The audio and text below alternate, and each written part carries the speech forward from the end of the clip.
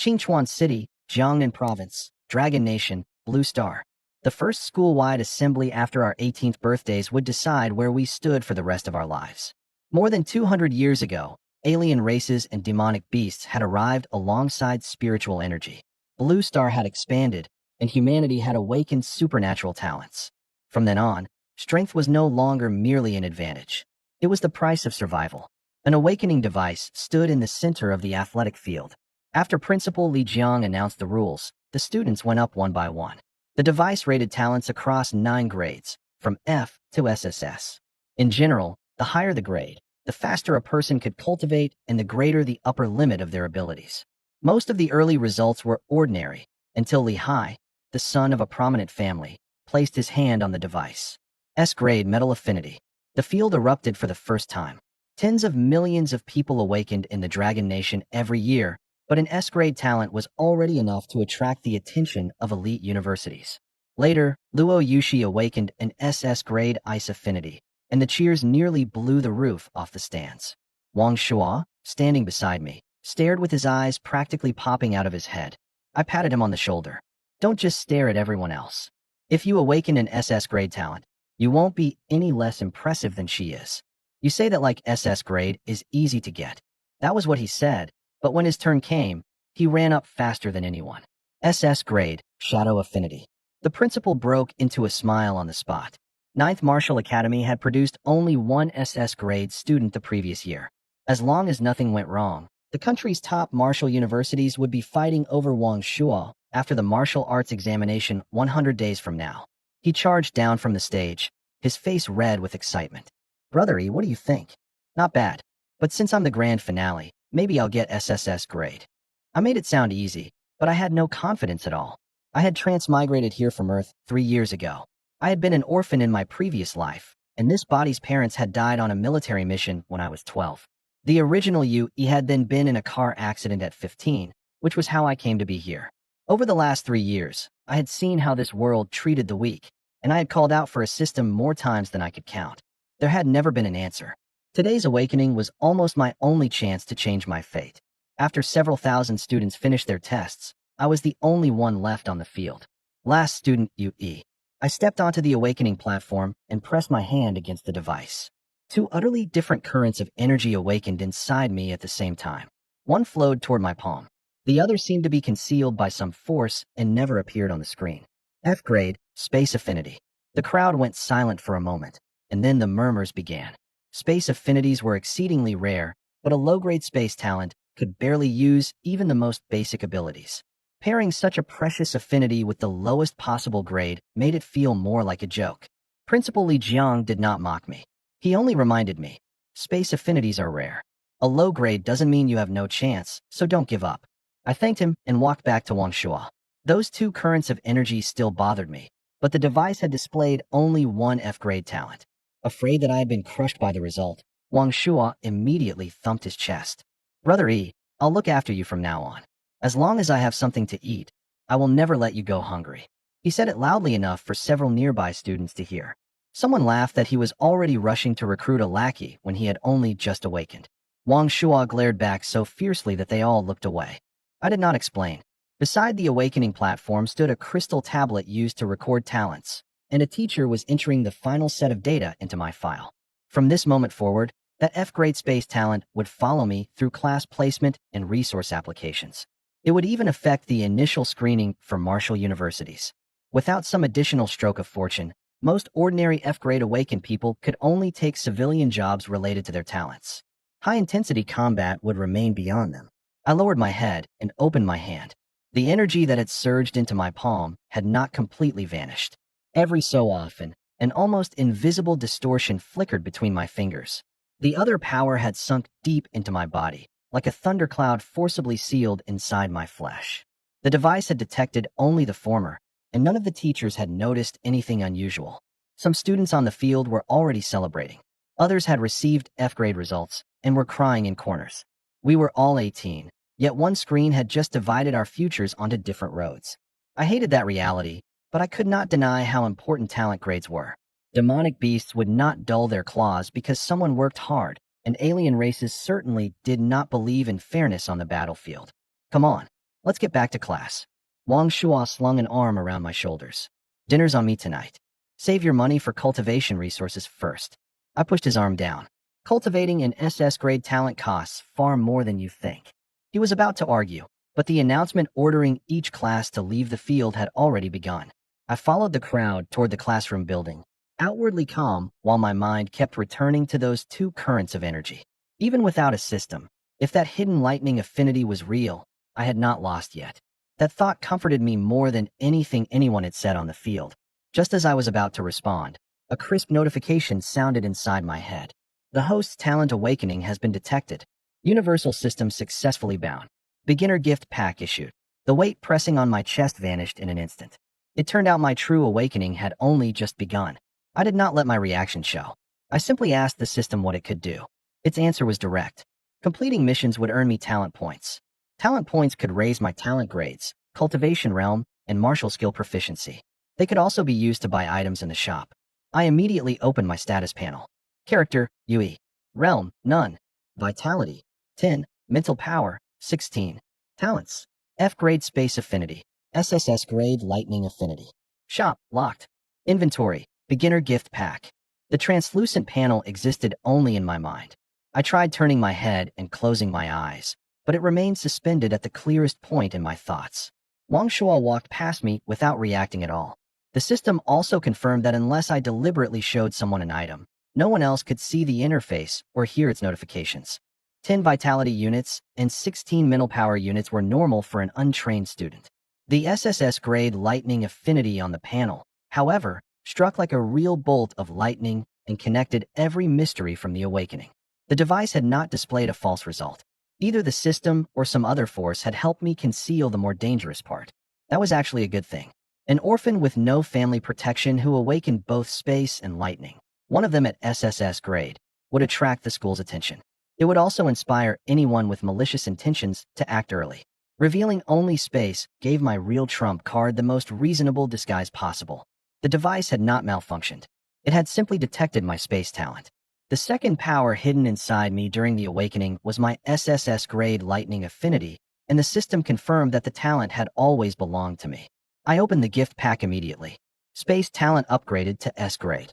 Obtained the first 3 chapters of the King rank cultivation art, Thunder Body tempering art. Obtained the first 3 chapters of the King rank cultivation art, Thunder meditation art. Obtained the supreme Earth rank martial skill, 9 thunderclap blades. Obtained 800 talent points. The cultivation arts and martial skills of this world were divided into 9 ranks, from lowest to highest. Human, yellow, profound, earth, heaven, king, saint, emperor, and divine. Even earth rank martial skills were extremely rare in Qingchuan City. The foremost families in the imperial capital treated king rank cultivation arts as core inheritances that could never be taught to outsiders. The system had given me 2 king rank cultivation arts at once. Even if I possessed only their first 3 chapters, their value was still incalculable. Once I learned them, an enormous amount of information poured directly into my mind. The Thunder Body tempering art used lightning to refine the body and its vitality across 9 levels. At the second level, lightning could merge with the blood itself. The Thunder meditation art focused on mental power and spiritual energy. Practicing it in an environment rich with lightning increased cultivation speed 20-fold. As for 9 thunderclap blades, every successive strike was stronger than the last, and once mastered, each slash would be as fast as a flash of lightning. Information entering my mind did not mean my body could instantly perform everything.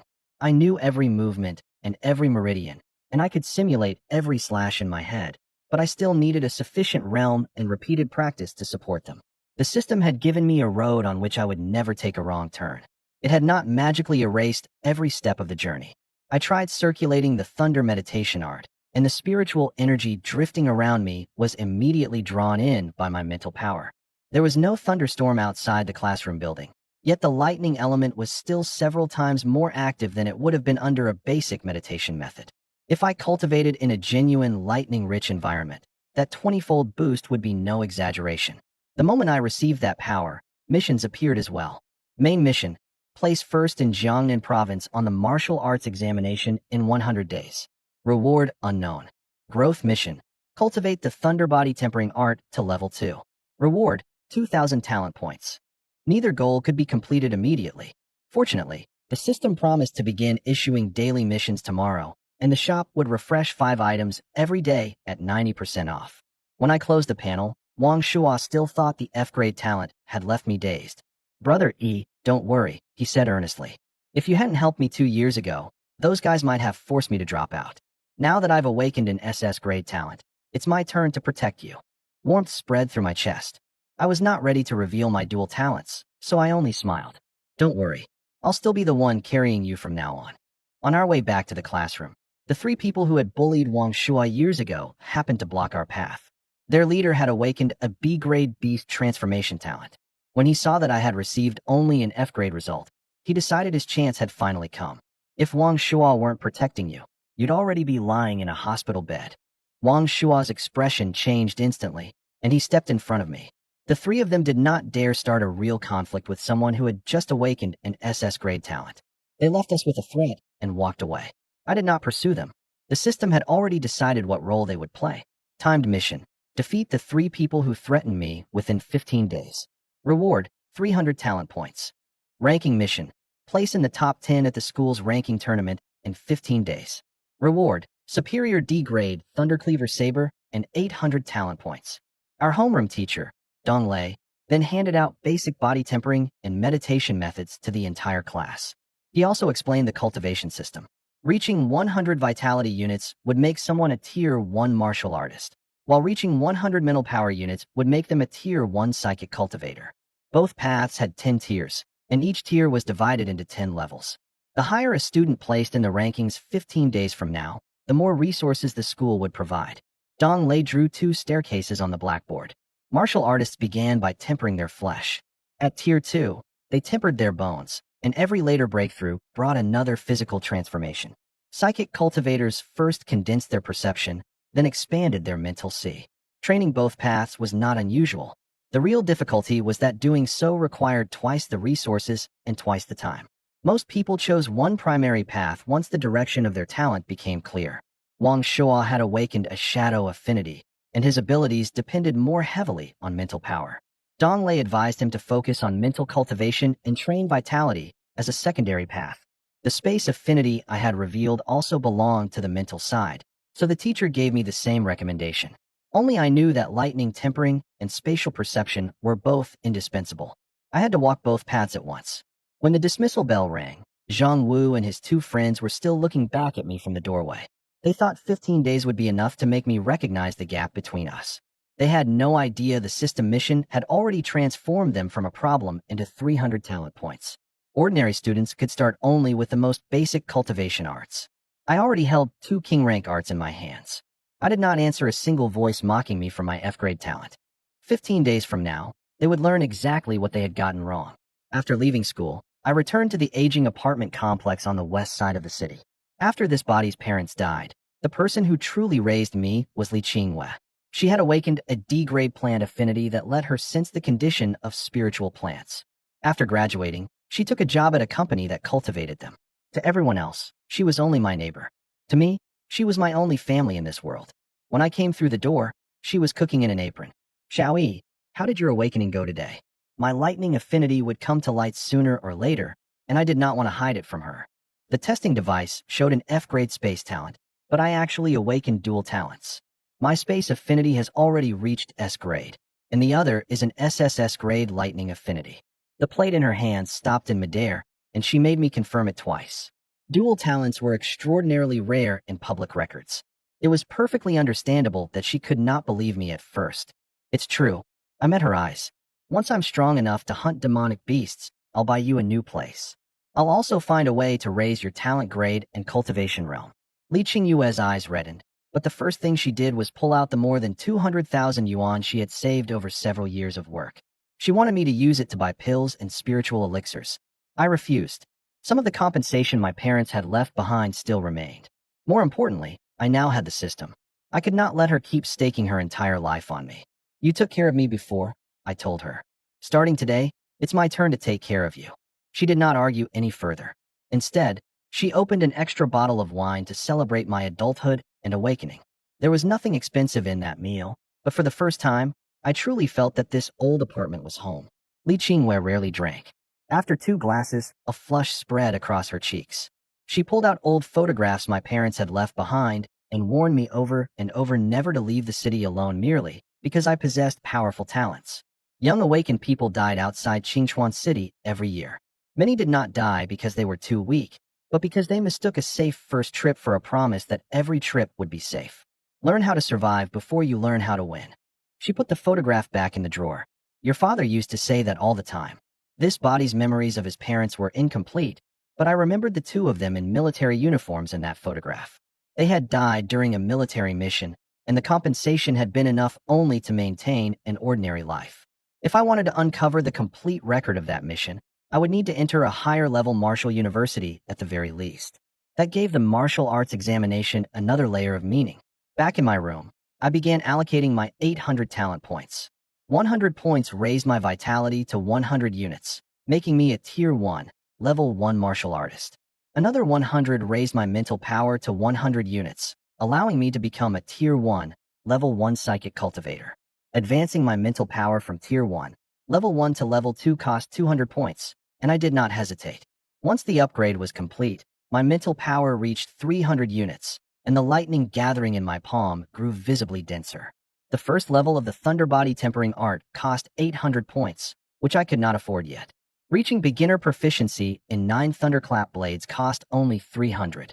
As the talent points disappeared, the complete principles of exerting force, footwork, and blade trajectories branded themselves into my mind. Breaking through was not comfortable. When my vitality was forced from 10 units to 100, my blood felt like a river suddenly accelerating, and heat flooded my bones and muscles. When my mental power crossed into Tier 1, every sound in the room abruptly grew louder. Even footsteps in the hallway and vibrations in the water pipes became painfully clear. It took me more than 10 minutes to learn how to rein in my perception. After the blade techniques entered my mind, I used a laundry pole in place of a saber and ran through the movements several times in the cramped living room. Every swing was precise, but I could not feel the feedback of a real edge or the infusion of vitality. In addition to having my new realm certified tomorrow, I would need to find a safe training ground. I held on to the final 100 points for the time being. Realm, Tier 1, Level 1 Martial Artist. Tier 1, Level 2 Psychic Cultivator. Vitality, 100. Mental Power, 300. Talents, S-Grade Space Affinity, SSS Grade Lightning Affinity. Martial Skill, 9 Thunderclap Blades, Beginner. For the ranking tournament 15 days from now, my goal was no longer the top 10. I wanted first place. As I said those words, the lights in the old buildings outside my window went dark one by one. Li Qingwei was still clearing the table in the next room, but for the first time, I could see a clear line stretching into the future. Take first place in the rankings to earn resources, reach Tier 1, Level 5 and qualify to leave the city on my own, hunt demonic beasts to keep growing stronger, and then contend for first place in Jiangnan Province on the martial arts examination 100 days from now.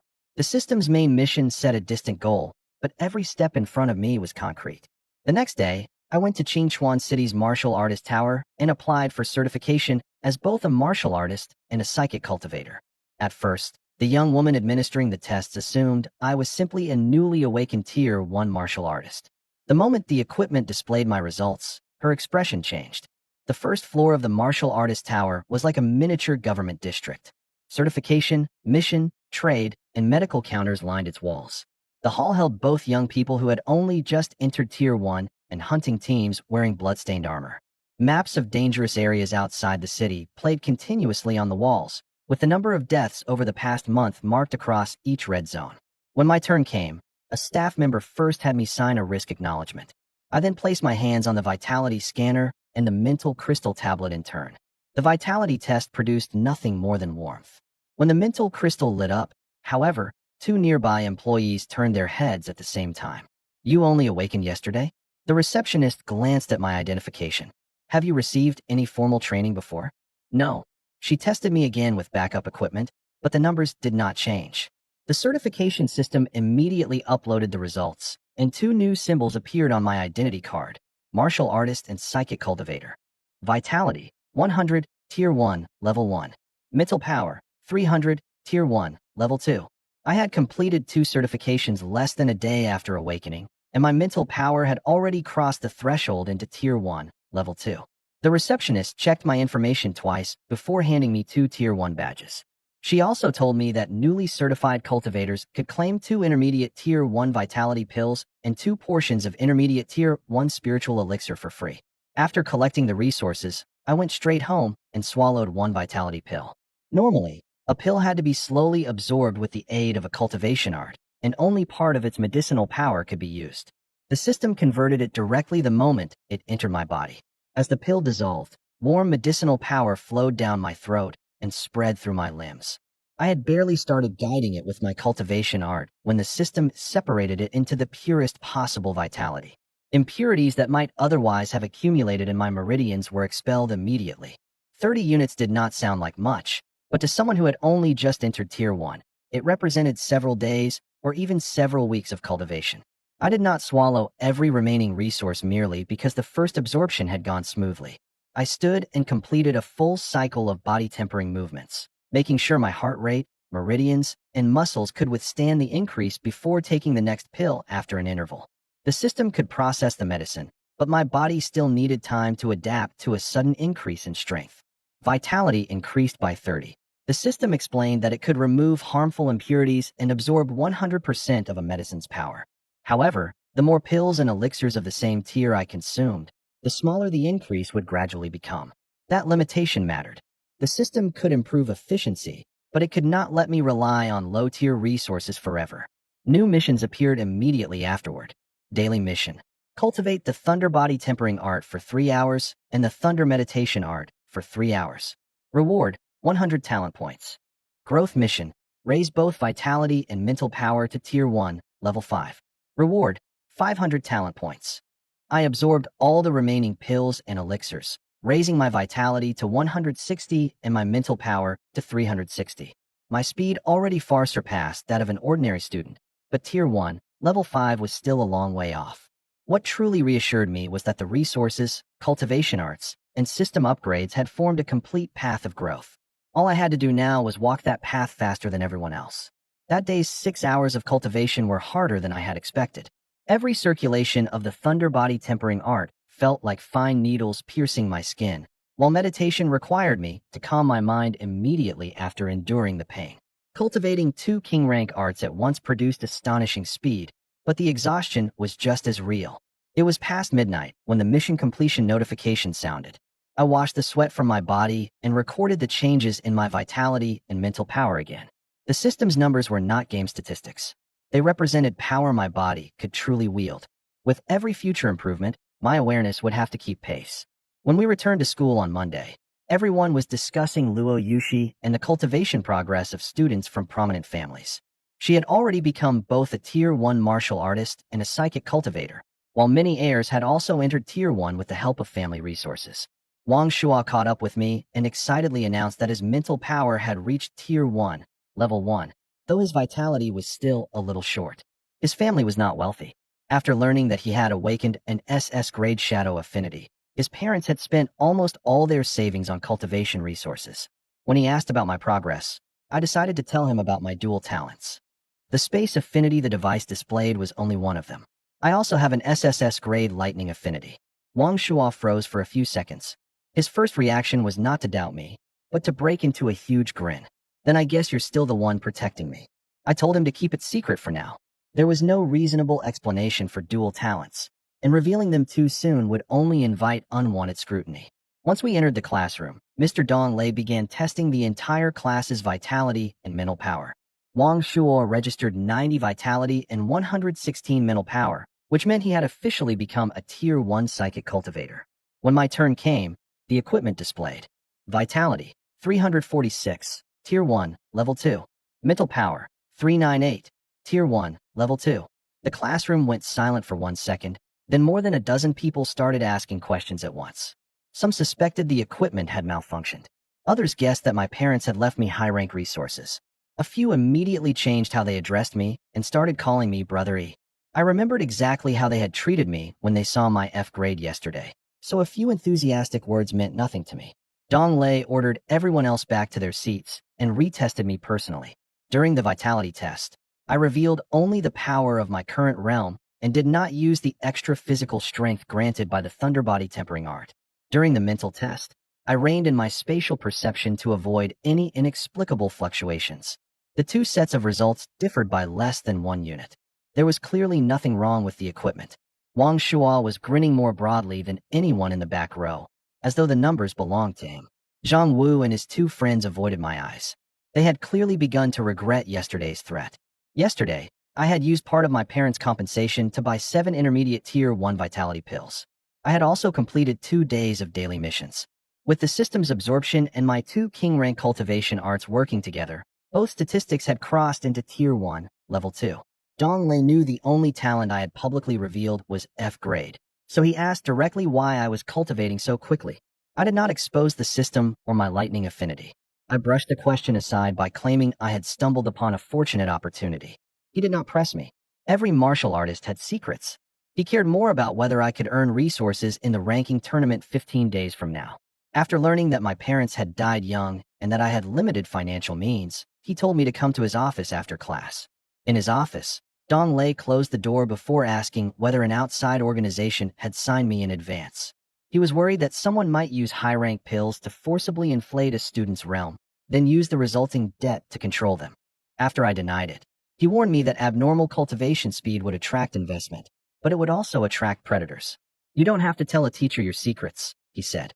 But if something feels wrong with your body, you must tell me. When geniuses die young, it isn't always because an enemy attacked them. A lot of the time, it's because they thought they could push a little farther. His words were almost identical to Li Qingyue's warning. I gained a measure of genuine respect for him. After the testing ended, he prepared intermediate pills and elixirs for Wang Shuo and me. He told us to place as high as possible in the ranking tournament, so the school would see the value in investing in us. I received 3 vitality pills and 3 portions of spiritual elixir. Wang Shuo received 2 of each. After leaving the office, I pressed 2 of my vitality pills into his hands. Your mental power has already entered Tier 1. You can't let your vitality fall behind. Pay me back once you're able. He clutched the pills and solemnly promised to repay me 100-fold. Next, the entire class was going to the martial skill hall to choose 1 human rank martial skill. A human rank skill held limited value for me, but the school ranking tournament was approaching. 1 more combat technique that did not expose my lightning affinity would give me 1 more layer of cover. I wanted to see what options the school could offer me. As we walked to the martial skill hall, Wang Shuo kept rubbing the small box that held the pills. His family had already spent most of its savings, and those 2 vitality pills would help him cross the threshold into Tier 1 more quickly. I had not asked him to keep any secret other than my dual talents, but he volunteered that he would not even tell his parents carelessly. If anyone asks why you're improving so quickly, attribute it to your SS grade shadow affinity and the school's resources, I reminded him.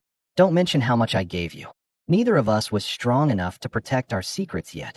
The safest option was to make everything look reasonable. The martial skill hall was packed with people. The noise vanished only when Principal Li Jiang released a trace of mental pressure. That power pressed down on my shoulders like an invisible weight. In a single instant, it showed me the gulf between a high-tier psychic cultivator and people like us. The students lined up to choose from the human rank martial skills the school provided. I already possessed 9 thunderclap blades, but my public identity was merely that of a space affinity student, and I did not have a suitable saber. I chose an intermediate human rank technique called Heavy Fist. Wang Shuo received the supreme human rank stealth art, which increased movement speed while reducing the user's presence. It was a perfect match for his shadow affinity. When Heavy Fist entered the system, a new option appeared. Spend 200 talent points to upgrade Heavy Fist into the superior Profound rank Gale Fist. The system did not simply change the technique's name. Heavy Fist had originally contained only a single charged burst. The upgraded version preserved its core method of exerting force while adding footwork, breathing, and chained attacks. In the system's view, the thin booklet from the school's shelf broke apart and reorganized itself. Many crude movements, including some that might have damaged the user's joints, were corrected. I did not upgrade it on the spot. There were cameras and teachers in the martial skill hall. Demonstrating mastery immediately after choosing a technique would be far too suspicious. I first memorized the original movements several times, planning to let the system complete the upgrade after I left school. I confirmed the upgrade at once. Gale Fist was not only stronger. Its core lay in a rapid chain of punches, and at full mastery, its fists could even outrun the wind. Reaching beginner proficiency would cost another 150 points, so I planned to improve it after completing the day's mission. Afterward, I absorbed the pills and elixirs Dong Lei had given me. My vitality reached 376, and my mental power reached 488, leaving me only one step short of Tier 1, Level 3 in mental power. When school ended that evening, I sensed someone following me through a dark alley in the old district. The moment I extended my mental power, three familiar presences had nowhere to hide. Zhang Wu, since you're already here, stop hiding. Abandoned storefronts lined both sides of the alley, and the nearest surveillance cameras had broken long ago. Zhang Wu had clearly chosen the location in advance. He and his two lackeys blocked the exits in front of and behind me. First, they demanded that I apologize to them. Then they ordered me to hand over the pills Dong Lei had given me. You followed me for 2 blocks just to steal school resources? I asked. Those resources never should have gone to an F-grade piece of trash. Zhang Wu's arms rapidly transformed. His fingernails lengthened into gray-black claws. Don't think that slightly higher test results mean you can compete with a real combat talent. I shifted half a step sideways, bringing all 3 of them into view. With my mental power at Tier 1, Level 2, the ambush they thought was sudden looked slow and obvious to my senses. The lackey on the left swung a club first, and I tilted my head aside. The one on the right tried to grab me around the waist, but I drove him away with an elbow. Zhang Wu took the opportunity to lunge from the front, his claws aimed at my shoulder. I did not dodge. I used my wrist to deflect the claws, then drove my other fist through the gap in his defense. Even without a martial skill, more than 300 vitality units far exceeded what he could withstand. I pulled back at the instant my fist touched his chest, but he still flew backward into the wall and spent a long time struggling for breath. The other 2 stared at the cracks in the wall and lost all courage to attack. Zhang Wu stepped out with his 2 lackeys. They had deliberately waited until Wang Shuo was gone, believing I survived only because I had an SS-grade friend protecting me. After a few words failed to settle the matter, all 3 rushed me at once. I used neither lightning nor a martial skill. The instant Zhang Wu reached me, I slammed a fist into his chest and blasted both him and his momentum into the wall. The bricks cracked and caved inward. The other 2 stopped dead and dropped to their knees to beg for mercy. The mission required me to defeat all 3. I did not kill them, but I did not let them off easily either. Once I confirmed that none of them could resist, I warned them. This is the last time. Follow me again, and a few broken bones will be the least of your problems. Mission complete. Reward, 500 talent points. The original mission had listed a 300-point reward, but the final settlement gave me an extra 200, probably because I had dealt with all 3 at once. Combined with the daily mission, I now held 700 points. I immediately spent 150 to raise Gale Fist to beginner proficiency. By the time I returned home, Li Qinghua had already made dinner. I told her my mental power was about to break through to Tier 1, Level 3. She did not ask how I had managed it. She only reminded me not to injure myself in pursuit of strength. I don't care whether I get to live in luxury someday. She placed a piece of meat in my bowl. I only want you to be safe. I nodded and promised, but I understood more clearly than ever that I had to grow stronger as quickly as possible. In this world, promises alone were nowhere near enough to protect someone. After washing up, I practiced the complete Gale Fist in my bedroom for the first time. At beginner proficiency, I could unleash only a 3-punch combination, but every blow used the previous strike's recoil to gather power. When the 3rd punch landed, the training bag tore free of its frame, slammed into the wall, and bounced back. I stopped immediately to inspect the damage. Fortunately, Li Qinghua had not noticed anything. The system had already turned the movements into muscle memory, but controlling their power required real practice. If I had used that punch in the alley, Zhang Wu might have suffered far more than broken bones.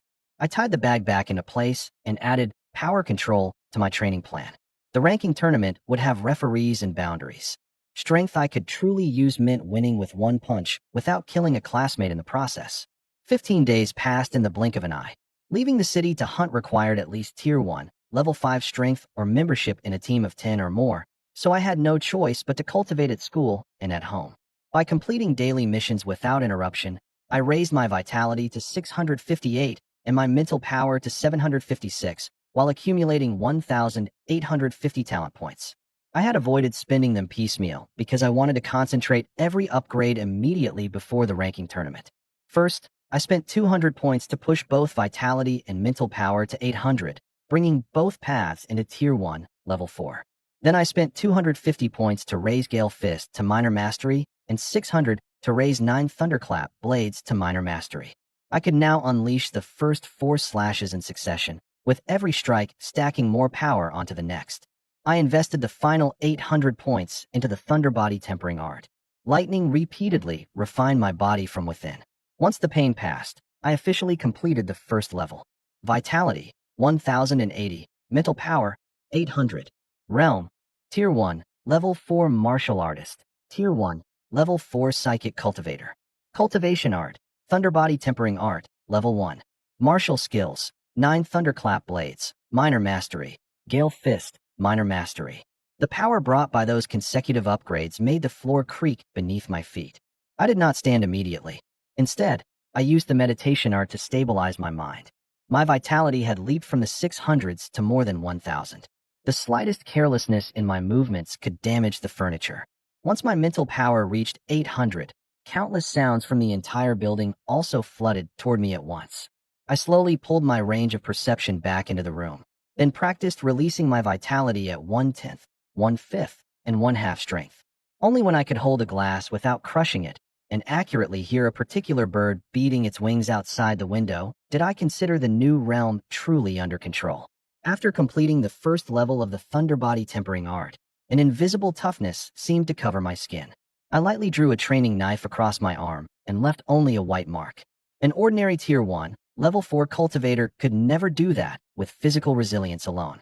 The Thunder Body Tempering Art had not merely increased my vitality. It had also raised my physical durability by an entire level.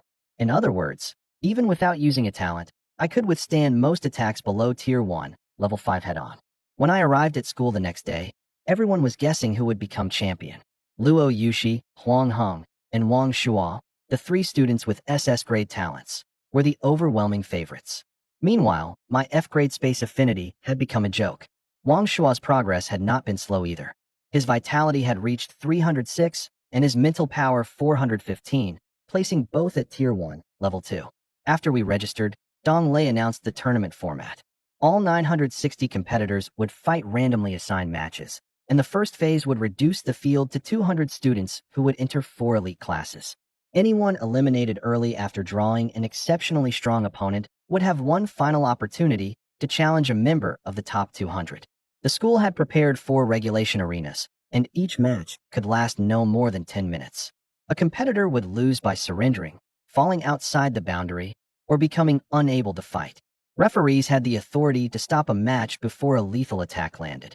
Students could use only the school's unsharpened training weapons, and temporary enhancement drugs were forbidden during the first stage.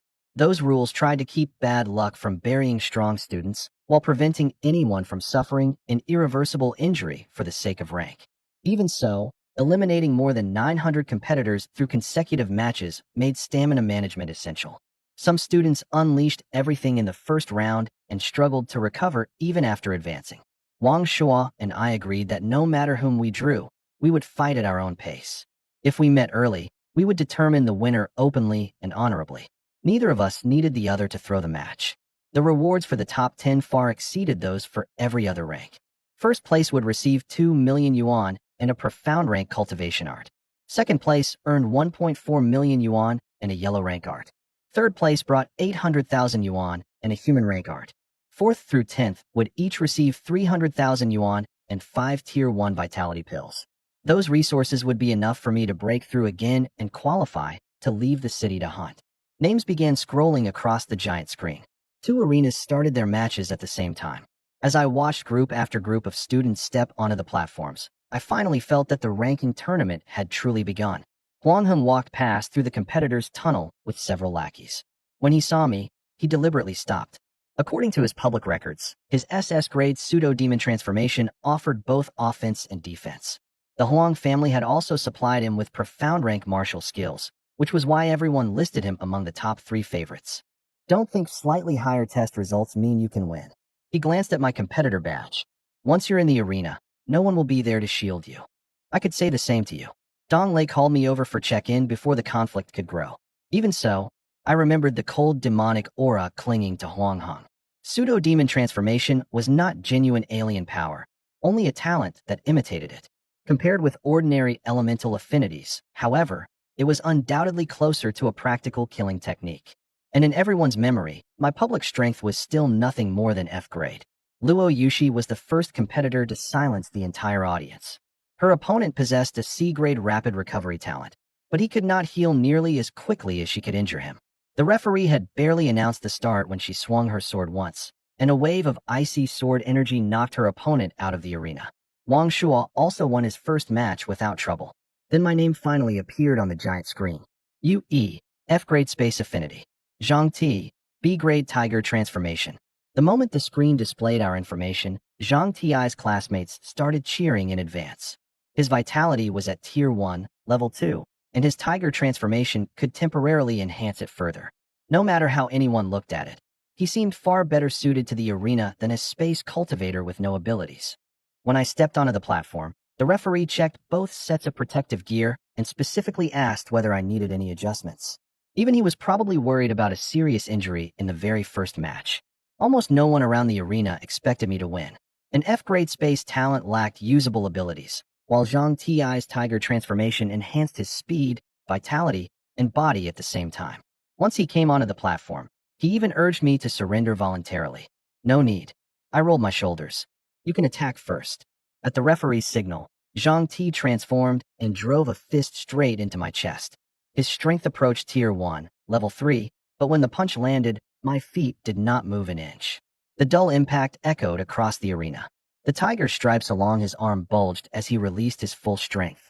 All I felt was something no heavier than an ordinary punching bag bumping into my chest. The reinforcement from the Thunderbody tempering art was even more stable than I had estimated. I did not need to mobilize any extra vitality to defend myself. Refusing to believe it, Zhang Ti aimed his second punch at my jaw. I raised a hand and caught it. When my 5 fingers closed, a faint crack came from his knuckles. His transformed strength hung trapped in midair, and even after pulling twice, he could not break free. Now it's my turn. I released his hand, stepped forward, and threw a straight punch. Every movement came from the school's most basic combat stance. I withdrew nearly half my strength before my fist touched his protective gear, but the remaining impact still lifted him off his feet. The contempt on Zhang Ti's face turned to panic in an instant. I had thrown only one punch. He sailed over the boundary and landed on the safety mat, temporarily unable to continue fighting. Every spectator who had been laughing at me fell silent. Meanwhile, other homeroom teachers surrounded Dong Lei and demanded to know exactly what realm I had reached. The victory also caught the principal's attention. He suspected that the first awakening test had been wrong and wanted me to test my talent again. After the system confirmed that I could keep my lightning affinity hidden, I agreed. In the principal's office, the device displayed S-grade space affinity. This testing device was more precise than the equipment on the field. When it activated, pale silver light scanned along my arm. At the same time, the system panel asked whether I wanted to reveal my lightning affinity. I chose no, while allowing the space talent upgraded by the gift pack to emerge at its full grade. After the crystal column lit up through the S-grade region, it continued rising slightly before finally stabilizing. Li Jiang stared at the record for a long time, then pulled up the data from Awakening Day to compare them. An ordinary malfunction could not explain the 2 different results. He clearly knew I was hiding something. Everyone has opportunities of their own. He closed the file. The school will verify the talent you possess now, and we won't question a past no one can prove. But an S-grade space affinity is rarer than you realize. Don't show it casually to unfamiliar organizations once you leave school. That restraint made me truly remember the principle for the first time. Across the entire Dragon Nation, the number of people with space talents at S-grade or above could be counted on one hand. Principal Li Jiang did not force me to explain why I had tested at F-grade the first time, nor did he investigate the secret behind my cultivation. He only promised that if I reached the top 3, the school would provide an additional generous reward. My file was corrected quickly. When I entered the second round, the talent displayed on the giant screen had already changed to S-grade space. My opponent possessed a C-grade with affinity, but he still failed to withstand a single punch. Wang Shuo advanced as well. By the end of the morning matches, the original 960 competitors had been reduced to 240. That afternoon, we would continue fighting for the top 120 and a place in the elite classes. Once my S-grade space affinity became public, at least no one treated my strength as a coincidence anymore. They still had no idea that I had never used my truly strongest talent. At afternoon check-in, teachers who had not bothered to look at me before now volunteered to verify my information. Several students from prominent families also asked whether I was willing to join their teams. I declined them one by one. Space cultivators were the easiest people to recruit for support and transportation, but when they lacked the strength to defend themselves, they were also the easiest to treat like tools. The moment my second-round opponent's wooden vines emerged from the ground, I stepped on the central root and shattered its spiritual energy node with one punch. The fight still lasted only a few seconds, but no one called it luck anymore. The pressure around me shifted from ridicule to attention, and attention could sometimes be more dangerous than ridicule. The quality of competition rose noticeably when the third round began that afternoon. Li Hai, with his S-grade metal affinity, faced Zhang Han, who had an S-grade clone talent. Zhang Han created a duplicate to turn the match into a 2-on-1 fight, but neither body could penetrate the defense created by Li Hai's metal affinity and diamond body. Li Hai eventually identified the original and defeated him. That outcome confirmed something for me. When talent grades were equal, the combination of martial skills and the compatibility of offense and defense could still decide victory. I used mental perception to observe the vitality fluctuations of both bodies. The clone looked and moved almost exactly like the original, but it had no independent mental core. Every time it changed direction, it lagged behind the original for the briefest instant. Li Hai had no way to perceive that difference, so he simply refused to distinguish between them. He guarded his vital areas, forced both bodies to approach, and then struck both at once with a wide-range shockwave. His method was crude, but it suited his defensive advantage. If I encountered an ability I could not identify in the future, I should also begin with the rules my opponent had no choice but to obey instead of letting appearances control my thinking. Wang Shua and I advanced smoothly into the top 120. Because I had eliminated all three of my opponents with a single punch, the school forum gave me the nickname One Punch Man. Yet I ranked only 28th in the championship poll. Most people believed my temporary lead in Realm was all I had, and that my weaknesses would be exposed the moment I encountered Luo Yushi, Huang Heng, or another true favorite. I glanced at the poll and closed the page. Online votes could neither earn resources nor change the result in the arena. In the fourth round, I faced Ji Jun, who possessed an A-grade Vitality Burst talent. He knew what had happened in my first 3 matches, so he did not attack recklessly. He tested my body first. His initial punch landed, and I did not budge. He immediately activated his Vitality Burst and layered Stone-Splitting Fist on top of it, pushing his momentary attack power close to Tier 1, Level 4. After every punch, Ji Jun retreated quickly, never giving me the chance to pin down a position for a counterattack. Following 3 consecutive probes, he confirmed that ordinary attacks were useless and concentrated all his vitality in his right arm. The skin turned dark red from the sudden rush of blood, and the pressure from his fist flattened my clothes against my chest before it even arrived. I could have dodged, but I wanted to use the blow to test my body's limit. I sank my weight into both legs and protected my internal organs with only basic vitality. Even that punch failed to break my defense.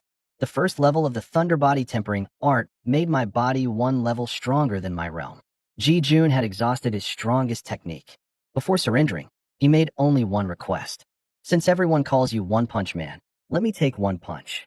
Are you sure? If I don't take one, how am I supposed to tell anyone I fought you? Only after seeing that the referee did not object did I assume the opening stance of Gale Fist. A true combination at minor mastery would have seriously injured him, so I kept only the first punch's speed and released the force sideways when it struck his protective gear. Ji Jun flew over the boundary, but could still stand on his own. He first signaled to the referee that he was fine, then gave me a thumbs up. For the first time, the audience began chanting One Punch in unison. I disliked the exaggerated nickname, but I also realized that a consistent public fighting style could serve as camouflage. The more everyone grew accustomed to seeing me win with physical strength in boxing, the harder it would be for them to guess the truth about my lightning power. After confirming that Ji Jun had not been seriously injured, the referee announced the result. This time, the audience finally stopped focusing only on my space affinity and began guessing how high my vitality had truly climbed. Wang Shua also won his 4th round, and we entered the top 60 together. At the end of the day's competition, the principal announced that the final stage would continue the next morning. I still held the 100 talent points I had just earned from the daily mission. My vitality was less than 100 units short of Tier 1, Level 5. If I wanted, I could break through at any time. But I intended to save that trump card for an opponent who truly deserved it. When I returned home that day, I did not allocate the points immediately. Instead, I replayed the tournament footage released by the school. Luo Yushi's ice sword, Huang Heng's demon transformation, and Li Hai's metal defense were all on the list. Judging only by our public realms, the gap between us was nowhere near as large as the audience imagined. Once body tempering and my blade skill were included, I already held the advantage. Luo Yushi was the most troublesome. Her mental cultivation was ahead of mine, and wide-range ice attacks could keep a fast close-range fighter from approaching. They could also freeze my joints and weaken Gale Fist. I sketched several possible responses on paper and finally added the Thundercleaver Saber to my plan for the finals. Before the top 60 matches began, the school added a last-minute cultivation test. Every competitor's vitality, mental power, and talent would be displayed on the giant screen. Huang Tianba, head of the Huang family, and Li Yuanli, head of the Li family, had also been invited to watch and identify students worth investing in. For ordinary people, the resources of a prominent family were extremely tempting. The contracts, however, often meant surrendering one's freedom and even serving as cannon fodder in family conflicts. I had no intention of joining any family. Luo Yushi went first. Vitality, Tier 1, Level 3. Mental Power, Tier 1, Level 5. When the results appeared, several family heads in the front row sat up at once. Tier 1, Level 5 mental power meant she had crossed 5 thresholds in 15 days. Behind that achievement stood not only an SS grade talent, but cultivation arts and resources far beyond what an ordinary family could provide. She ignored the discussion around her and simply checked the protective gear on her ice sword, as though those results were only natural. Her ice abilities depended on mental power and spiritual energy. Tier 1, Level 5 mental power was enough to make her sword energy vastly stronger than that of her peers. Although her opponent possessed an S-grade fire affinity, she steadily suppressed him and won quickly. Wang Shuo advanced without trouble as well. Then the screen matched me against Qin Ling, who possessed an A-grade blood hand talent. UE, Vitality, Tier 1, Level 4. Mental Power, Tier 1, Level 4. The examiner made me put my hand on the device again to confirm that the 2 Level 4 readings had not been crossed by a data error. The vitality and mental power bars on the giant screen stopped almost simultaneously near 800. Scattered exclamations rose from the stands, then spread outward like ripples across water. I could hear people calculating the price of the pills it would require. For an ordinary student, raising even one attribute to level 4 in 15 days often cost several 100,000 yuan or more, in addition to a suitable cultivation art.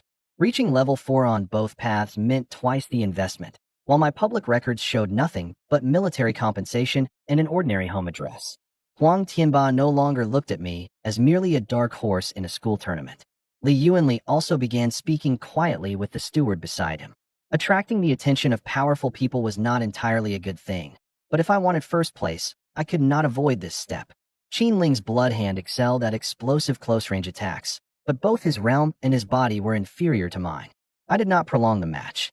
I evaded his first strike, closed the distance, and ended the fight with a direct punch. Under the effect of his talent, bloody patterns covered both hands. Even the wind from his palm left a burning mark when it brushed my protective gear. If someone at the same realm were caught by it, their vitality circulation might be disrupted. I did not let him make contact a second time. First, I used a feint to lure his arms apart. Then I cut through the center line, slammed my shoulder into him to destroy his balance, and sent him out of bounds with one final punch. The entire exchange revealed neither lightning nor spatial abilities. An observer could reach only one conclusion. My fundamental combat experience was every bit as solid as my statistics. As I walked off the platform, I sensed Luo Yushi studying me seriously for the first time.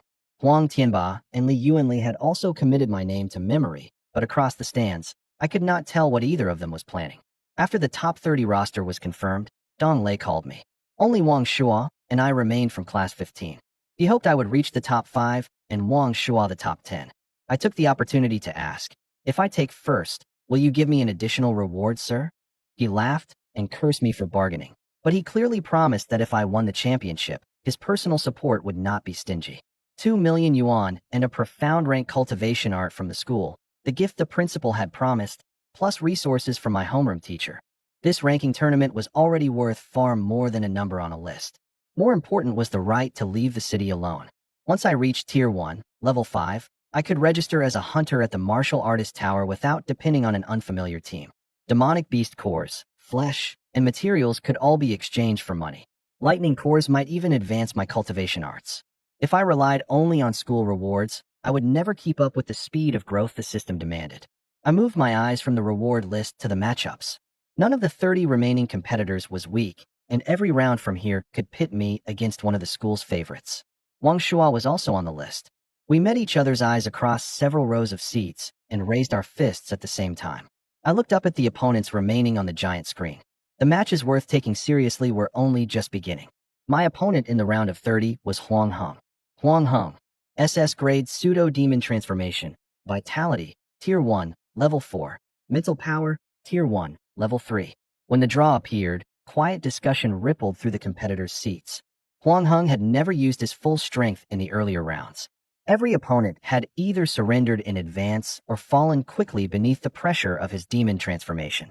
The Huang family's hangers-on were already celebrating by the tunnel, as though I were nothing more than a stepping stone on his path into the top 15. Before entering the arena, I handed my jacket to Wang Shua.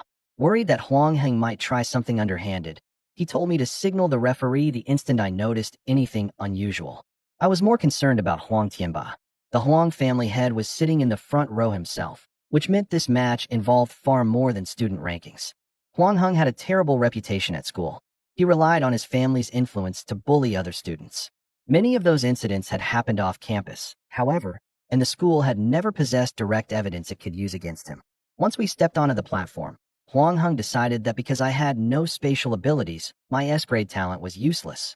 The referee had barely announced the start when he activated his pseudo-demon transformation. His height surged past 6.5 feet, black demonic energy covered his body, and his strength and defense rose together. The sound of lengthening bones came from inside him, and his protective gear expanded automatically with his changing body. Pseudo-demon transformation turned his fingernails into sharp claws and raised his vitality by nearly a full level beyond the test result. He circled the arena as he approached instead of charging like my earlier opponents. He had clearly studied my boxing. You're a space cultivator who can't use spatial abilities. What could you possibly fight me with? At least I didn't need my family to register me for the tournament. Huang Heng's eyes turned cold, and demonic energy abruptly concentrated around his right arm. His first punch was heavy, but not fast enough. I slipped aside and struck his chest first with Gale Fist, driving him back several yards.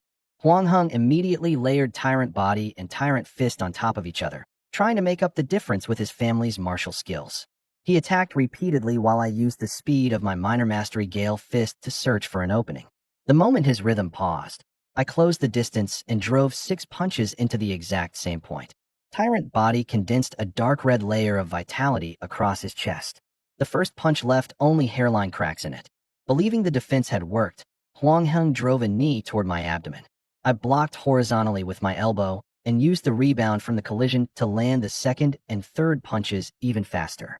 By the fourth punch, the guardrail behind him had begun to shake. The fifth shattered his vitality barrier. The sixth accurately avoided every lethal point and sent all its force into his protective gear. The first 5 punches destroyed his defense. The sixth blasted him out of the arena.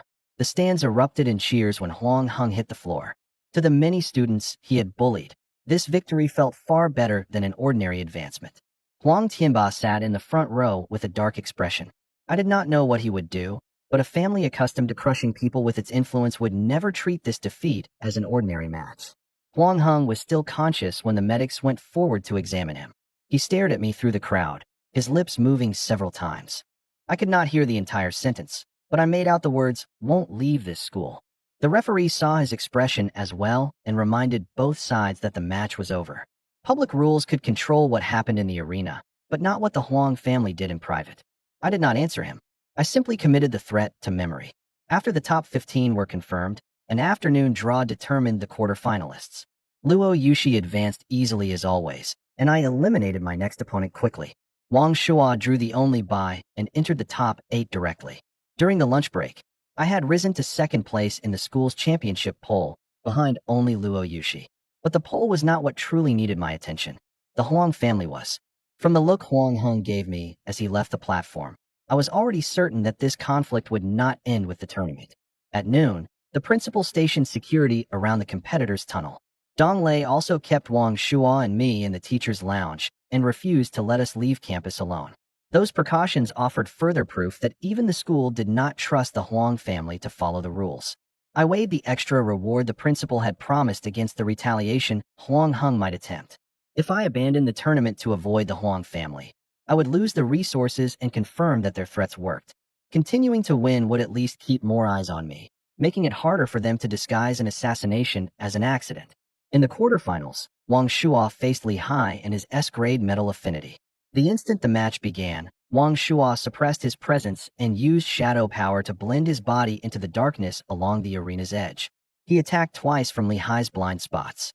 Both thrusts of his short blade struck the joints accurately, but with Li Hai's golden light layered over diamond body, they left only faint white marks. Li Hai did not chase him. He stood at the center and sealed off the boundary.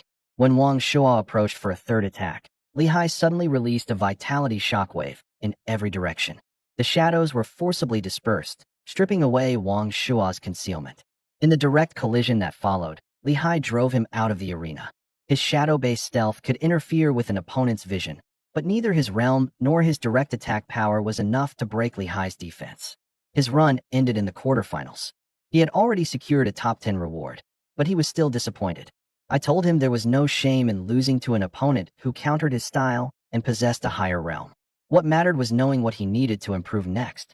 In the other matches, Luo Yushi advanced easily, and I encountered no obstacle either. The fourth semifinalist was Li Xiaodao. She possessed an S-grade charm talent. Opponents with less mental power and no means of defending themselves found it almost impossible to remain clear-headed around her. The school provided recovery potions, then held a new draw after the four of us had recovered. I sat in the recovery room and tightened the wraps around my wrists. The consecutive rounds had barely affected my physical stamina. What truly needed recovery was my mental focus. Luo Yushi sat meditating with her eyes closed across the aisle. Her ice spiritual energy kept the surrounding temperature lower than every other part of the room. Li Hai, meanwhile, repeatedly inspected the cracks in his protective gear. Before the draw, Li Xiaodao tried to use her charm to influence my judgment. My mind trembled faintly before throwing it off. She stuck out her tongue and admitted that she only wanted to know whether she had any chance if she drew me. That kind of pre-match probing skirted the edge of the rules. The referee did not pursue the matter, and I learned one more sign by which to recognize a mental attack. Luo Yushi would face Li Xiaodao. I would face Li Hai. Charm was almost useless against Luo Yushi's Tier 1, Level 5 mental power. In my match, Li Hai's metal defense was solid, but it could not withstand Gale Fist exploding against the same point over and over. In the end, the championship came down to Luo Yushi and me. When fighting Li Hai, I did not search for his joints as Wang Shuo had. His metal defense covered his entire body and left few weaknesses, but sustaining it consumed enormous energy. I first used ordinary punches to force him to reinforce his chest repeatedly. Then I abruptly changed direction toward his shoulder and struck the same point with Gale Fist's 6-punch combination. Once the golden light shattered, he surrendered voluntarily rather than allow the final blow to land on the bone. As we left the platform, he candidly admitted that his direct defense could not match my sustained explosive power and invited me to spar after the tournament. Li Hai and Huang Hung were both sons of prominent families, yet they conducted themselves in entirely different ways. Birth could provide resources, but it could not determine a person's character. The referee allowed us to choose from the school's standard F-grade weapons. I picked up a saber in public competition for the first time. Until now, I had used my fists to hide 9 thunderclap blades. Against Luo Yushi, holding it back any longer would simply hand her the championship. At the start of the match, she tested me at range with icy sword energy. I evaded several strikes, then closed the distance and used my higher vitality to suppress her swordplay. Luo Yushi changed tactics quickly. She unleashed her minor mastery 9 ice swords for consecutive strikes with each stronger than the last, and forcibly reversed her close-range disadvantage. The first wave of icy sword energy scraped across the floor and left a frost-covered crack. I dodged sideways, but the second predicted where I would land. I shattered its edge with the back of my saber, and the cold raced up the metal to my wrist. All 5 fingers around the hilt immediately stiffened. Luo Yushi gave me no time to dispel the cold. Her ice sword sealed the routes to my left, right, and rear in succession. I could only move forward and close the distance through the most dangerous position. She seemed to have expected precisely that. The first strike of 9 ice swords fell directly toward me. The clash of saber and sword rang louder than anything in the earlier matches. The second and third strikes continued stacking power, and cracks appeared in the arena beneath my feet. When the fourth descended, I met it head-on using the same momentum stacking method as 9 thunderclap blades. The two forces exploded at the center line, and neither side immediately gained the upper hand. I countered directly with 9 thunderclap blades at minor mastery. When the fourth slash fell, Luo Yushi was forced several steps backward. At last, she confirmed that I had been hiding my saber technique all along. So you really were holding back. So were you. She immediately activated her ability, Ice Amplification. The temperature in the arena plunged.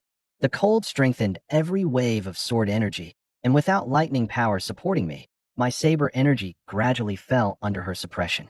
Frost wounds appeared across my body one after another. The Thunder Body Tempering Art kept those attacks from inflicting any truly serious injury, but the accumulating cold continued slowing my movements. If the fight dragged on, my advantage would be worn away piece by piece. Luo Yushi raised her sword and gathered the last of her spiritual energy. An enormous wave of icy sword energy began forming before her. This is my strongest attack. If you surrender now, there's still time. I tightened my grip on the hilt and did not retreat. My vitality was only one final step away from Tier 1, Level 5. The cold in front of Luo Yushi gradually condensed into a massive ice blade several yards long. The nearby referee had already placed a hand on the protective controls. Her face turned pale from exhausting her spiritual energy, but her gaze remained steady. This was not an attack meant for display. She genuinely intended to decide the championship with one final strike. I checked my saber. Hairline cracks had appeared along the F-grade weapon provided by the school. Blocking head-on would probably destroy it, while retreating would send me directly over the boundary. I still could not reveal my lightning affinity, which made the 100 talent points remaining in the system my only trump card capable of changing the difference in power. Before the ice slash descended, I invested every remaining talent point into vitality. Breakthrough successful. Vitality, 1216, Tier 1, Level 5. A breakthrough was more than a number changing on a panel. New vitality surged from my heart into my limbs. The joints suppressed by the cold recovered their strength, and my center of gravity felt nailed into the arena. I kept the change from erupting fully and drew only one deep breath before the ice blade fell. The instant power flooded my limbs. I swung again. 4 consecutive strikes of 9 thunderclap blades hit the exact same point, weakening the wave of icy sword energy layer by layer, but still failing to destroy it completely. At the final moment, I held the school-issued saber horizontally across my chest. The blade shattered first. The remaining sword energy slammed into my body immediately afterward and drove me back several steps. When the freezing mist dispersed, I was still standing inside the arena. The first level of the Thunder Body Tempering Art, combined with Tier 1, Level 5 Vitality, made my body strong enough to endure the strike. The protective barrier deflected the shattered pieces of saber back onto the floor. Thick frost covered the armor across my chest. Every step I took backward left a footprint in the arena. By the end, the heel of one shoe had crossed the boundary, but the front of my foot remained planted inside. The referee did not make an immediate decision. First, he confirmed that I was conscious. I raised a hand to show I could continue, and my vitality shook the surface frost from my body. Luo Yushi tried to raise her sword again, but her wrist made it only halfway before the ice light she gathered dispersed. Luo Yushi's breathing had become ragged. Ice Amplification, 9 ice swords, and that final ice slash had nearly exhausted her spiritual energy. After my breakthrough, I still possessed the strength to continue fighting. She watched me for several seconds before finally lowering her sword. I surrender. Next time, I'll win it back. The referee raised his hand and officially declared me the champion of the ranking tournament. Only after the announcement did the full roar of the arena crash over me. The section occupied by Class 15 shouted louder than anyone. Dong Lei stood at the very front, unable to suppress his smile. Wang Shua vaulted over the railing and charged to the tunnel. First, he made sure I had suffered no internal injury. Then he repeated, over and over, "You really took first place." I walked to Luo Yushi and handed back the sword she had dropped. She did not take her defeat out on me. She only asked whether I had broken through in the final moments. When I nodded, she fell silent for a moment and said she would not give me the same opportunity next time. Then I won't be standing still either. The attitude below the platform was completely different from the first round. Some people shouted my name, while others demanded to know where I had learned my saber technique. I offered no explanation and simply returned to Wang Shua's side. Without that last-second breakthrough, the match could easily have ended the other way. Luo Yushi truly was the first powerful opponent I had encountered since awakening. The championship rewards arrived quickly, 2 million yuan in cash, and the right to choose one profound rank martial skill. The system mission was also complete. Obtained Superior D-Grade Thundercleaver Saber. Obtained 800 talent points. The Thundercleaver Saber did not materialize in my hand. It entered the system inventory first. When I touched it with my awareness, I could sense that the material naturally conducted lightning and was far sturdier than the school's weapons. Before taking it out in the real world, I would need to arrange a publicly explainable source for it. The school's finance department transferred the 2 million yuan prize into my certified account. The system did not solve real-world living expenses or the cost of cultivation. That money was enough to purchase a batch of Tier 1 resources, but it would not last nearly as long as the spectators imagined. Cash could buy resources. The Thundercleaver Saber could withstand my lightning. A profound rank martial skill could make up for my lack of movement techniques. More important, my vitality had reached Tier 1, Level 5. At last, I met the minimum qualification for leaving the city alone. Wang Shua and I planned to collect the extra rewards from our homeroom teacher and the principal first. Before we reached the office, Huang Heng and his people blocked the way. There were no ordinary students in the corridor, only several Huang family guards. Huang Heng had changed out of his competition uniform, and medical wraps still covered his chest. Yet he smiled as though he had not been the one to lose. The tournament was the tournament, he said. Now let's discuss a deal that can truly change your life. Huang Heng offered me 8 million yuan per year, along with martial skills and resources supplied by the Huang family. The price was signing a contract to join them. He had an attendant open the electronic contract. The annual salary and resources were displayed in the most conspicuous positions. Buried farther down were clauses requiring obedience to all family deployments, forbidding withdrawal without permission, and making the signer personally responsible for any casualties suffered on missions. To a newly awakened commoner, 8 million yuan looked dazzling enough to make someone ignore exactly what they were signing away. You have no backing in Qingchuan City. Huang Heng pointed at the contract. No matter how rare a space affinity is, you still need demonic cores and abilities. The school can protect you only until the martial arts examination. The Huang family can protect you for life. I turned to the last page, confirmed that the penalty for breach of contract was impossibly high, and pushed the device back to him.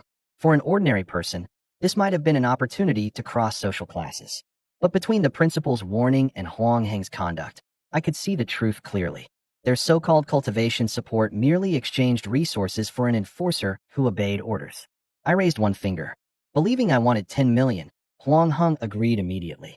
I meant 10 billion. He finally realized I was refusing him. Enraged, he ordered Elder Zeng beside him to attack. The pressure of a Tier 3 martial artist locked onto me instantly. I did not even have time to open the distance fully before Principal Li Jiang arrived from the other end of the corridor and forced the man to stop with mental pressure. Elder Zeng did not throw a punch. He merely stepped forward. Tier 3 vitality rolled toward me like a burning iron wall. Both my legs sank under the pressure, and my newly achieved Tier 1, Level 5 realm still felt fragile before that power. Wang Shua tried to step in front of me, only to be forced backward by the shockwave. I reached for the Thundercleaver Saber in my system inventory and seriously considered revealing my lightning affinity on the spot for the first time. Even if I used everything I had, all I could do was create an opportunity to teleport. I could never defeat a Tier 3 cultivator head-on. In the next instant, another wave of mental power cut in from the end of the corridor. Elder Zheng's vitality pressure was cleanly severed, and the cracks spreading along the wall stopped beside my feet. This is a school, not the Huang family's private estate. The principal stared at Elder Zheng. A Tier 3 martial artist attacked a Tier 1 student. Would you like to explain yourself to the Martial Artist Administration? Huang Heng claimed the attack had been a test, but no one believed him. After warning them, the principal took Wang Shua and me away. The conflict brought me face to face with the power of prominent families for the first time. I could defeat people my own age, but I could not withstand a single true attack from a Tier 3 martial artist. Huang Heng would never change his nature because of one warning from the principal. I had to prepare for the danger waiting after I left school. In his office, the principal explicitly supported my refusal to join the Huang family. Then he handed me a jade token containing sealed spiritual energy. If I encountered danger, I could crush it. He would sense the signal and come as quickly as possible. The other reward was a Tier 2, Level 5 demonic core with the space attribute. The core rested in a specially made transparent case. Silver motes slowly revolved inside it. Simply approaching the case produced a clear resonance in my space talent. The principal said it had originally been a collection stored in the school's warehouse for years. Because the school had not produced a high-grade space cultivator in all that time, it had survived until today. If absorption starts to fail, stop immediately, he warned. Using a demonic core an entire tier above you can rupture your mental sea, even when the attributes match. I did not tell him the system could purify it. I simply put it away with solemn care. When a demonic beast died, there was an extremely small chance it would condense a core. Absorbing one could increase both vitality and mental power. Some cores also retained abilities that only an awakened person with the matching attribute could learn. Space beasts were already rare, making this core far more valuable than ordinary pills. The principal did not demand my secrets. He only said, "I can't see through you, but that isn't important. Neither you nor Wang Shua has a family behind you. Until the martial arts examination is over, the school can be your shield." He also gave Wang Shua 3 Tier 1, Level 5 Shadow Cores and announced that we would enter Elite Class 1 next week. I took the opportunity to ask him to keep Dong Lei as our teacher. Mr. Dong was responsible, honest, and understood us better than anyone. The principal promised to consider it. As I left with the Jade, Token, and Demonic Core, my wariness toward the Huang family had not diminished. But at least when danger came again, I would not be completely unprepared. After leaving the principal's office, Wang Shua and I went to the infirmary for examinations. Elder Xing's pressure had left no external wounds, but it had temporarily stiffened our meridians. The doctor confirmed that a night's rest would be enough for us to recover. The diagnosis also stated the difference between Tier 3 and Tier 1 in painfully direct terms. The Huang family's contract, Elder Xing's attack, and the principal's Jade Token all reminded me that winning the school championship only made me first among my peers. Once I truly left the campus, trophies would never decide who lived and who died. When Dong Lei saw us, he first made sure the earlier conflict had caused no injuries. Only then did he take out our ranking rewards. Wang Shuo received the superior yellow rank movement art Phantom Step, which paired extremely well with his shadow affinity and stealth art. My reward was more unusual, 1 admission token to an E-grade secret realm. The secret realm was controlled by the Dong family in a neighboring city and permitted entry only to cultivators below Tier 3, Level 1. Dong Lei belonged to a collateral branch of the family. His daughter was not yet 18 and could not participate in this expedition, so he gave his only admission token to me. He took out a black nameplate engraved with the Dong family crest. Its reverse side recorded the entry date and holder's identity. Admission to a privately owned secret realm could not be resold casually, and replacing the user required a guarantee from someone of Dong family blood. By giving the token to me, he was accepting responsibility for my conduct as well. It isn't a school arena in there. Dong Lei pushed the nameplate toward me. People may fight over resources, and you may encounter demonic beasts that aren't on the map. If you think it's too dangerous, you don't have to go. I won't take back any help I've already given you. Precisely because he did not use the favor to pressure me, I could not take his trust lightly. Secret realms were independent miniature worlds graded from F to SSS. Their density of demonic beasts and resources was generally higher than in the wilderness. Privately controlled realms had fewer explorers and were more likely to retain rare treasures. The value of this admission token could not be compared with a handful of pills. An E-grade meant the primary dangers ranged from Tier 2 to Tier 3. It did not mean absolutely nothing stronger existed inside. The realm's entrance limited the strength of those entering, but beasts already living within it did not necessarily obey the outside world's assessment. The Dong family provided a basic map before each opening, but they could not guarantee that the terrain would remain unchanged forever. At my current level, I could not use the token immediately. At the very least, I needed recovery potions, wilderness equipment, and a means of retreat. Ideally, I would also make up for my lack of a defensive martial skill. I thanked him solemnly and promised to enter one of the country's top martial universities. Dong Lei asked only that we return safely and reminded us that we would join Elite Class 1 next week. Hearing his disappointment at the possibility that he would no longer teach us, I told him the principal was already considering a reassignment. After leaving the office, I nearly forgot the right to choose a profound rank martial skill that came with the championship. Wang Shua and I turned around and headed for the martial arts library. I had no shortage of explosive power. What I lacked was the ability to close distance, evade, and pursue. So I requested a lightning attribute movement art. Although the teacher managing the collection wondered why a space cultivator wanted to learn a lightning technique, he still found three options: the inferior profound rank Thunder Rush, the inferior profound rank Lightning Shadow Flash, and the superior profound rank Thunder Instant Step. Thunder Instant Step was the hardest to cultivate, but at full mastery, it could instantly close the distance through an explosive burst of speed. For someone else, difficulty was a risk. With the system, potential was the only standard that mattered. The teacher placed all three manuals on the table in turn. Thunder Rush was stable but increased only straight-line speed. Lightning Shadow Flash allowed short-range changes in direction but placed a heavy burden on the body. Thunder Instant Step combined the strengths of both, and its entry requirements were several times those of the other two. Once you choose, you can't exchange it. The teacher warned me one last time. Higher rank doesn't always mean a better fit. If you can't reach beginner proficiency in 3 months, this reward will have been wasted. I still signed the registration form for Thunder Instant Step. The system could overcome the learning threshold. Choosing the path with the highest ceiling gave me the greatest value. After I received the technique, Wang Shuo urged me to hurry to his home. His parents had wanted to meet me for a long time and had prepared dinner especially for us that evening. But before we went, I needed to confirm two things: whether the space core contained an ability and how many talent points the newly acquired Thunder Instant Step would require. After the system recorded Thunder Instant Step, it presented an upgrade path. Spend 500 talent points to upgrade it into the superior Earth rank Thunder Flash. The difference between the two techniques went beyond rank. Thunder Instant Step depended on an explosive burst from both legs, and an experienced opponent could still predict its path. The upgraded Thunder Flash disrupted perception with lightning at the moment it activated and allowed the user to forcibly change direction during a single charge. When the knowledge entered my mind, the meridians in my calves burned briefly. Even with my current body, I could use it only a limited number of times in succession. It could serve as a public movement art when I did not use teleportation, and it could create a second method of closing the distance when an enemy was prepared for spatial fluctuations. I had 800 talent points in hand and completed the upgrade immediately.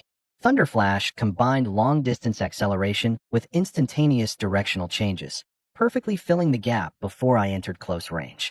I did not have enough points left to improve its proficiency, so I could only save the remainder. As Wang Shuo and I reached the school gates, Luo Yushi suddenly called out to me. She suggested exchanging contact information so we could spar more easily in the future. Many departing students were still gathered outside the gates. When she walked through the crowd toward us, the surrounding noise fell noticeably. Luo Yushi almost never initiated conversations. Her suddenly stopping me inspired even more gossip than the tournament result. I'll notify you in advance before I challenge you next time. She opened her contact code. Don't refuse. We can exchange contact information. I glanced at Wang Shuo, who was barely suppressing his laughter. But doing it this way could easily give people the wrong idea. Her voice remained as cool as always. I made a careless joke that crossed the line. Her expression darkened, and she turned and walked away. Watching her back, I realized there was no reason to carry our confrontation in the arena into ordinary life. The fact that she had approached me at all meant the final had made her acknowledge me as a true rival. I hurried after her for 2 steps and added seriously, "That was only a joke. I accept your challenge. We'll fight again after you've recovered." Luo Yushi did not turn around, but she did not delete the contact she had just added either. Wang Shuo waited until she had gone before bursting into laughter. He insisted I had transformed an ordinary invitation into a provocation. I did not argue, but I made a mental note not to use suggestive jokes to avoid a straightforward question again. Wang Shuo teased me about it all the way to his home. His parents, He and Wang Shan, were ordinary awakened people. He F-grade affinity talent only made others feel more at ease around her, while Wang Shan used his E-grade speed enhancement for food delivery work. They possessed no high-rank resources, but after Wang Shuo awakened an SS grade talent, they spent all their savings to support his cultivation. He had been waiting at the door for a long time. The moment she saw us, she checked Wang Shuo for injuries. A plate of food on the living room table had already gone cold and been reheated, making it clear that they had begun preparing that afternoon. Wang Shan's insulated delivery bags were stacked in a corner, their edges badly worn. The receipts for Wang Shuo's pills were tucked inside the coffee table drawer. I caught a rough glimpse of the total, and it was almost equal to the family's entire savings over many years. He welcomed me warmly and repeatedly thanked me for helping Wang Shuo in the past. I told her that the person who had truly saved him was Wang Shuo himself. If he had been unwilling to stand back up, No one else could have walked the road to today on his behalf. The home was small, and the meal was simple, but every sentence spoken inside carried genuine concern. I watched mother and son embrace and felt a little envious. Then I quickly thought of Li Qingwei. He who kept adding food to my bowl and asked whether the school would continue cultivating Wang Shua. I told them about Elite Class 1, the Shadow Course, and the Yellow Rank movement art. I also emphasized that Wang Shua had earned those things with his SS grade talent and top 10 finish. He did not owe anyone a favor for them. Wang Shua placed 2 demonic cores on the table and solemnly promised not to disappoint his parents. In that moment, he was no longer the skinny wisecracker he usually appeared to be. For the first time, he truly understood what growing stronger meant to this family. Across 2 lifetimes, I truly had never known the company of parents. But now I also had someone waiting for me to come home. When Wang Shan returned from work, the first thing he did was ask about the ranking tournament. When he learned that Wang Shua had reached the top 10, he smiled more broadly than if he had won an award himself. Wang Shua's eyes reddened as he said he never could have reached that rank if his parents had not emptied their savings to buy resources. Wang Shan carried the final dish out of the kitchen and waved away his words. He said he possessed no powerful talent and could not earn as much from a full day of deliveries as a martial artist made from one mission. Even so, the money of ordinary people could still lay the first stone in a child's path. We can only take you to the starting line, he told Wang Shua. From here on, don't risk your life just to prove yourself. Coming home safely matters more than 1 extra demonic core. His words also felt like a warning to me. A Tier 3 martial artist from the Huang family had attacked inside the school today. If the principal had arrived 1 step later, my potential would have meant nothing. The whole reason I earn money is so you can use it. Wang Shan patted his shoulder. Once you're stronger, you can protect us in return. When he asked about my result, I only said I had been lucky enough to take first place. Wang Shan stared for a long moment, then reminded us that Qingchuan City was merely one small city in the Dragon Nation. The provincial capital and imperial capital held many more genuine geniuses. We could be happy about our ranking, but we could not let it become a reason for arrogance. I committed his words to memory. The system gave me a shortcut, but that did not mean no one in the world could threaten me. I had won the school tournament today and still nearly lost to Luo Yushi. Once I left Qingchuan City, there would only be more powerful people. After dinner, I said goodbye to Wang Shua's family. My phone had died, and it was nearly 10 at night when I returned to my apartment complex. The familiar window upstairs was still glowing. Li Qingwei had fallen asleep on the couch. The moment I covered her with a blanket, she woke. Her first words were not an accusation. She asked why I had not answered the phone. The food on the coffee table had gone completely cold. More than a dozen calls from her filled my phone's history. Only then did I realize that I had grown accustomed to no one waiting for me in my previous life. I still instinctively treated coming home late as a matter that concerned no one but me. Too much happened after the school tournament. I connected my phone to the charger. I didn't ignore you on purpose.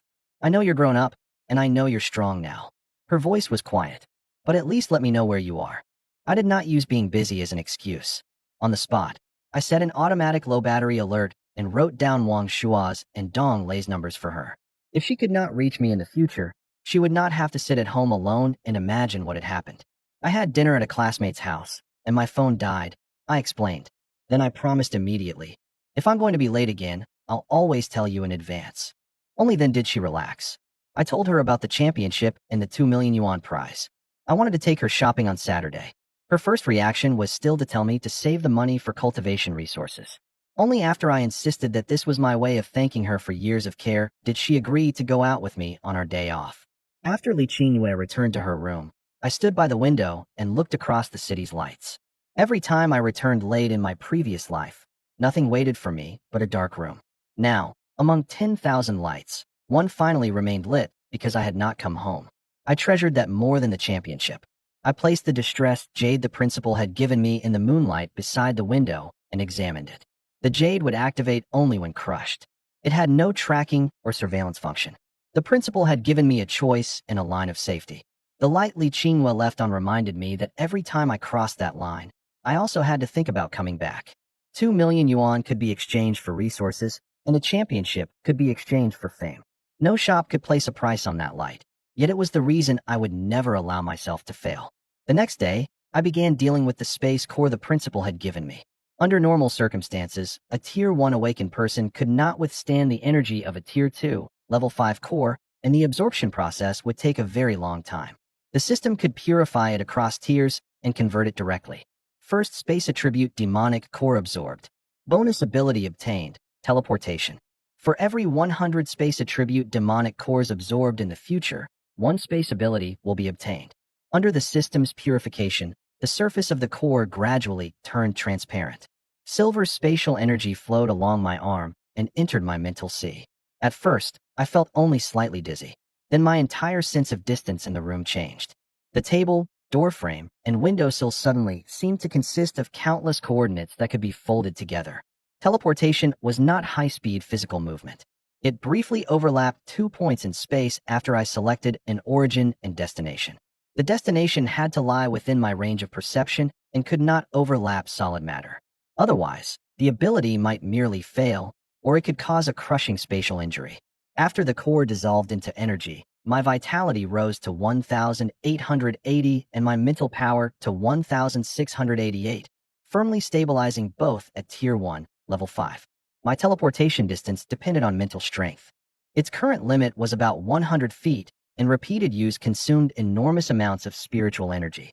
I could not treat it like limitless movement. Mission to raise vitality and mental power to Tier 1, Level 5 complete. Reward, 500 talent points. Daily mission updated. Cultivate both cultivation arts for 1 hour, each every day. Reward, 200 talent points.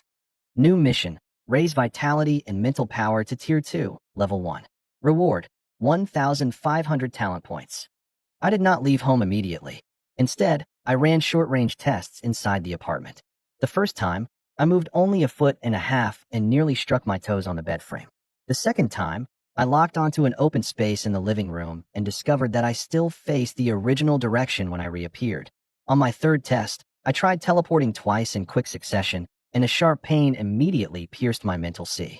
The ability was powerful, but that did not make it free. 100 feet was the safe limit for a single use. In a fight, I also had to preserve enough mental power to judge danger and evade. If I teleported recklessly, an enemy would not even need to attack. They could simply wait for me to exhaust myself. I then went to the martial artist tower to update my certification. The young woman who had received me last time still remembered me. Her name was Zhao Xiao Xiao. When the equipment confirmed 1,880 vitality and 1,688 mental power, she immediately assumed I was the heir of a prominent family from another city. I did not explain and simply asked her to update my badges. A cultivator certified at Tier 1, Level 5 could receive a monthly subsidy of 3,000 yuan and officially qualified to leave the city alone. Zhao Xiaoxiao linked my bank account to the Martial Artist Hall app, then exchanged contact information with me so she could handle future certification matters more easily. As she handed me the new badges, she kept comparing them with my age. Advancing from dual certification to Level 5 on both paths in only a few days would make any normal person suspicious. She tested whether I had come from the provincial capital. I only said that cultivation arts and personal opportunities were private matters. Then at least remember the rules for leaving the city. Zhao Xiaoxiao put her curiosity away. Qualifying to go alone doesn't mean we recommend it. If you encounter a distress signal outside, confirm that it isn't bait before approaching. If an unfamiliar team offers to share its spoils, inspect the contract first. Those warnings clearly came from real cases handled by the martial artist tower. I thanked her and saved the most important rules in my communicator. My identity and paperwork were ready. All that remained was equipment and resources. Carrying the 2 million yuan prize, I went directly to the pill market on the second floor. Supreme Tier 1 Vitality pills and spiritual elixirs each cost 65,000 yuan. I bought 10 of each, spending 1.3 million. Then I spent another 280,000 on intermediate F-grade fiber armor and a map of the region outside Qinchuan City. The pill counter required purchases to be recorded under a real identity to keep novice cultivators from consuming too much in a short period. The salesperson repeatedly explained that Supreme meant fewer impurities, not that I could eat the pills like food. After signing the risk disclosure, I went to the equipment section to try on the armor. The fiber armor was very light. It could disperse claw strikes from mid-level Tier 1 beasts, but it left the head and neck exposed and could not stop penetrating venomous barbs.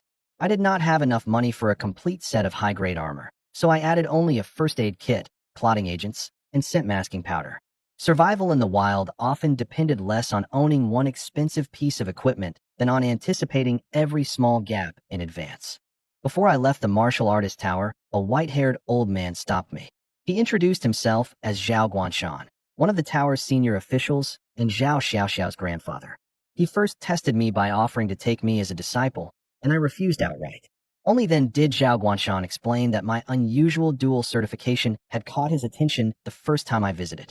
When he heard that I had returned today to update both certifications to Tier 1, Level 5, he had come to meet me personally. The old man released no pressure, yet his stance revealed no obvious openings. Every employee who passed greeted him voluntarily, and even Zhao Xiaoxiao became much more formal. I could not detect his exact realm. I could only confirm that it far exceeded my own. Become my disciple, and at least in Qingchuan City, no one will dare touch you casually, he said.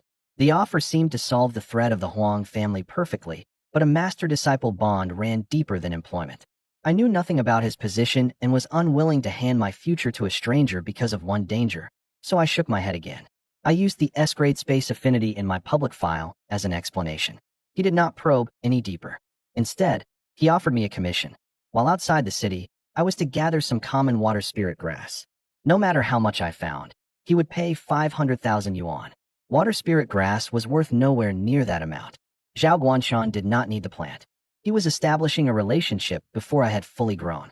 The favor was not excessive, and the task followed the same route as my hunt, so I agreed. I asked that the commission be entered into the Martial Artist Tower's mission system to prevent any later disagreement over quantity or payment.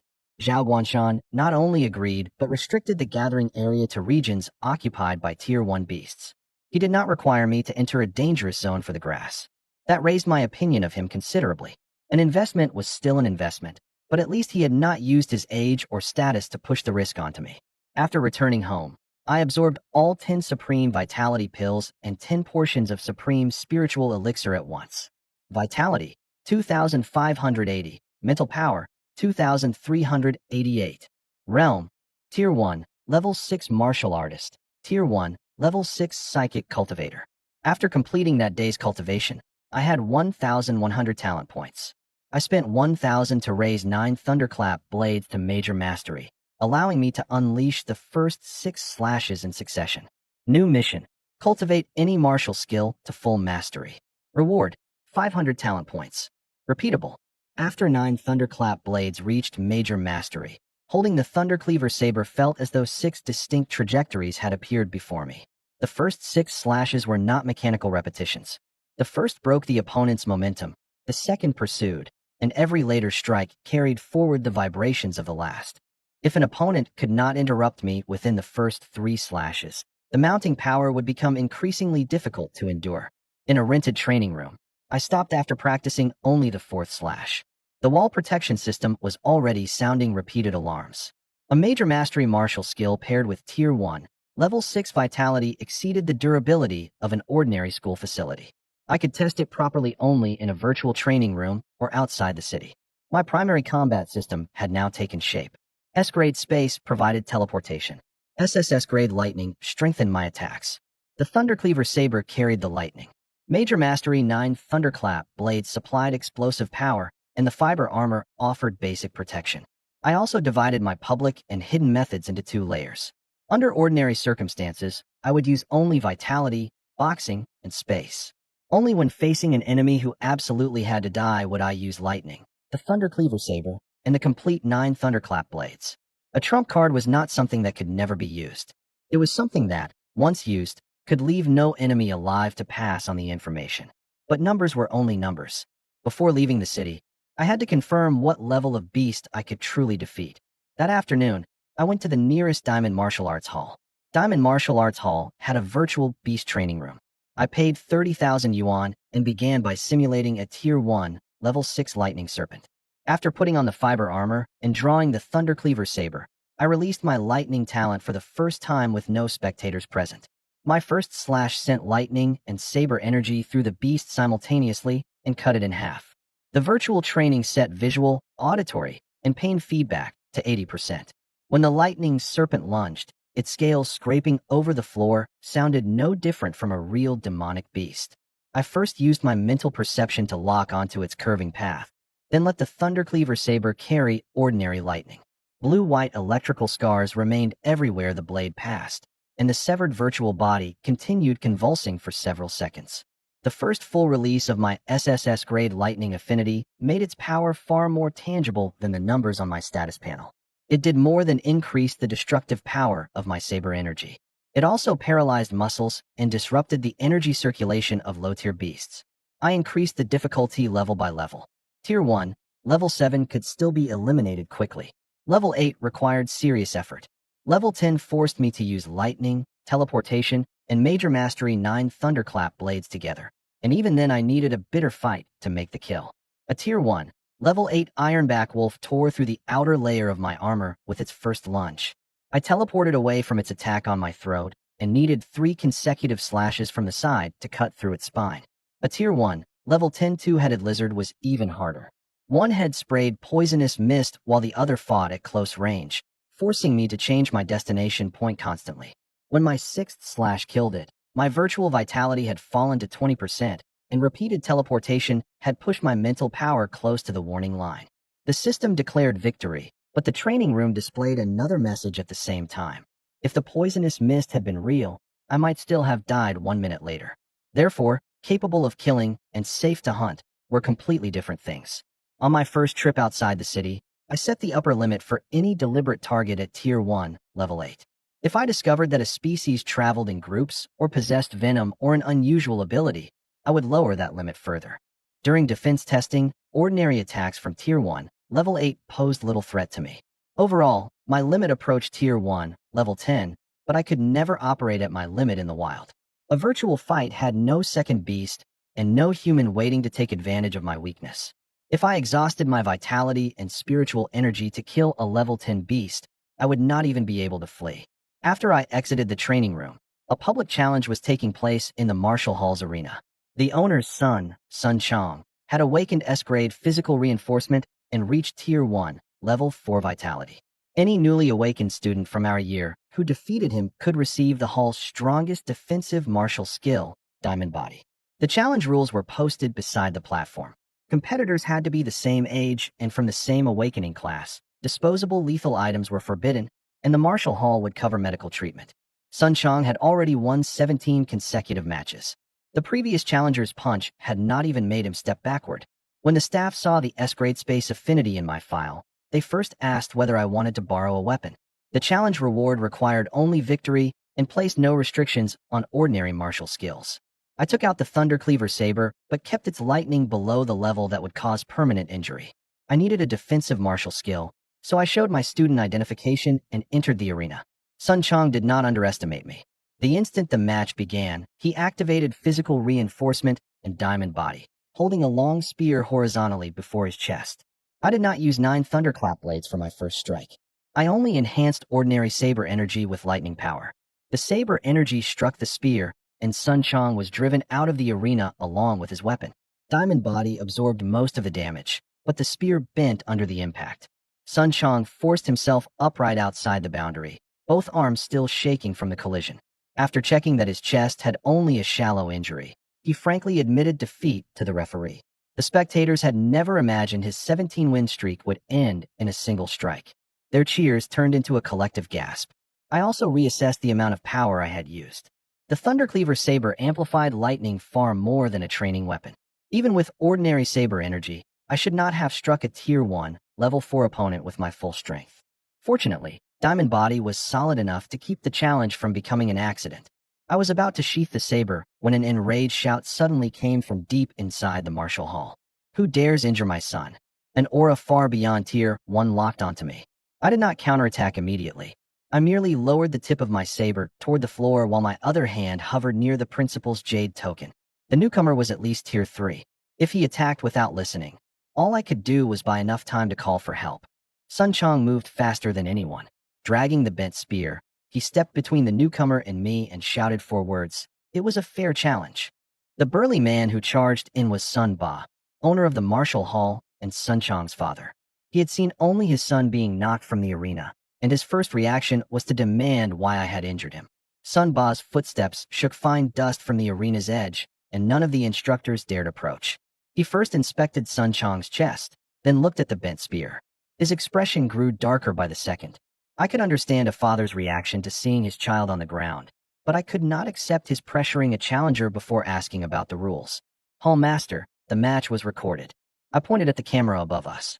If I broke the rules, you can turn the matter over to the Martial Artist Administration.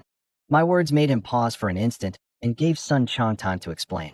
Sun Chong immediately stopped him and explained that this was a public challenge and that he had suffered no serious injury. Then he demanded that his father honor the promise and hand over Diamond Body. Once Sun Ba confirmed the situation, he did not try to evade the agreement. He apologized to me on the spot and ordered someone to bring the martial skill. Sun Ba pulled up the complete recording and watched it once. Only after confirming that I had visibly withdrawn strength before the saber energy struck did his tone genuinely soften.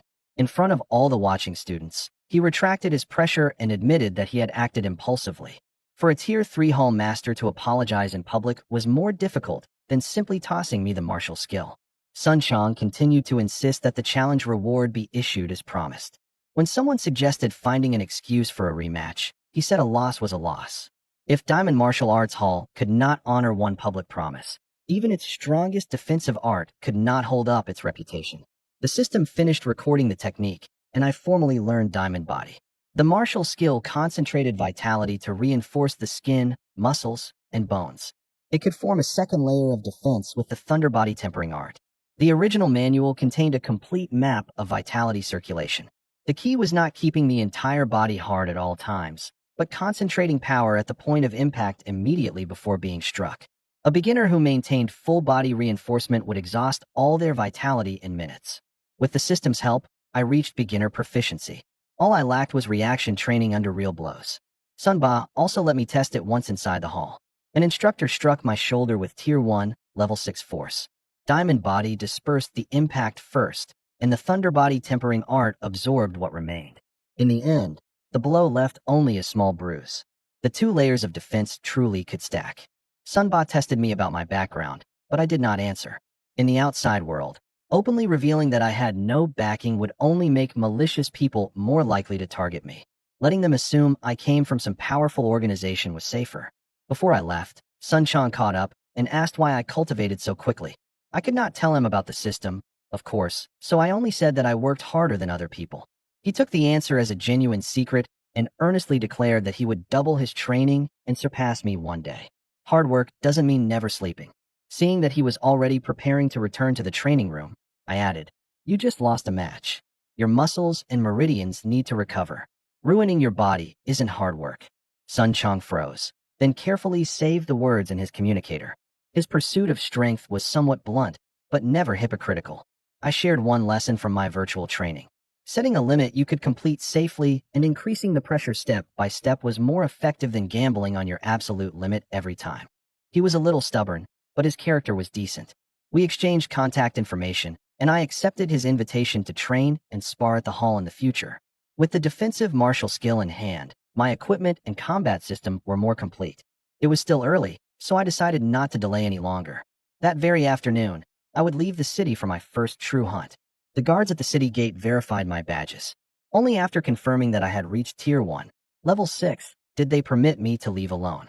One guard warned me that hunting by myself immediately after barely clearing the minimum standard was extremely dangerous. 3 checkpoints stood outside the city gate. The first scanned identities and wanted person records. The second inspected carried items. The third recorded each traveler's destination. If a martial artist failed to return by the agreed time, the system would forward the information to a rescue team.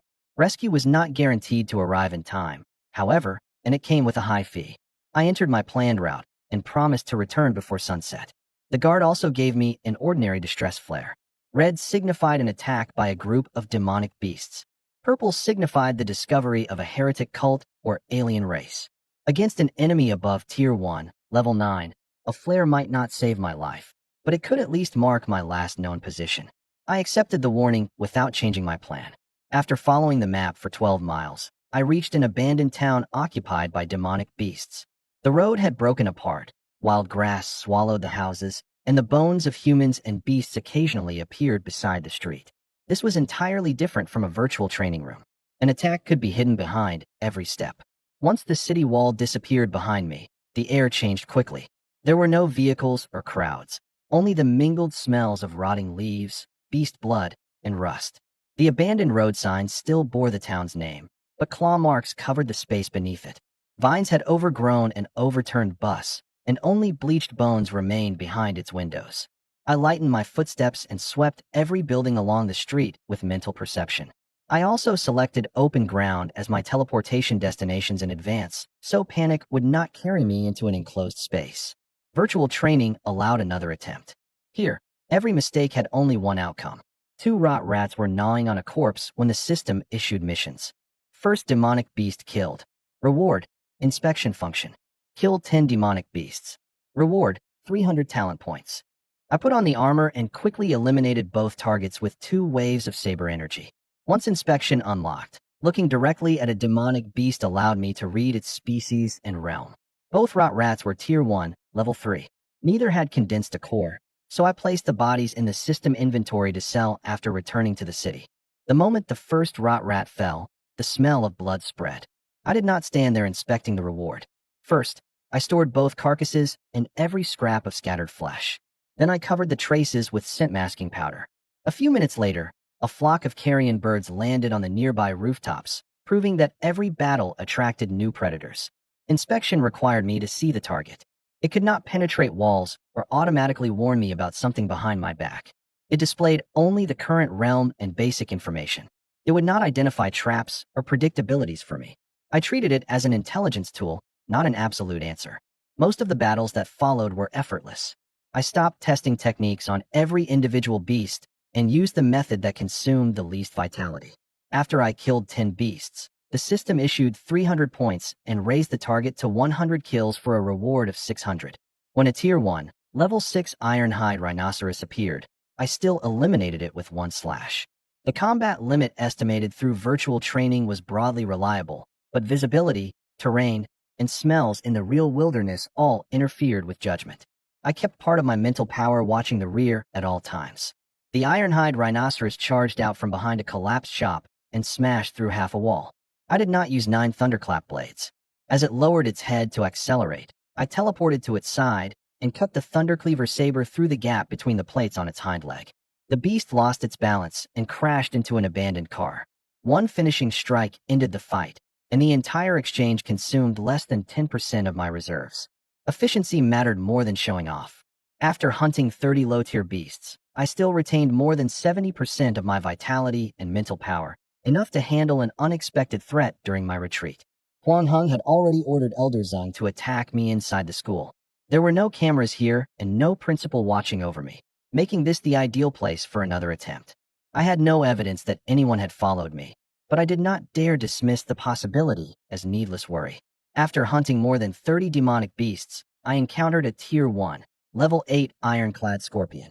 The giant scorpion hid in the shadows of an abandoned warehouse, and inspection did not capture its information until it moved. 2 massive pincers sealed off the front while its stinger remained suspended beyond my line of sight. I threw a fragment of stone to test it. The stinger pierced the stone instantly, and its venom ate black scars into the floor. The fiber armor could not stop an attack like that. I restricted my teleportation destinations to the outside of the warehouse, ensuring that no evasion would carry me into a blind corner. Its shell was harder than the virtual lightning serpents. Ordinary saber energy left only 2 deep marks. The giant scorpion raised its stinger to counterattack. I teleported out of the way, moved to its rear flank, and attacked the same crack repeatedly until the shell finally split. After my first teleportation, the scorpion immediately swept its tail across my destination, proving that demonic beasts could learn as well. The second time, I created only a spatial fluctuation without actually moving, baiting it into swinging early. When the stinger buried itself in the wall, I struck the left side of its shell 3 times in succession with 9 thunderclap blades. Once the crack opened, ordinary lightning spread through its internal tissue. The scorpion continued struggling for nearly a minute. I circled around the pincers and delivered a final strike, then stored it only after confirming that the venom sac had not ruptured. The fight proved that beasts of the same realm could differ enormously because of their species and abilities. If I copied the results of virtual training without thought, sooner or later I would pay the price. I had barely put away the carcass when something tore through the air behind me. A dagger drove from the shadows toward my heart. already too close for me to turn. I instinctively activated teleportation and reappeared 100 feet away. Only then did I see the attacker. The dagger's tip had scraped across my armor, leaving a long, narrow tear. Without the instinctive warning spatial perception gave me, the strike would already have passed between my ribs and into my heart. The attacker showed no surprise at missing. The moment he landed, he merged back into the shadows. His movements had clearly been professionally trained. I left the warehouse immediately and moved the battlefield onto the sunlit street. Shadow transformation depended on darkness. Open ground would reduce his possible destinations and keep a second enemy from flanking me through the wall. C-grade shadow transformation, vitality, tier 1, level 9, mental power, tier 1, level 8. The man could merge with shadows, making him difficult to detect through ordinary mental perception. A second man in black soon appeared nearby. D-grade tracking, vitality, tier 1, level 9, mental power, tier 1, level 7. One to track, one to kill. Their target clearly knew my name and route. I did not need to interrogate them to guess that this was connected to Huang Hong. Multi-stage mission, destroy the Huang family. Stage 1, kill both assassins. Reward, 800 talent points. The shadow transformer merged into the ground again. I poured lightning into the Thundercleaver saber. Lightning naturally countered shadows and concealment, and 2 waves of saber energy forced him directly out of his shadow state. The other tracker prepared to flank me. I teleported to his side first and ended the fight with the 4th slash of 9 thunderclap blades, preventing them from trapping me between 2 attacks. The tracker was not a weak combatant. He raised a short staff and blocked the first 2 slashes, then accurately judged the destination of my first teleportation. His greatest mistake was believing his partner could hold me in the shadows. I used Thunder Flash to create the illusion of a straight charge, then teleported midway to the opposite side of his defense. My 3rd slash knocked the staff away, and the 4th cut through his vitality protection. Even as he fell, he tried to activate a communicator. I shattered the device first with the back of my saber. When the Shadow Transformer saw his partner die, he activated Shadow Body, repeatedly shifting his flesh between body and shadow to reduce damage. I did not waste vitality chasing an illusion. Instead, I unleashed the first 6 strikes of 9 thunderclap blades in succession. The first 4 blocked every direction of escape. The 5th broke his shadow transformation, and the 6th struck him head-on during the brief interval before he could become intangible again. Even with Shadow Body reinforcing his defense, the saber energy critically injured him. 6 consecutive slashes consumed nearly half my vitality. After being forced back into physical form, the Shadow Transformer still tried to crawl beneath an abandoned car. I spread lightning across the ground, infusing every shadow with destructive power. The moment he turned intangible again, the lightning would follow the shadow directly into his body. "What did Huang Heng give you?" I asked. He did not answer. He used his last strength to throw the dagger. I tilted my head aside and abandoned the idea of taking him alive. For a professional assassin, delaying me might mean waiting for a second team. I could not accept that additional risk for a confession. I approached and confirmed that he could no longer retaliate. He had not come to spar with me. He had come to take my life, and I left no future threat behind. Both Tier 1, Level 9 assassins were dead. For the first time, I truly understood that the Huang family would show no restraint merely because I was a student. There was no longer any possibility of reconciliation. Stage 1 complete. Reward, 800 talent points. Stage 2, kill Huang Heng and Elder Zheng. Reward, spatial severing ability and 1,000 talent points. After repeatedly using teleportation and 9 thunderclap blades, I had consumed much of my vitality and spiritual energy. The 100 Beast mission was only a little more than 30% complete. Continuing the hunt might bring me a stronger beast or the Huang family's second team. I terminated the plan immediately and returned to Qingchuan City. Before leaving, I searched both assassins. Their communication devices had self-destruct mechanisms, and their identity cards were forged. Only one tracking mark retained the vitality code commonly used by the Huang family. I stored every fragment that might serve as evidence, but did not contact the authorities directly. If the Huang family dared send assassins, they must have prepared a chain of scapegoats. Publicly accusing them now would be difficult to prove and would expose both my lightning affinity and my real combat strength. The safer choice was to return alive and let the principal evaluate the evidence.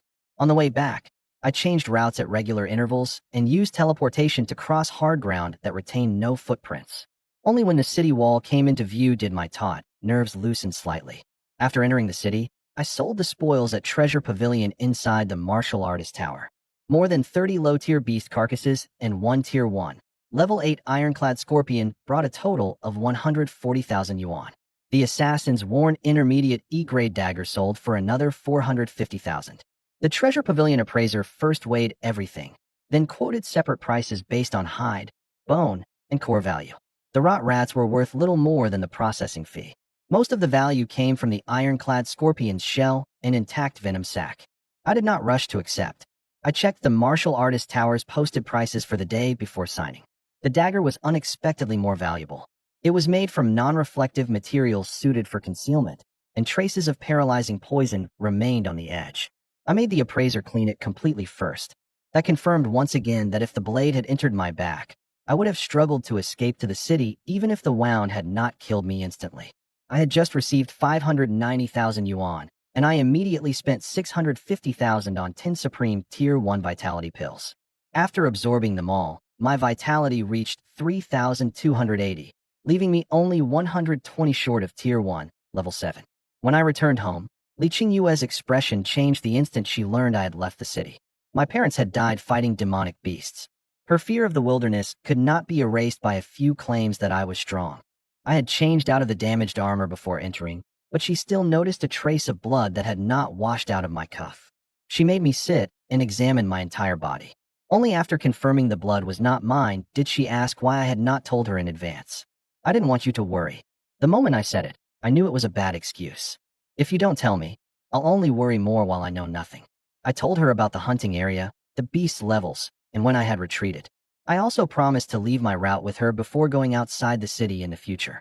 I could not tell her about the assassins yet, but I could no longer package every danger as something effortless. I did not reveal the details of the assassination attempt. I only promised to retreat immediately from any danger I could not handle and reminded her that I carried the principal's distressed jade at all times. Qingyue, I'm already Tier 1, Level 6. I won't risk my life just to show off. She remained worried, but she also knew she could not keep me inside the city forever. When I saw how disappointed she was that she could not help, I told her the system's shop might contain treasures capable of raising talent grades. Once I was strong enough, I would find a way to change her aptitude. After dinner, I completed the daily mission, bringing my talent points to 1,400. Unlocking the shop cost 1,000 points. I confirmed the payment, and the system immediately began updating. Only after the progress bar appeared did I begin dealing with the Huang family's tracking mark. The principal received my photographs and replied that I should preserve the original object and not investigate alone. He did not try to persuade me that official procedures would solve everything immediately. He simply stated that protection inside the school would be strengthened. The answer was not satisfying, but it was more honest than an empty promise. The Huang family had operated in Qingchuan City for years. One failed assassination attempt would not bring them down. I had to accumulate strength, and I had to learn to make anger obey survival. When the system shop opened, it rewarded me with one free purchase. The shop interface resembled a warehouse with no end. Every item came with a description, restrictions, and a price. I first searched for power that could destroy the Huang family outright. Every result either exceeded my access or displayed an incalculable number of talent points. The system could provide a road, but it would not hand me the destination merely because I had just survived an attack. I filtered the shop again for my current realm. Pills, elixirs, talismans, and basic materials were the items I could truly use at this stage. The free purchase did not restrict rank, so I had to spend it on something I could never ordinarily afford, but that would not immediately destroy my body. The shop contained everything from ordinary household goods to pills, weapons, cultivation arts, and priceless treasures. A Supreme Tier 1 Vitality pill cost only 30 talent points, offering better value than directly adding points to my realm. I had clearly ignored the efficiency of converting resources when I spent so many talent points forcing my statistics upward. I turned to the final page and saw the most valuable item in the entire shop. Chaos Divine Lightning. Lightning of Judgment from the Great Tao, capable of destroying all things. Quality unknown. Its icon was merely a slowly revolving mass of gray light. Staring at it too long produced needle-like pain in my mental sea. Other elemental seeds were clearly labeled basic or divine, but the quality field for this one contained only unknown. Even the shop's grading system could not measure it simply. I asked whether the free purchase concealed a trap. The system confirmed that ownership would be bound directly to me and that most of the power would be sealed according to my realm, preventing me from being reduced to ash immediately after fusion. The real risk came from the phenomenon caused by fusion and from the strain on my body, not from the item itself. The system explained that awakened elemental cultivators could fuse with elemental seeds, which were divided into basic, intermediate, advanced, supreme, divine, and other grades. Chaos Divine Lightning could replace my original ordinary lightning and fundamentally transform my SSS grade affinity. I bought it with the free purchase, but did not fuse with it immediately. The system issued an explicit warning that the process would trigger a large-scale natural phenomenon. Using it inside Qingchuan City would announce my location and secret to every powerful cultivator nearby. 3 items in that day's 90% off selection were truly useful. 10 portions of Supreme Tier 1 Spiritual Elixir for 30 points. A teleportation talisman that could travel roughly 125 miles for 40 points, and 2 Tier 1, Level 5 Demonic Cores for 30 points. I bought all of them. The teleportation talisman could only deposit me in a random safe area along a specified direction. It could not pass precisely through barriers and would not function under a spatial seal. I set it toward the city and marked every possible destination within 125 miles on the map. If the fusion left me disoriented, the talisman had to remain in a pocket I could tear open with one motion. The 2 cores contained no matching abilities and could serve only as pure energy. Compared with direct upgrades, resources from the shop offered much better value. But the daily discounts were random, so I could not rely on them completely. The elixirs first raised my mental power to 3,088. After the system purified the 2 cores, the remaining resources and that day's cultivation brought my final statistics to Vitality, 4,880, Mental Power, 4,680. Realm, Tier 1, Level 7 Martial Artist, Tier 1, Level 7 Psychic Cultivator. The threshold for Tier 1, Level 8 was 5,500. I was already extremely close. I had 300 talent points left, not enough to improve martial skills such as Diamond Body.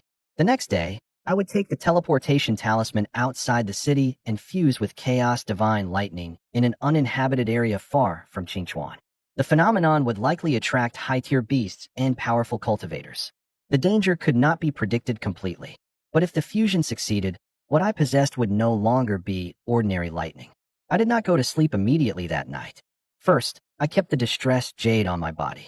Then I scheduled a message to be sent automatically to the principal if I failed to respond for more than 6 hours. The message contained only a rough location, not Chaos Divine Lightning.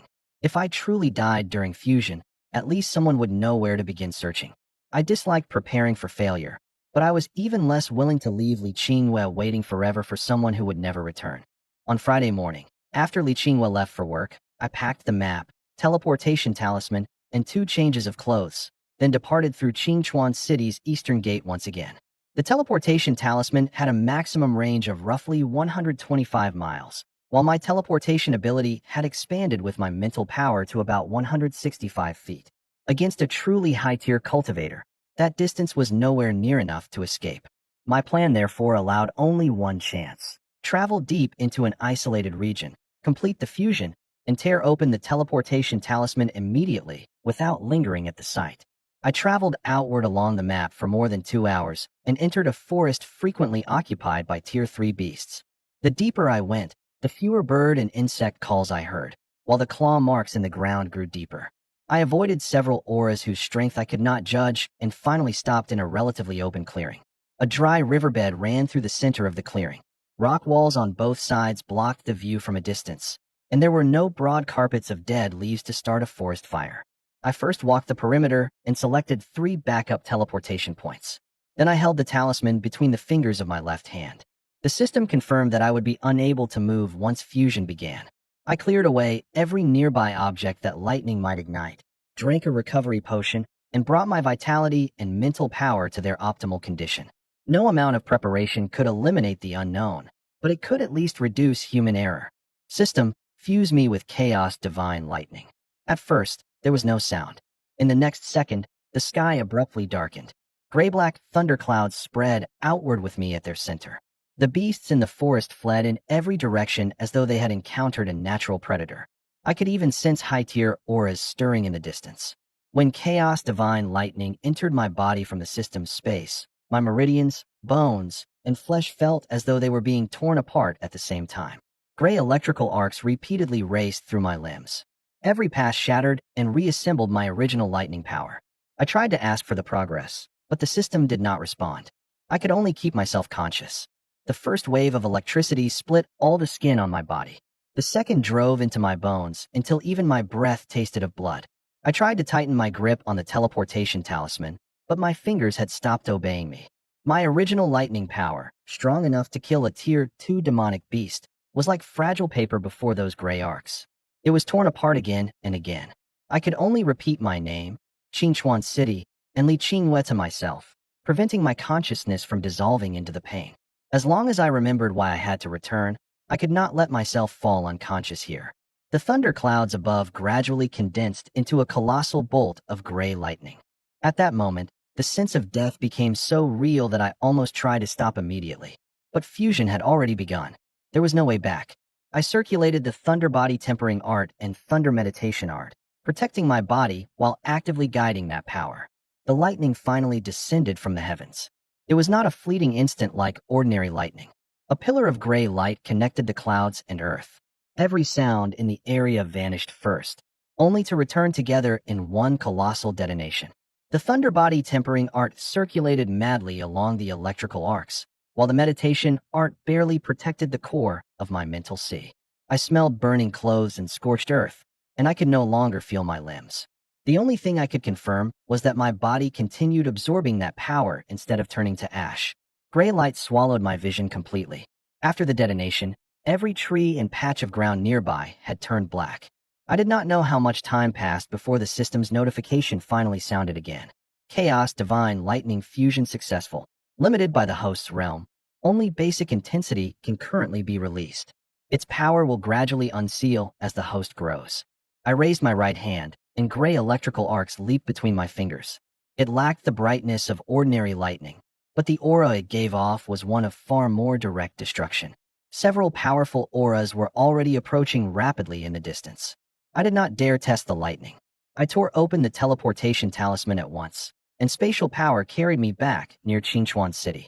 After landing, I changed out of the clothes destroyed by lightning and erased every trace I could manage. The teleportation process was much rougher than my own ability. When my vision returned, I fell onto a rocky slope still more than 6 miles from the city wall. The armor across my chest had been completely carbonized, but lightning power was slowly closing the cracks in my skin. I first used system inspection to confirm that no beasts were nearby, then placed every burned item in my inventory. The thunderclouds still illuminated the distant sky. Anyone tracking them would certainly search along the remaining energy traces. I avoided a straight route and teleported repeatedly through the shadows of the rocks until I blended into the flow of hunting teams returning to the city. Only then did the system explain that it had fallen silent because it was absorbing part of the lightning's impact on my behalf. If I had depended entirely on my current body, I never would have survived until the fusion completed. I looked at the thunderclouds still lingering in the distance and understood the level of this power firsthand for the first time. I also realized for the first time that the disturbance had probably attracted attention from far beyond Qingchuan City. After I entered the city, everyone on the streets was discussing the phenomenon outside. Some believed a priceless treasure had appeared. Others thought a high-tier cultivator had been enduring heavenly tribulation. Most were simply grateful that the thunderclouds had not formed over the urban district. The city gate temporarily raised its inspection level, and every martial artist returning from the east had to undergo an energy scan. I reined in chaos divine lightning in advance, but the scanner still flickered faintly as it passed over my chest. The guards assumed it came from the lightning attribute Thundercleaver saber I carried and did not pull me aside. Someone in the line claimed to have seen a Tier 4 beast fleeing toward the center of the thunderclouds. Another claimed the city lord's residence had already dispatched an investigation team. True and false reports mixed together, but one thing was certain. High-tier cultivators would soon search every inch of the fusion site. I had deliberately traveled more than 125 miles, yet the phenomenon still reached Qingchuan City. The system told me this was merely the fusion reaction of basic-level chaos divine lightning. Blue Star has not completed its initial evolution, and external restrictions remain in place. Otherwise, this fusion would have attracted the attention of planets in other parts of the universe.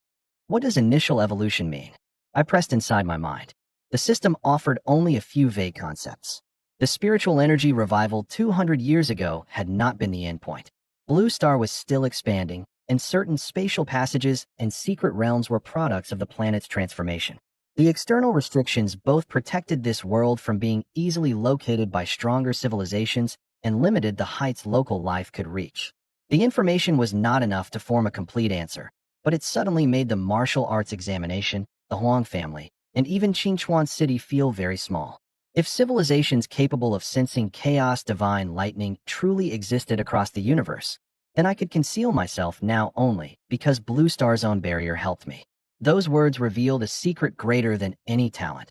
Blue Star was not the only civilization in the universe, and the planet itself was still changing.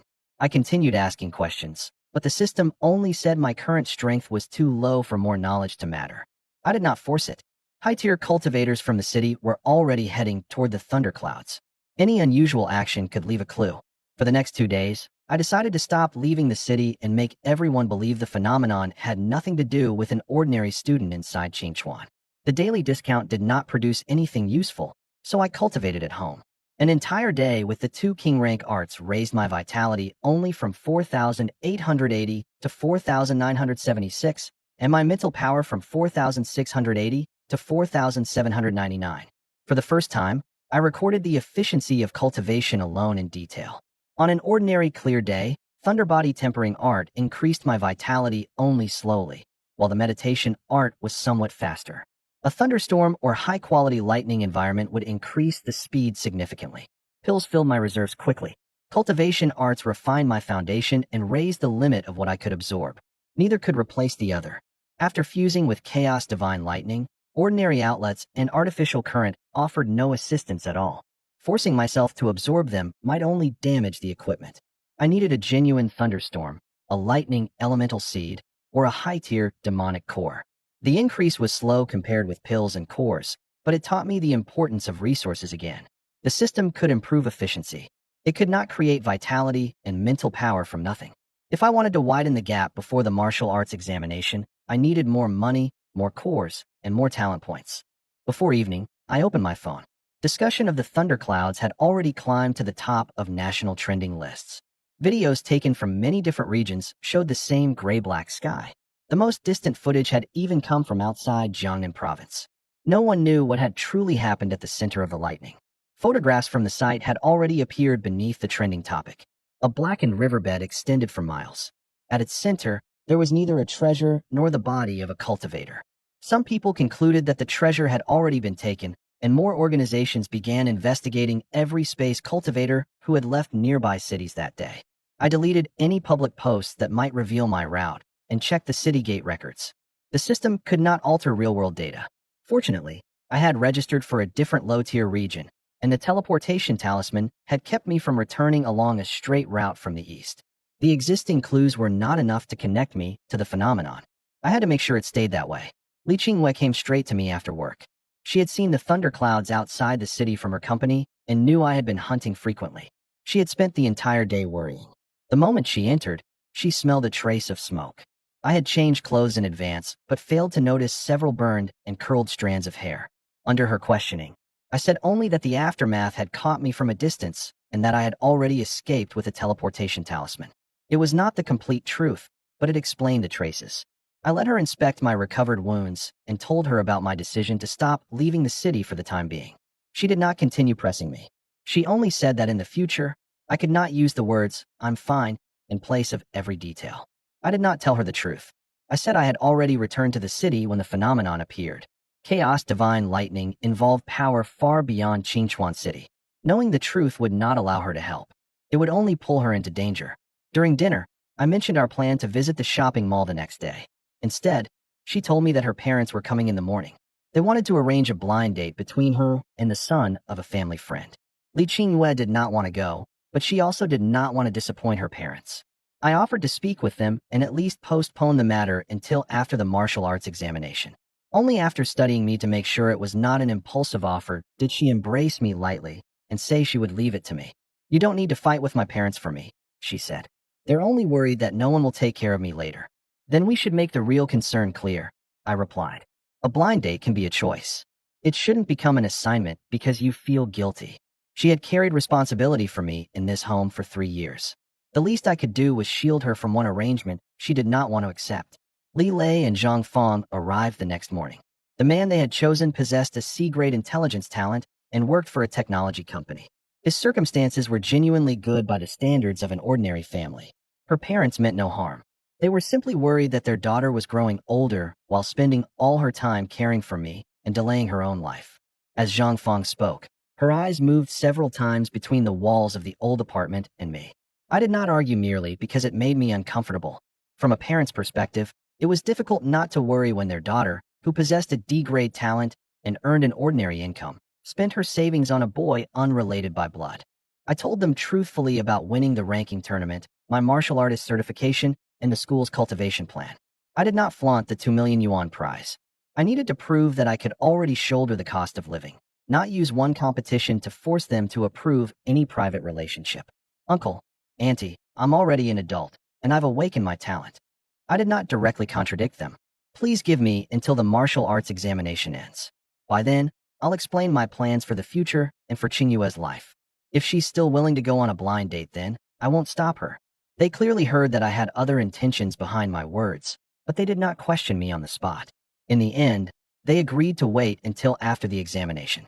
After they left, Li Qingyue breathed a sigh of relief. I had neither exaggerated my current abilities nor decided her marriage for her forever. I had only won her enough time to choose freely. They'll ask again after the martial arts examination, I reminded her. I'll answer them myself then. She nodded. What you did today is enough. Her words confirmed that I had not overstepped her wishes.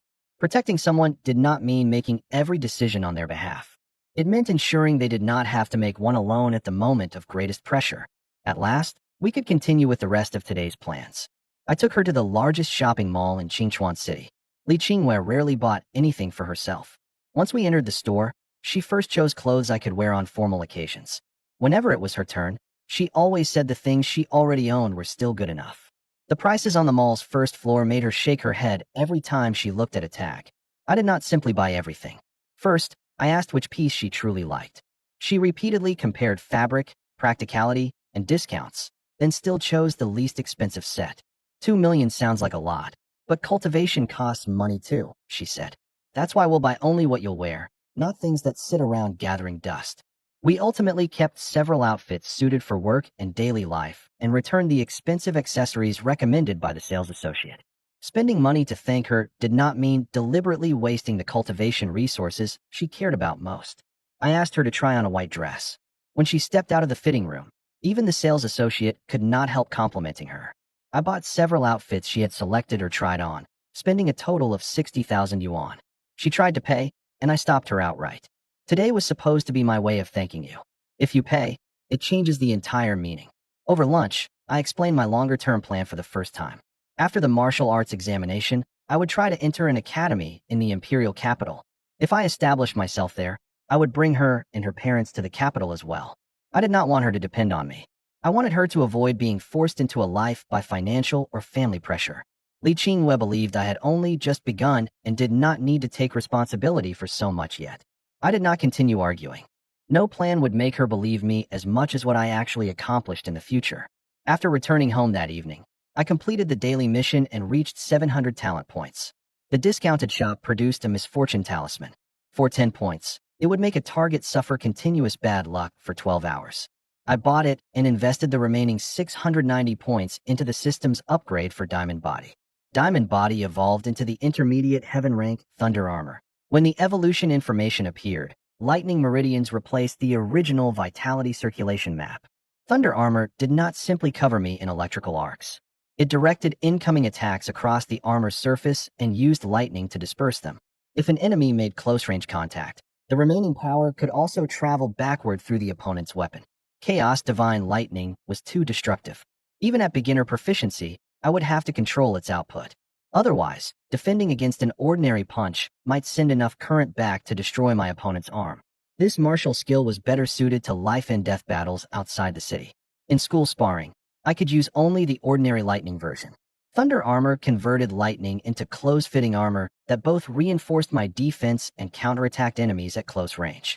Its upper limit when combined with chaos divine lightning was impossible to estimate. At present, however, I had not yet reached beginner proficiency. Vitality, 4,976. Mental power, 4,799. Martial skills, 9 Thunderclap Blades, Major Mastery, Gale Fist, Minor Mastery, Thunderflash, Uninitiated, Thunder Armor, Uninitiated. Both new martial skills were waiting for talent points. I decided to leave the city again the next day, completing the 100 Beast mission while testing Chaos Divine Lightning. On Monday, I would request leave from school and devote most of my time to real combat and hunting. Only a stable income and mission rewards would give me enough resources to face the upcoming Secret Realm and the Huang family's threat. I divided the next half-month into 3 parts. I would hunt during the day to accumulate carcasses and cores, prioritize cultivation whenever a thunderstorm arrived, and use school resources to replenish myself after returning. I would reserve at least half a day for recovery every 3 days, preventing consecutive trips from revealing a fixed route to the Huang family. One final line appeared at the bottom of the plan. Do not actively search for Huang Hong. The system mission had no deadline. I would not invade the Huang estate, while my realm was insufficient merely for the reward. Before leaving home, I reported my route and approximate return time to Li Qinghua. Once my mental power reached Tier 1, Level 7, my teleportation range surpassed 200 feet, and I quickly reached the city gate. The guard warned that conditions outside the city had become uncertain after the thundercloud phenomenon. I did not boast. I only said I would return the moment danger appeared. This destination lay more than 35 miles from Qingchuan City, in an area where Tier 2 beasts often appeared. Not long after entering the forest, I discovered a Tier 2, Level 1 flame wolf eating a carcass. There were no companions around the flame wolf, but several sets of claw marks covered the nearby tree trunks. I first checked the wind direction, confirming that the smell of blood would not carry directly toward a valley where the pack might be hiding. Then I approached from downwind. It raised its head when I entered a range of roughly 165 feet, flames spilling between its teeth. The pressure of a Tier 2 beast was clearly stronger than that of the giant scorpion I had fought before. One fireball striking an ordinary Tier 1, Level 7 martial artist head-on could leave them unable to fight. It launched a fireball first. I teleported to the side and infused the Thundercleaver saber with Chaos Divine Lightning. When my first slash struck, gray electrical arcs entered through the wound and continued destroying both flesh and fire attribute power. The flame wolf turned to flee and threw back its head in a long howl. I finished it with several waves of saber energy. Chaos Divine Lightning could have reduced the entire carcass to ash, but to preserve my spoils, I had the system temporarily disable that effect. I had barely placed the carcass in my inventory when the commotion of an approaching wolf pack came from the distance. The howl had been a call for its companions. I did not remain and try to overpower them. Repeated teleportation carried me out of the area. The first 3 flame wolves had already appeared at the top of the slope, including one at Tier 2, Level 2. I did not chase kill counts for the 1,000 Beast mission. I retreated toward the forest's rocky region. The pack tracked by scent. Teleportation could open distance, but could not erase my trail. I traveled upstream for a stretch, then used scent masking powder to create a false route before finally throwing them off. That retreat consumed even more mental power than killing the first wolf. When hunting alone, I always had to preserve a reserve for escape. Chaos Divine Lightning gave me the ability to kill a Tier 2, Level 1 beast across realms, but its consumption was also obvious. Against a pack, individual superiority meant nothing. As I continued onward, I saw a hunting team surrounding a Tier 2, Level 6 wind demon tiger. The members covered one another, and a bearded middle-aged man eventually delivered the killing blow with a B-grade heavy strike talent. The team had 6 members. 2 restrained the beast, a psychic cultivator observed the paths of its wind blades, and a dedicated healer remained in the rear. Not one member held an overwhelming realm advantage over the tiger, but through coordination they sealed off every escape and counterattack. I watched from a distance without approaching to claim any share of the spoils. One final wind blade from the dying tiger nearly cut through the shield bearer's shoulder. The healer took over immediately while the others maintained formation. A truly experienced team did not collapse merely because one member was injured. I planned to go around them, but the middle-aged man approached to warn me. This isn't a low-tier area. Did you take a wrong turn? His name was Wei Goen. I did not reveal my true Tier 1, Level 7 realm. I only said I possessed Tier 2 combat strength. He did not interrogate me. Once he confirmed I had not wandered in by mistake, He returned to his team and warned me again to be careful. His goodwill seemed genuine, but I still did not join them. I had been attacked by assassins on my first hunt outside the city. A few sentences would never make me entrust my back to strangers. Wei Goen did not take offense at the refusal. He marked 3 dangerous areas on my copy of the map.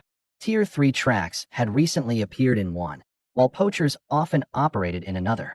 Once he finished, he returned to his team without asking for my contact information or payment. The less obvious the purpose behind an act of kindness, the easier it was to relax around it. I thanked him for the warning, but I still waited until his team had left my perception completely before changing my route. I turned toward another path and prepared to complete my objective alone. I had not gone far when Wei Goen's voice suddenly came from behind me again. This time, his tone was no longer merely a warning. It sounded as though he had discovered something he absolutely had to tell me. Wei Goen only wanted to warn me that a Tier 2 beast had recently appeared near the lake ahead, and that I should not walk directly along the shore. I thanked him. After the hunting team left, I still decided to take a look. The water spirit grass Zhao Guanshan had commissioned usually grew near lakes and secret realms. The small lake before me appeared calm, but drag marks from a large reptilian beast scarred the shore. I searched the perimeter and soon saw a Tier 2, Level 2 stonewater crocodile sunning itself on a sandbar. 2 sets of footprints marked the mud beside the lake. One belonged to Wei Goen's team and turned back 300 feet away. The closer I came to the water, the more interference my mental perception encountered. Every ripple beneath the surface could be a crocodile's tail or merely an undercurrent. I did not approach the shallow inlet where the water spirit grass was likely to grow. First, I circled upwind and threw down a piece of bloody beast meat. As expected, the stonewater crocodile opened eyes on a body disguised as rock and slowly moved toward the bait. Inspection listed its basic realm as Tier 2, Level 2, but it would gain additional strength in the water.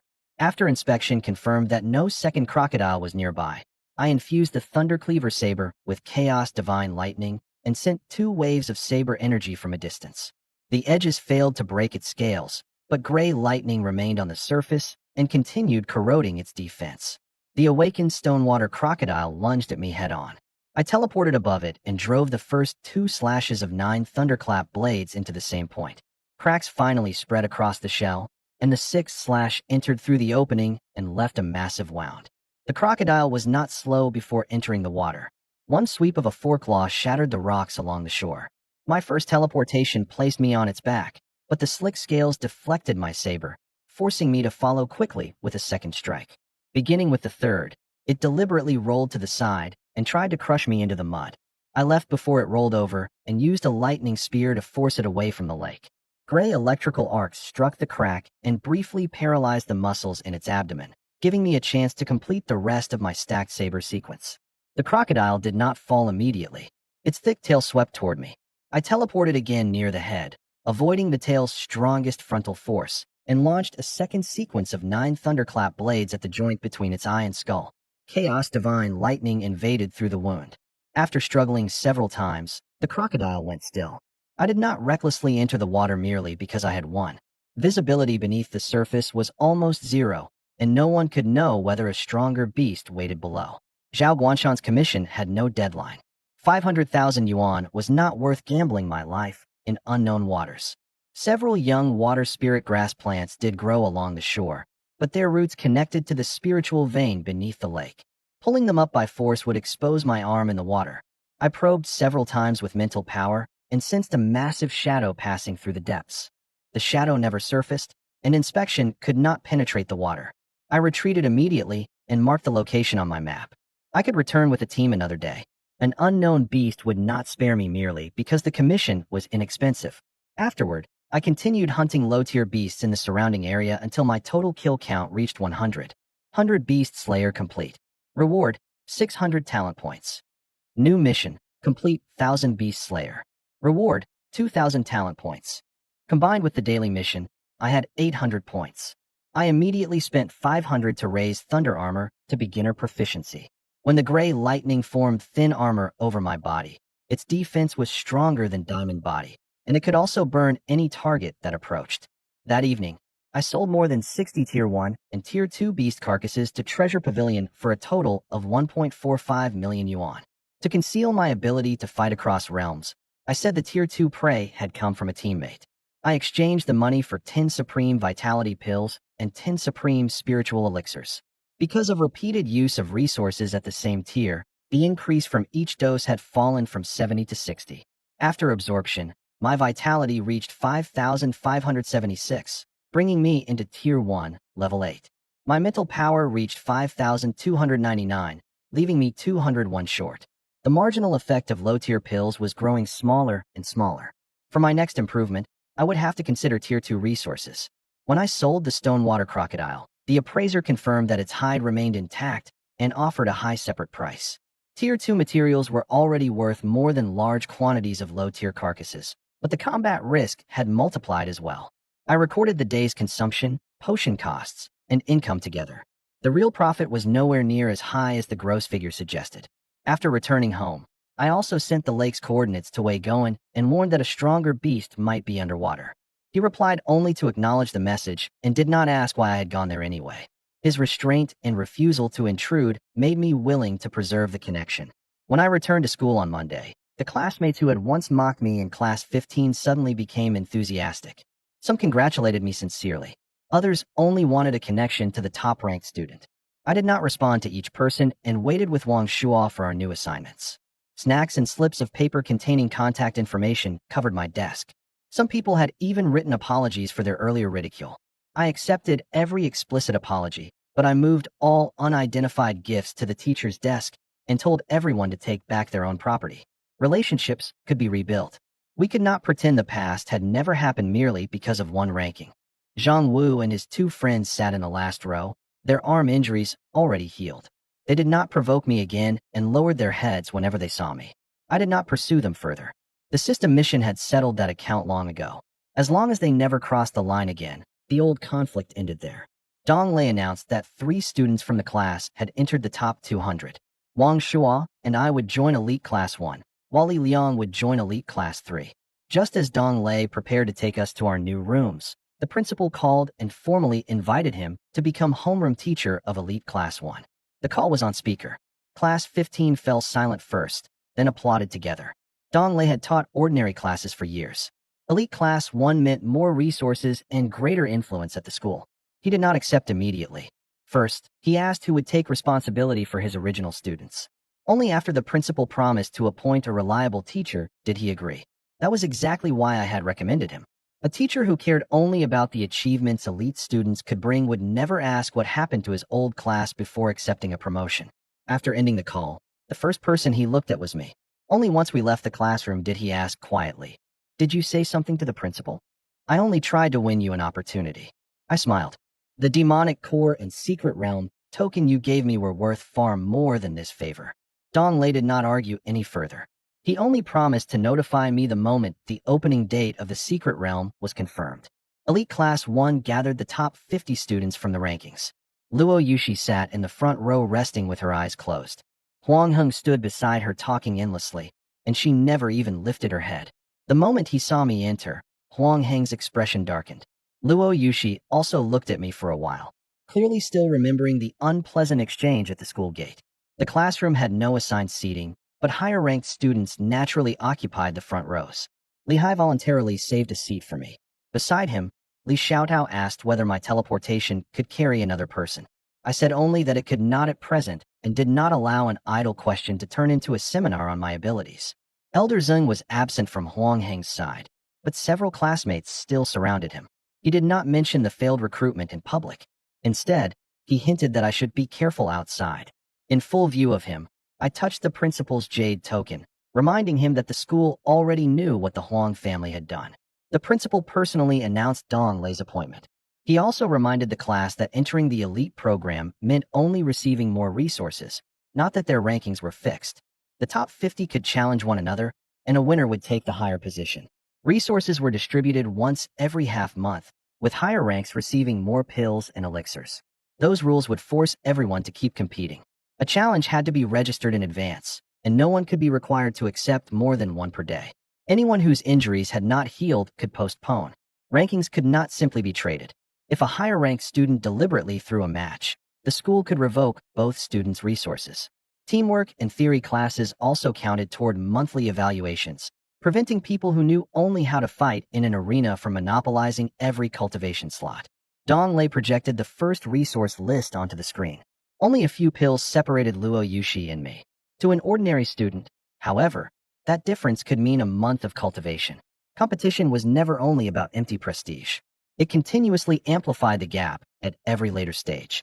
For me, it meant that as long as I held first place, I would receive a stable supply of cultivation resources. The first-ranked student in Elite Class 1 could claim 8 Supreme Tier 1 Vitality Pills and 8 Supreme Tier 1 Spiritual Elixirs every half month. After explaining the rules, Dong Lei appointed me class monitor on the spot. I had no interest in handling trivial matters, but he seemed to have anticipated that. He announced it and immediately moved to the next subject, giving me no chance to refuse. The monitor's duties were simpler than I expected: record challenges, communicate training arrangements, and organize evacuation during emergencies. Dong Lei neither asked me to maintain discipline nor expected me to manage classmates on the teacher's behalf. He said strong people needed to learn how to keep information flowing accurately. Even if I commanded only a 5-person team in the future, I could not rely on others to remind me about everything. I accepted the explanation and asked Li Hai, who was good at organizing, to help with the detailed spreadsheets while I handled final confirmation. Sensible delegation matched the purpose of team training better than one person doing everything. Training classes primarily covered martial fundamentals, beast weaknesses, and team coordination. They were important to students who had never left the city, but they could no longer place me under enough pressure. I approached Dong Lei and requested 1 month of leave for practical combat training. He approved only half a month and told me that the school would select 5 students after that period to compete in Qingchuan City's Martial High School tournament.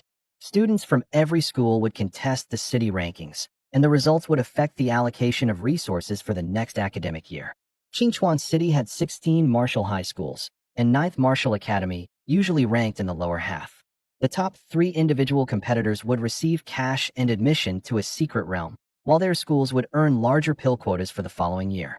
The principal was willing to let me take leave for real combat on one condition: I had to return and compete for the school's places. If you come back in poor condition after half a month, I still won't let you compete, Dong Lei said. Training outside the city isn't an excuse to turn yourself into an injured patient. I agreed to report my condition every 3 days and gave him the right to end my leave at any time. The system immediately issued a mission: win first place in Qingchuan City's Martial High School tournament. Reward: 1,000 talent points. Space talent upgraded to SS grade. I had to participate. I claimed the resources for first place in the elite class. Absorbing the 16 pills and elixirs brought my vitality to 6,056 and mental power to 5,779, putting both paths at Tier 1, Level 8. The next day, I received a friend request from Luo Yushi. The note contained only one sentence: return to school in half a month. I will challenge you again. I accepted without mocking her. She had a background in the Imperial Capital and an SS grade talent. Rapid improvement was not unusual for her. The opponent most worthy of caution was precisely someone who suffered one loss and immediately began correcting the gap. Before leaving the city, I bought 10 bottles of low-grade recovery potion at the martial artist tower. Each could restore either vitality or mental power. During the fight with the Stonewater Crocodile, I had already experienced the strain of a prolonged battle. There was no referee outside the city to call a stop. The ability to recover was a second life. I put on a mask and checked the Thunder Cleaver Saber, Fiber Armor, Recovery Potions, and Distressed Jade before entering the Tier 2 Beast Zone again. The mask could hide my face, but not my space and lightning abilities. I also changed into a plain dark jacket, registered at the gate under a hunting alias, and tried to sell high-tier carcasses in separate batches after returning. The Huang family's assassins had already proven that fixed routes and public spoils could reveal my strength.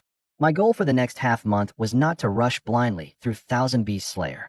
I needed to find a rhythm for fighting Tier 2 beasts while retaining the ability to retreat at any moment, and push both vitality and mental power toward Tier 1, Level 9.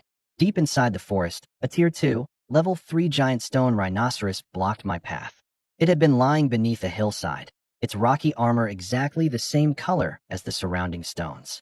If inspection had not displayed its information when it opened its eyes, I might have walked directly into charging range.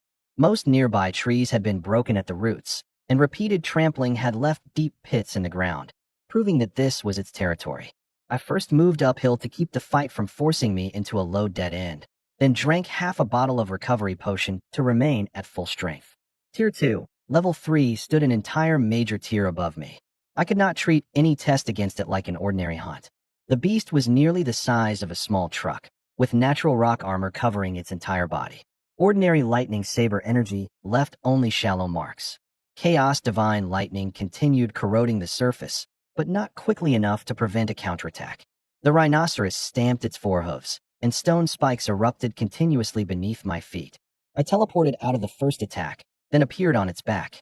6 stacked strikes of 9 thunderclap blades finally split one section of rocky armor. The spikes did not emerge randomly. They followed the points where my vitality touched down. The instant my first teleportation ended, a second row of spikes began forming beneath me. I did not swing immediately. Instead, I moved sideways with Thunderflash, baiting the giant rhinoceros into concentrating most of its control on one side. Only when it turned to track me did I teleport into the blind spot along its spine. The first 2 strikes of the Thundercleaver saber knocked away only fragments of stone. True armor plates appeared after the third. When the 6th stacked slash descended, the recoil numbed both my arms, but the crack finally reached the flesh beneath. Once injured, the rhinoceros pulled surrounding rocks onto its body to seal the wound.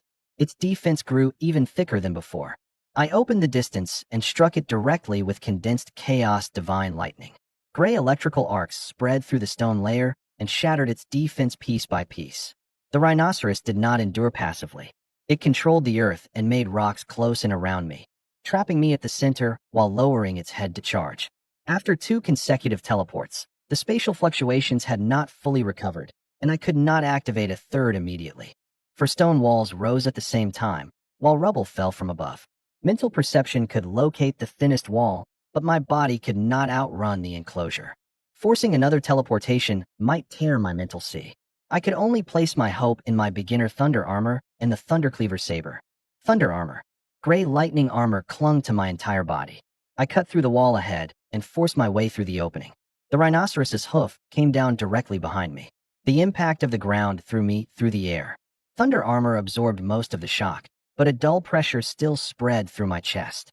This was the first real combat test of my beginner thunder armor. The defense worked, but its consumption far exceeded that of ordinary physical armor. I drank a full bottle of recovery potion and stopped matching the beast's strength head-on. Chaos divine lightning continued striking the original crack. Once the rock armor collapsed completely, I teleported into its blind spot. The potion could restore energy, but the shock injury in my chest remained. Every breath carried a dull ache, and any broad saber movement pulled at my ribs. Chaos divine lightning kept the rhinoceros from repairing its rocky armor completely. Both of us entered a battle of attrition. I deliberately left a spatial fluctuation in front of it, making it lower its head and charge, while choosing its injured side as my true destination. The faster it moved, the harder it was to turn. The instant its charge missed, the crack lay completely exposed. All 6 strikes of Major Mastery 9 Thunderclap blades entered the unprotected flesh. Chaos divine lightning followed the wound inward, destroying it from within. The rhinoceros charged several more steps and finally collapsed. The carcass did not remain. Only an ochre-colored earth core lay behind, which meant my effort had not been wasted. After the system absorbed it, my statistics rose to vitality, 6,666, mental power, 6,176. The battle confirmed that I could now kill some Tier 2, Level 3 beasts, but never easily. If the stone prison had closed even a little faster, or if teleportation had taken a few more seconds to recover, I would have been forced to crush the distressed jade. More dangerous than the difference in realm was my lack of judgment regarding unfamiliar abilities. I rested against a tree for nearly 20 minutes before my arms stopped trembling. The core in my system inventory was tempting, and fragments of rocky armor scattered on the ground could be sold. I still did not continue searching its territory. The noise of battle had traveled far, and the next beast to arrive would not give me time to recover fully. In my post-battle notes, I marked consecutive teleport recovery and terrain control abilities in red. Space talent was powerful, but it could not jump me endlessly out of every trap. I used recovery potions to replenish vitality and spiritual energy. Just as I prepared to continue hunting, the sound of a fight came from ahead. One injured man lay on the ground, while another prepared to kill him. Inspection showed that the attacker was named Li Chong. He possessed Tier 2, Level 3 Vitality, Tier 1, Level 9 Mental Power, and a C-grade Super Strength talent. Broken backpacks and one beast carcass lay around them, so the fight had clearly been going on for some time. The injured man's left leg was broken, but he kept crawling away from a fire core on the ground. The attacker checked the surroundings every time he approached the core. His behavior looked more like robbery than infighting within a team. I did not believe either side merely because of a system mission. First, I used inspection to confirm that the transformed tissue on the attacker's arm did not belong to an ordinary beast transformation talent. Scales writhed irregularly beneath his skin, precisely matching the modification signs the authorities had published for members of the heretic cult. More noteworthy, beast-like traits had appeared across his skin and arms. Members of the heretic cult consumed special drugs to transform themselves into half-human, half-beast creatures. Every activation strengthened their bodies at the cost of gradually losing human traits and reason. They pledged themselves to demonic beasts and alien races in exchange for power and launched attacks throughout the Dragon Nation. They were enemies of every martial artist. Kill Li Chong, member of the heretic cult. Reward: lightning ability, lightning spear. Even without the mission, I would not watch him murder someone. 2 waves of saber energy forced Li Chong back, and I teleported between the enemy and the injured man. The first wave struck the ground and separated them. Only the second forced Li Chong backward. I moved the wounded man behind a tree, tossed him a bottle of clotting agent, and told him to crawl toward Qingchuan City. If I had judged the situation incorrectly, at least I had not begun by killing someone.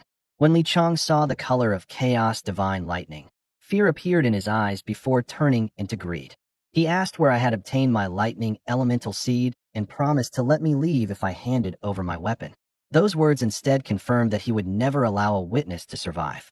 Run, the man on the ground warned me. He's part of the heretic cult. Li Chong saw that I was young and never prepared for a spatial ability. I launched 9 thunderclap blades from the front. Caught off guard, he entered his half-beast state. His strength and body increased together, but he had already lost the initiative. The first 3 strikes forced him to raise an arm in defense. The 4th cut through his transformed skin. The 5th and 6th joined into one line, and chaos divine lightning penetrated the wound. When Li Chong tried to retreat, I teleported again to block his path and ended the battle with 1 slash. After transforming, Li Chong's strength approached Tier 2, Level 4. His first punch against thunder armor dimmed the electrical light across its surface. The countercurrent spread through his scales, but burned only the outer skin. His transformation did more than enhance him. It granted abnormal resistance to elemental attacks. I stopped trading punches and moved rapidly around his injured side. Every collision with 9 thunderclap blades widened the cracks in his scales, while chaos divine lightning prevented the new tissue from healing. After the 6th slash struck, he still managed 2 lunging steps. Only the final blade completely destroyed the transformed core near his heart. If he had been alert from the beginning, the fight would not have ended so quickly. My condition after killing the giant stone rhinoceros was also far from its peak. Victory came from surprise and an advantageous matchup. It did not mean I could crush any Tier 2, Level 3 awakened cultivator at will. The man I rescued was named Qianwei. He had just hunted a Tier 2, Level 1 fire core, and Li Chong had probably attacked him to steal it. Qianwei insisted on giving me the core as payment for saving his life. I did not take it for nothing. I left him 2 recovery potions and told him to return to the city as quickly as possible. Mission complete. Obtained ability, Lightning Spear. Lightning Spear compressed chaos divine lightning into a spear that could be thrown at range, filling the gap in my lightning abilities perfectly. After I absorbed the fire core, my vitality reached 7,089 and my mental power 6,656. The threshold for Tier 1, Level 9 was 9,000, leaving a clear distance. 2 consecutive high-intensity battles had exposed plenty of problems. I did not continue chasing progress on Thousand Beast Slayer. I returned to Qingchuan City immediately along a safe route. Before entering the city, I turned over Li Chong's body, the remaining drugs, and his identity items to the City Gate administration.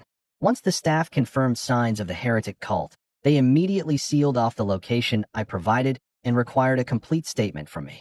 I described only the space and saber techniques I had used publicly, calling Chaos Divine Lightning a special lightning elemental seed. After being notified, the principal verified my identity, and the authorities did not continue questioning its source. Even so, my name would inevitably enter the files of a heretic cult case. But the appearance of a heretic cult member in a hunting area not far from the city was a terrible sign. Over the following week, I left the city every morning and returned each evening. I killed more than 500 beasts in total and passed the halfway point of 1,000 Beast Slayer. After earning more than 8 million yuan from selling carcasses, I spent over 3 million on intermediate D-grade lightning crystal armor, then bought 30 supreme tier 1 pills and elixirs. I never stayed in one region. For the first 3 days, I hunted solitary beasts along the lake's perimeter. On the 4th, I moved to an abandoned mine. On the 5th, I did nothing but reconnaissance and recovery. Whenever I encountered a target above tier 2, level 3 that traveled in a group or possessed unknown abilities, I went around it voluntarily. The lightning crystal armor was far heavier than the fiber armor. Crystals embedded inside could store a small amount of lightning. It would not replace thunder armor, but it could provide a second layer of physical protection if the energy armor broke. It also reduced the energy I spent maintaining lightning. The effects of low-tier resources continued declining, and each dose now added only 40 points. Even so, combined with my daily cultivation, they raised my vitality to 9,119 and mental power to 8,696. Vitality entered Tier 1, Level 9 first. Over that week, I accumulated 2,100 talent points. I spent 800 to raise the Thunder Meditation Art to Level 1. The capacity of my mental sea expanded, increasing my mental power to 9,269 and bringing it into Tier 1, Level 9 as well. When the meditation art broke through, the boundary of my mental sea expanded outward, and the stabbing pain caused by consecutive teleports diminished noticeably. More important, I could finally maintain thunder armor and mental perception simultaneously instead of switching repeatedly between defense and awareness. I did not loosen my retreat standards merely because my capacity had grown. Stronger martial skills also consumed more. A true safety reserve had to be measured by whether I could survive a second battle, not by how much the panel said remained. That day's discount selection finally produced 2 items of genuine value. 10 pounds of grade 4 glazed essence, 50 talent points. Superior heaven rank martial skill, void cleaving slash, 150 talent points. The system explained that Tier 1 was the foundational realm and that bone tempering began after entering Tier 2. Grade 4 glazed essence could dramatically improve bone tempering efficiency. I could not use it yet, but I had to store it in advance. Void cleaving slash was a single target explosive technique. At minor mastery, it could briefly sever the void. At full mastery, it could even cut space itself.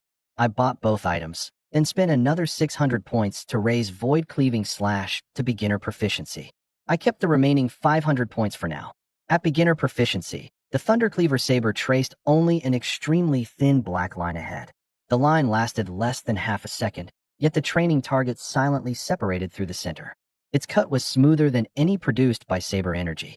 The technique lacked the consecutively stacking power of 9 thunderclap blades, but it could bypass part of an outer defense and directly damage the space at the point of contact.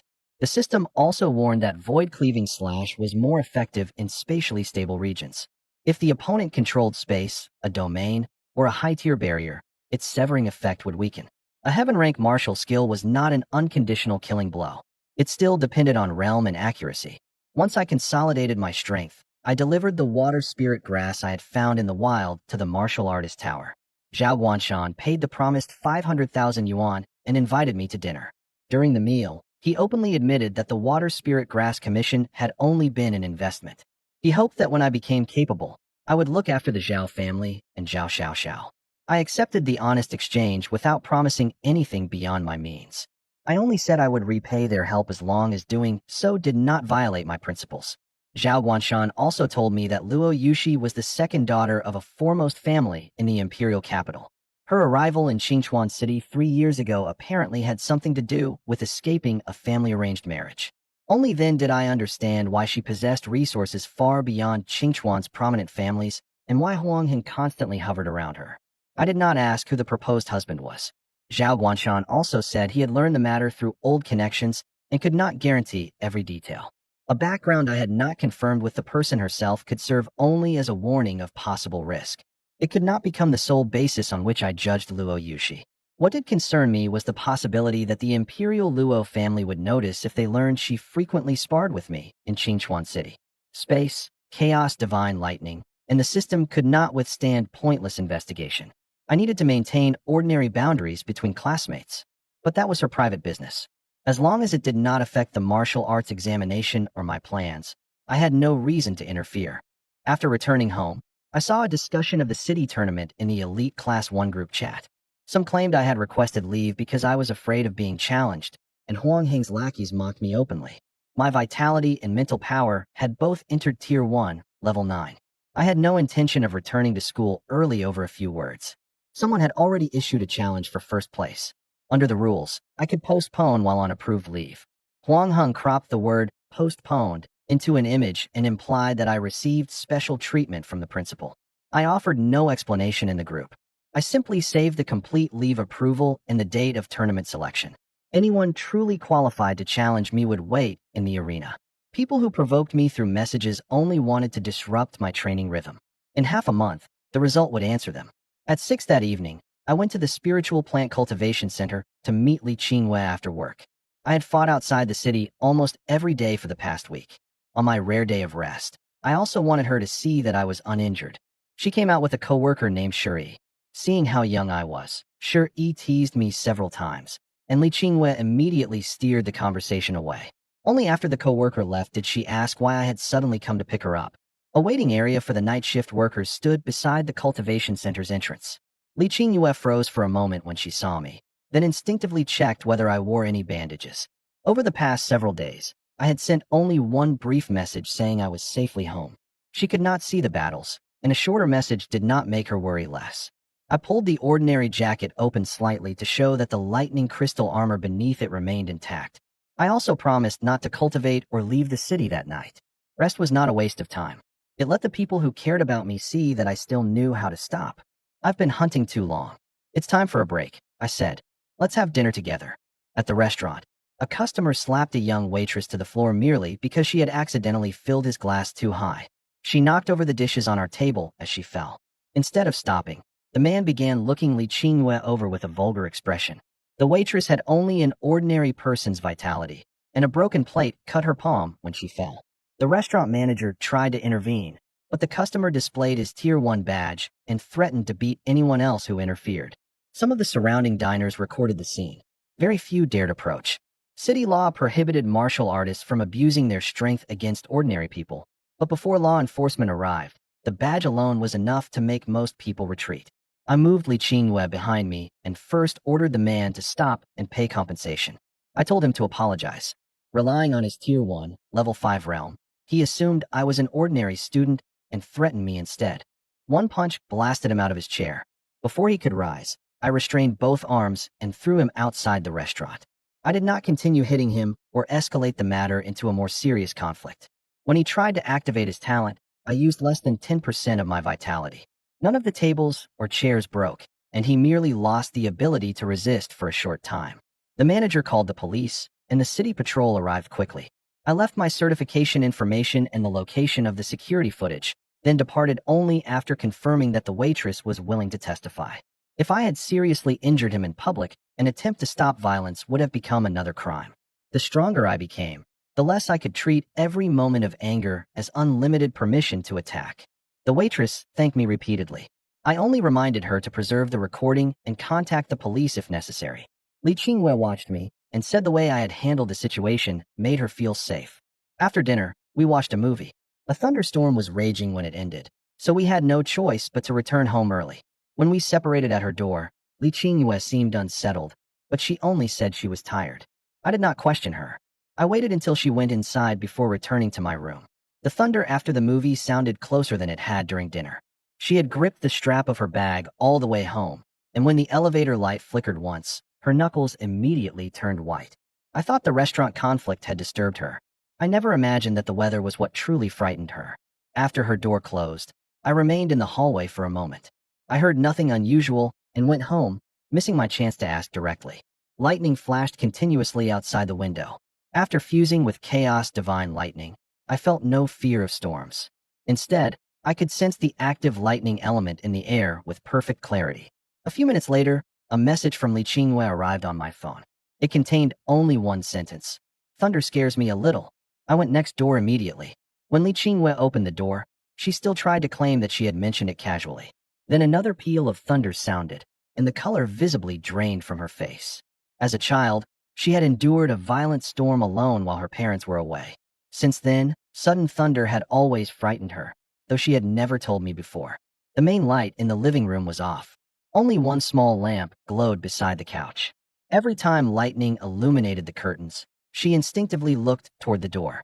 I realized that on all those stormy nights in the past, she had asked me to come home early not only because she feared I would get drenched, but because she dreaded being left alone in the apartment. I closed the curtains tightly and played quiet music through the speakers. I did not release any lightning power. The lightning that made me stronger was connected to a helpless memory for her. Those two truths did not contradict each other. I did not tease her. I simply stayed in the living room for a while. Once she calmed down, she urged me to return and rest. I did not use the moment as an excuse to cross any boundary. We did not say much. We listened to the rain and watched a boring television show. As the intervals between thunder lengthened, her breathing gradually relaxed. Eventually, she went to the kitchen for water on her own. Fear did not need to be cured completely in one night. Having someone beside her already helped more than forcing herself not to be afraid. Before leaving, I set my communicator so that emergency messages from her would sound even when the device was muted. From now on, she would not have to decide first whether something was important enough to bother me. Call me directly whenever something like this happens again, I told her before leaving. You don't have to endure it alone. The next morning, she had already made breakfast and gone to work. Luo Yushi also sent a message asking about my current realm. I did not reveal it. I only replied that I would accept her challenge in half a month. As I went downstairs, two officers from the City Bureau of Demonic Beasts and Heretic Cults were questioning residents door to door. Several beast attacks had occurred nearby over the past few days, and the attacker had not been found. The city walls and checkpoints could stop most beasts. An attack inside the city had only a few possible explanations. Someone had smuggled one in, the heretic cult had created it, or the beast itself possessed an infiltration ability. The officers displayed photographs of the injured people. Most wounds came from claws and spatial tears. There were no clear signs that anything had tried to eat them. Most victims had been injured after trying to catch an attractive white cat. The information was not enough to prove the attacker actively hunted humans, but its behavior was unlike an ordinary stray beast. I did not immediately think of Little Peach because I had not seen it again yet. I only added small space-type demonic beast to my risk list. If it could pass freely through city defenses, an ordinary patrol would struggle to capture it. I immediately warned Li Qingyue not to take isolated routes alone for the time being and to contact me before leaving work at night. Her D-grade plan Affinity had no combat ability. If attacked, she would have almost no way to resist. Then I went to the martial artist tower to replenish my recovery potions. Just after buying them and preparing to leave the city, I happened to run into Zhao Xiaoxiao. She told me that she was actually an awakened student from our year. She possessed an A-grade water affinity. Her earlier work at the certification counter had been arranged by Zhao Guanshan, so she could identify promising newcomers. Recently, she had begun formal cultivation and had reached Tier 1, Level 3 in both vitality and mental power. Zhao Xiaoxiao did not apologize for concealing her identity. She frankly explained that reception work in the martial artist tower was part of the Zhao family's training for its younger generation. She needed to learn how to evaluate newcomers and handle official procedures, while also meeting talented people without family backing in advance. My dual certification had allowed her to complete the most important investment report of that phase. Did your grandfather offer 500,000 for the water spirit grass because of your report? That was half the reason, she admitted. The other half was that he personally believed in you. Her directness meant I did not have to guess why she approached me. A relationship built on clearly stated interests was actually easier to keep normal. She invited me to lunch. I declined because of my hunting plan, but agreed to meet another day. Before leaving, she mentioned that her grandfather had told her to spend more time with me. That same blunt honesty confirmed that the Zhao family's investment contained no deeper hidden conditions. I opened the martial artist hall's mission list and searched for a commission along my hunting route. One listing offered 2 million yuan to find Li Erden, who had disappeared in the Deadwood Forest. The amount was abnormally high, but the listing did not describe the source of danger. The Deadwood Forest was classified as a region for beasts below Tier 2, Level 5. After accepting the commission, I met a hunter at the entrance. He warned me that a monster had appeared recently and that almost no one who encountered it returned alive. The hunter's right arm was wrapped in fresh bandages. He would say only that he had seen organs from many different beasts moving through the fog. I checked the mission platform's history and discovered that the same poster had revised the description 3 times in 2 days while leaving the danger rating at ordinary search and rescue. I sent screenshots to Zhao Xiao and set my location to be shared automatically if I failed to respond within 2 hours. Even if I chose to enter, I could not allow the poster to keep attracting more martial artists by concealing the danger. The person behind the mission had clearly hidden critical information. If the truth had been disclosed in advance, even 2 million yuan might not have persuaded anyone to accept. I did not withdraw immediately. I had lightning crystal armor, teleportation, and the distressed jade. Inspection could also judge a target's realm in advance. If I encountered something I truly could not handle, I still possessed means of retreat. The deeper I entered the forest, the denser the dead trees became. Thin mist gradually thickened into fog so heavy I could not see my own hand. I activated thunder armor immediately and used mental power instead of sight to perceive my surroundings. The fog did more than block vision. It carried a mild paralytic. Droplets quickly formed across my lightning crystal armor, and my breathing began to slow. I tore off a piece of filter cloth and covered my mouth and nose. On every tree I passed, I also left a faint electrical mark detectable only through a lightning affinity, preventing the mist from turning me in circles. My mental perception covered only half its normal range in the fog. Every so often, a tentacle brushed a dead branch without attacking. The creature was clearly observing my reactions and energy consumption. A slick tentacle stabbed from behind and to the side. I detected the fluctuation in advance, teleported out of the way, and completed inspection during our brief contact. Fusion Tentacle Monster, Tier 2, Level 3. Mutated Demonic Beast. Capable of fusing with the organs of other creatures. Possesses a fog ability. The moment its first attack failed, it hid in the fog again and gave me no chance to lock onto its position. Chasing blindly would only drain me. I bought the only invincibility card available at this stage from the shop. Its effect lasted only 1 second, but that was enough to create an opening. I deliberately reined in my mental perception and exposed my position in the fog. As expected, the tentacle monster attacked from behind again. The instant the tentacle struck my chest, the invincibility card activated. I suffered no damage, while its main body became fully exposed. The most dangerous part of the plan was that the card lasted only 1 second. If the monster probed first with one tentacle and lunged with its body half a second later, my protection would disappear before the true attack arrived. I deliberately slowed my steps and made my breathing sound disordered from poison while hiding the Thundercleaver saber below the fog. I did not activate the card when the first tentacle coiled around my left arm. I waited until 5 tentacles tightened at once and the central mass lunged from behind a tree. Only then did I confirm its use through the system. The instant a protective film of light appeared, I stepped forward and deliberately shortened the distance for Void Cleaving Slash. Void Cleaving Slash. Enormous saber energy carrying chaos divine lightning descended head-on and cut the tentacle monster in half. But the fog did not disperse. The two halves drew themselves back together, proving that ordinary physical destruction could not kill it. Tiny fleshy sprouts grew from both halves and pulled them toward each other. The cut left by Void Cleaving Slash did not bleed. Instead, it exposed fragments of bone, eyeballs, and scales from different beasts. The creature had no conventional internal organs at all. Its so-called main body was only a temporarily assembled core. I retreated to one of my lightning marks to avoid being surrounded by tentacles during the reassembly. The complete destruction effect of Chaos Divine Lightning would erase the carcass's value, but it was the only method I possessed to prevent regeneration. I enabled that effect immediately, condensed a lightning spear, and threw it. The gray spear pierced the core. Lightning burned through the regenerating tissue from within. This time, the scattered limbs did not reassemble. They turned to ash inside the electrical light. The thick fog finally began to thin. I did not relax merely because the monster was dead. Li Erden remained missing, and there was no guarantee that the Deadwood Forest contained only one mutated beast. More troubling was the question of why a creature capable of fusing with other life had suddenly appeared near Qingchuan City.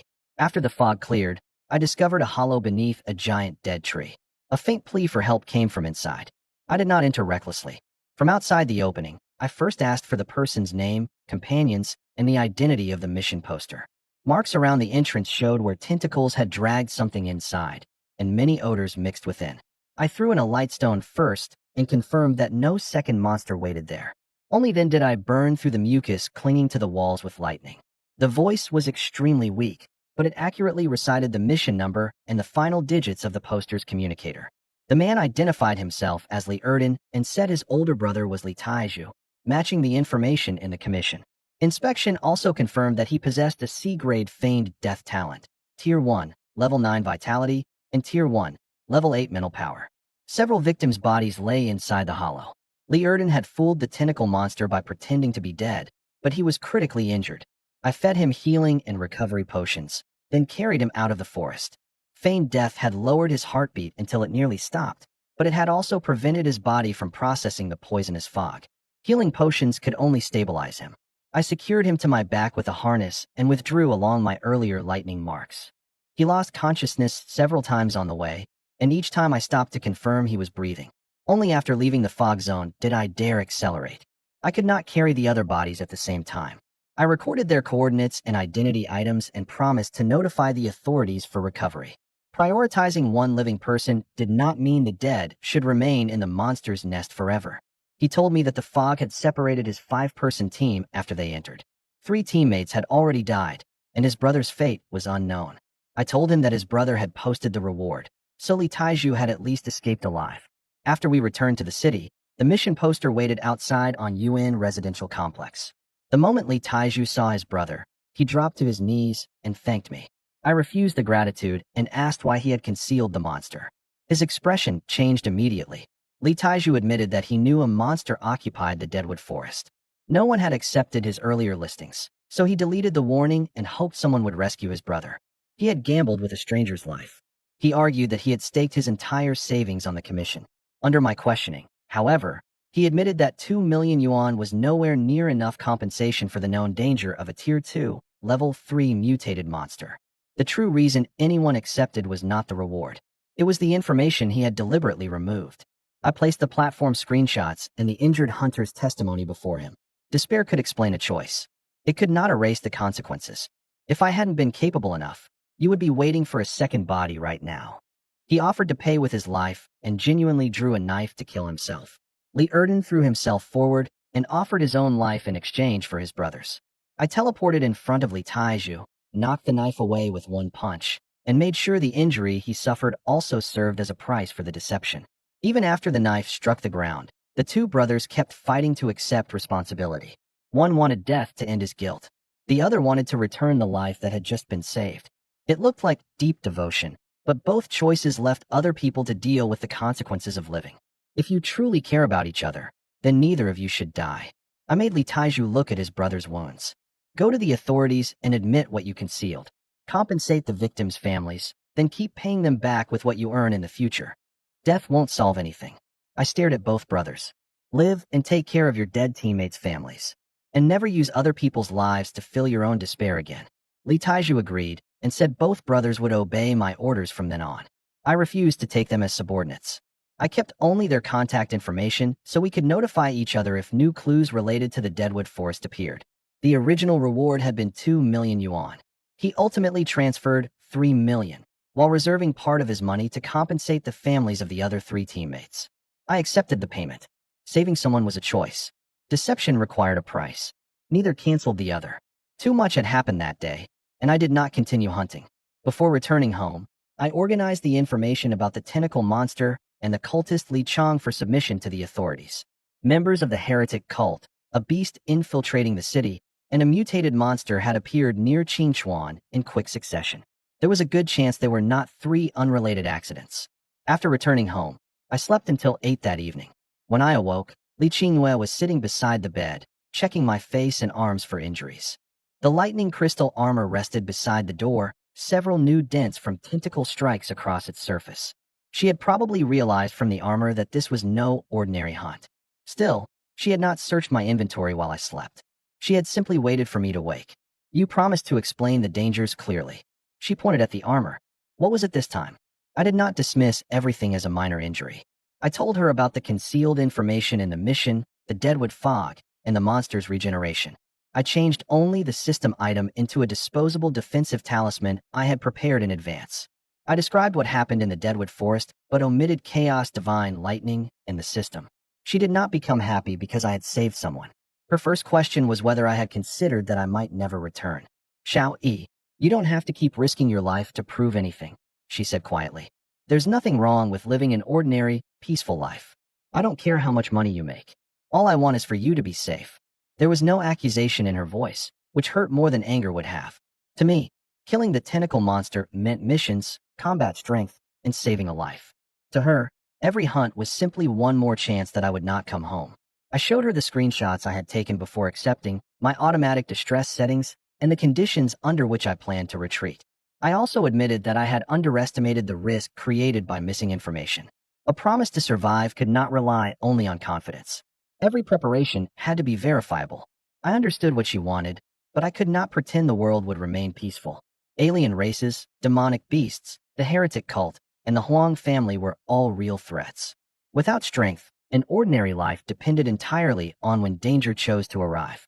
I'll grow stronger, and I'll come back alive. That was the promise I could give. When I went out the next day, I noticed a beautiful ragdoll cat lying in a tree downstairs. It did not look at me like an ordinary animal. I activated inspection and received a strange result. The ragdoll's coat was perfectly clean, entirely unlike the strays nearby. It lay on a thin branch more than 20 feet above the ground, yet the branch barely bent. Several children from the complex called to it below. It only glanced lazily at them, as though observing humans rather than fearing their approach. I circled behind the tree and found no paw prints or climbing marks. Either it had jumped down from a rooftop or appeared on the branch directly through space. Unknown feline creature. Tier 2, Level 5. Abnormal origin. For the first time, inspection could not identify a name or complete information. The system explained that its function level was too low. I would need to complete an upgrade mission or fuse with a special divine eye. I did not attack. A beast had recently injured people inside the city, and this cat had appeared nearby at the same time. I tried asking whether it was connected. It opened its eyes to look at me once and displayed no intention to attack. Can you understand me? I remained at a safe distance. The authorities are searching for a small space-type demonic beast. If it wasn't you, you still shouldn't linger here. The cat flicked its tail gently, as though it understood but did not care to answer. I did not reach out to catch it. The victims' records showed that most had been injured after trying to grab the creature themselves. Without any aggressive behavior from it, I had no reason to repeat their mistake. It was still in the same place the next day. I brought fresh fish, cat food, and dried fish, but it ignored everything. Finally, I spent 100 talent points in the shop on a piece of cake that gently increased mental power. At last, the kitten came down from the tree and actually spoke. Hold the cake properly. I'll eat it myself. The voice sounded directly within my mental perception, although its mouth also moved slightly. I instinctively retreated half a step. It landed on a bench, smelled the cake first to make sure it was safe, then ate in small bites. Were you responsible for those injuries in the city? I asked again. It licked cream from beside its paw and did not answer. It only emphasized that its name was not Kitty and that it belonged to no one. At least its vigilance showed it was not an ordinary young beast that abandoned all judgment at the sight of food. Its name was Little Peach. By human time, it had been born only 3 months ago, yet it had already reached Tier 2, Level 5, and could speak from birth. After eating 2 pieces of cake in different flavors, it vanished before my eyes. The spatial fluctuation was even more natural than my teleportation. 3 months old, Tier 2, Level 5, born with language, and capable of spatial power. Any one of those traits proved it was no ordinary demonic beast. Before it disappeared, none of the usual compression from teleportation appeared nearby. Space above the branch merely rippled like water for an instant. Even my S-grade spatial perception could not determine its destination, which meant its ability existed on a far higher level than my current teleportation. I compared its traits with the authorities' notice and increasingly suspected Little Peach was responsible for the injuries. Why it had entered Qingchuan City, whether someone controlled it, and whether it would appear again remained unanswered. I had wanted to keep questioning it, but Little Peach did not return. 200 talent points had bought me an important clue, or perhaps one cat had simply tricked me out of 2 slices of cake. On the final day of my leave, I killed my 1000th demonic beast. The last beast was a Tier 1, Level 6 Windblade rabbit. It was fast but showed no intention of attacking me, and I originally planned to go around it. The system mission would not force me to kill indiscriminately.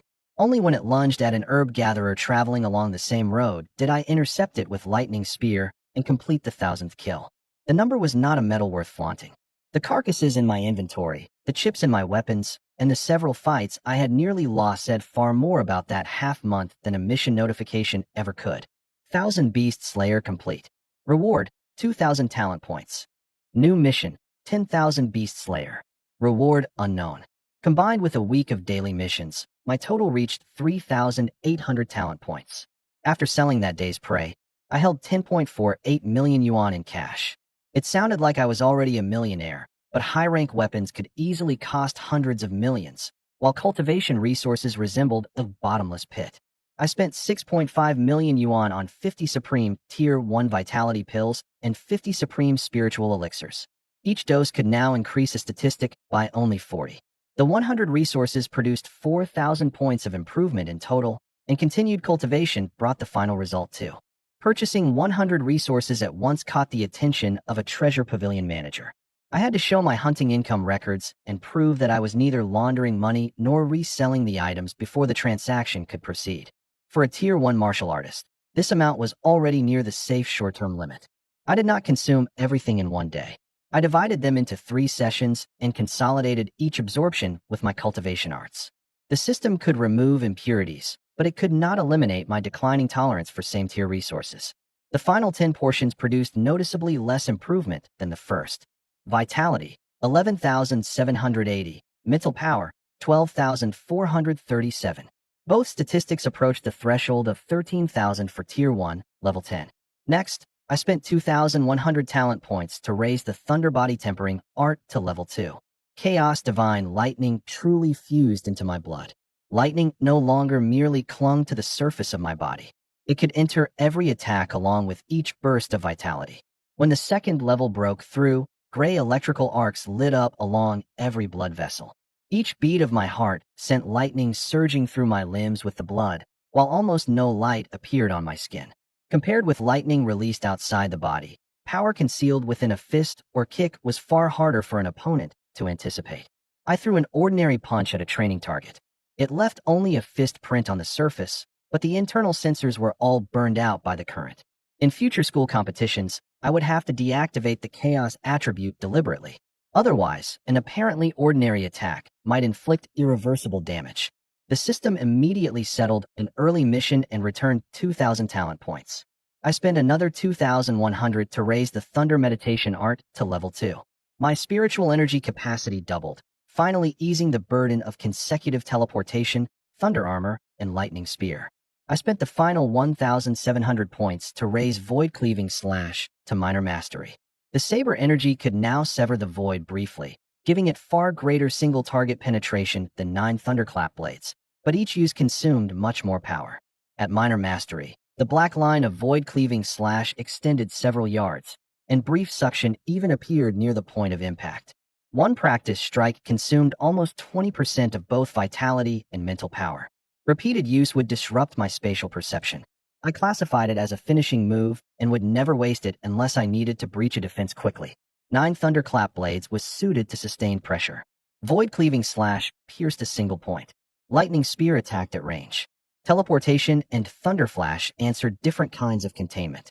Only now did my combat system truly stop depending on one card. Realm, Tier 1, Level 9 Martial Artist. Tier 1, Level 9 Psychic Cultivator. Talents, S-Grade Space Affinity. SSS Grade Chaos Divine Lightning, Basic. Cultivation Arts, Thunder Body Tempering Art, Level 2. Thunder Meditation Art, Level 2. Martial Skills, 9 Thunderclap Blades, Major Mastery. Gale Fist, Minor Mastery. Thunder Armor, Beginner. Void Cleaving Slash, Minor Mastery. Half a month of real combat had pushed me from Tier 1, Level 7 to the edge of Level 10, while consuming almost all my cash and talent points. The school selection for the city tournament began the next day. At last, I could return and test the results of that period. Much later, when the City Bureau of Demonic Beasts and Heretic Cults cleared the Qingchuan stronghold, I learned the origin of the Deadwood Forest monster from the seized records. The file was opened to me long afterward because I was connected to the case.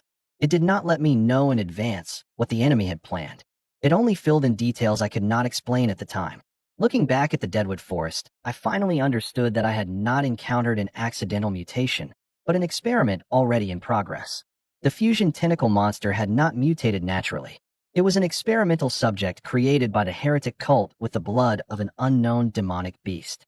It had been only Tier 1, Level 9 when released, yet reached Tier 2, Level 3 in less than half a month by devouring beasts and humans and continuing to fuse with them. Chaos Divine Lightning happened to destroy it completely, preventing the experiment from spreading into other low-tier hunting regions. The records contained an even more dangerous order. The heretic cult was gathering lists of geniuses from every city and preparing attacks on this year's S-grade and SSS grade awakened students.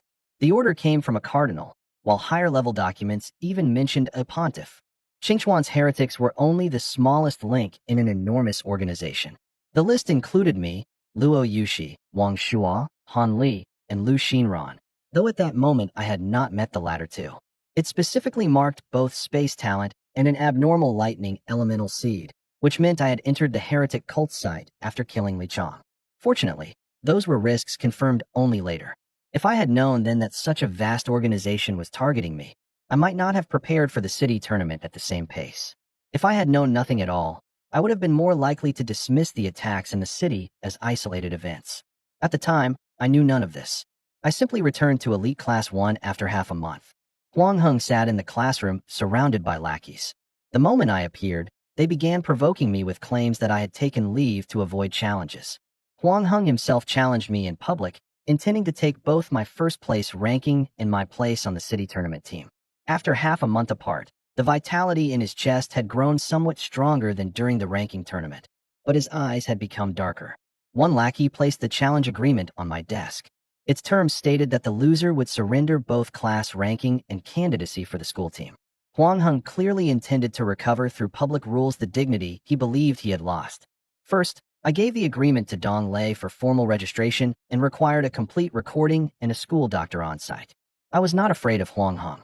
I simply did not want the Huang family to rewrite an arena injury as a private attack afterward.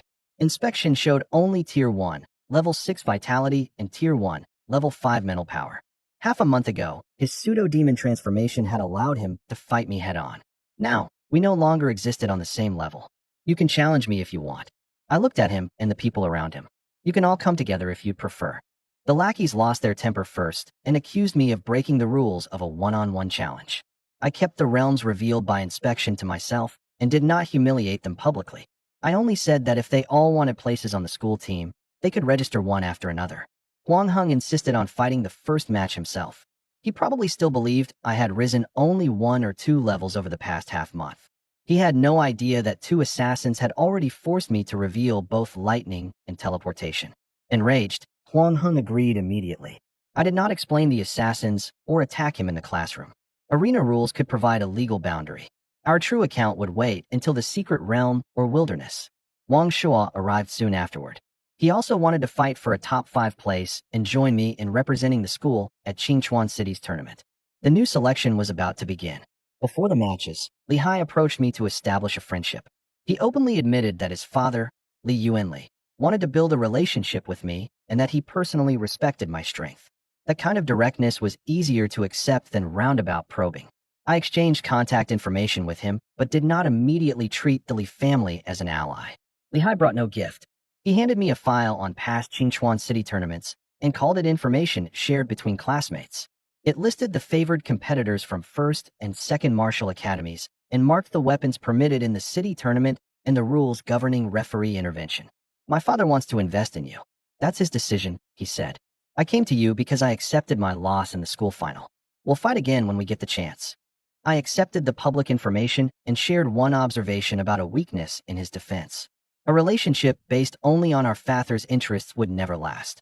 A connection through which we could both improve had value worth maintaining. Luo Yushi also came to me and issued another challenge. I asked her to wait until my match with Huang Heng ended. In the arena, Huang Heng activated pseudo-demon transformation and tyrant body from the very beginning. He knew his assassins had not returned. When his first words were that I had been very lucky to survive, he indirectly admitted that the attack was connected to him. Those two couldn't even handle one Tier 1 student. They deserved to die. He lowered his voice so only those nearby could hear. Once you leave the school, do you think you'll be that lucky every time? The referee could not hear the complete statement, but the arena recording would preserve both sound and lip movements. I did not argue immediately. I let him continue talking.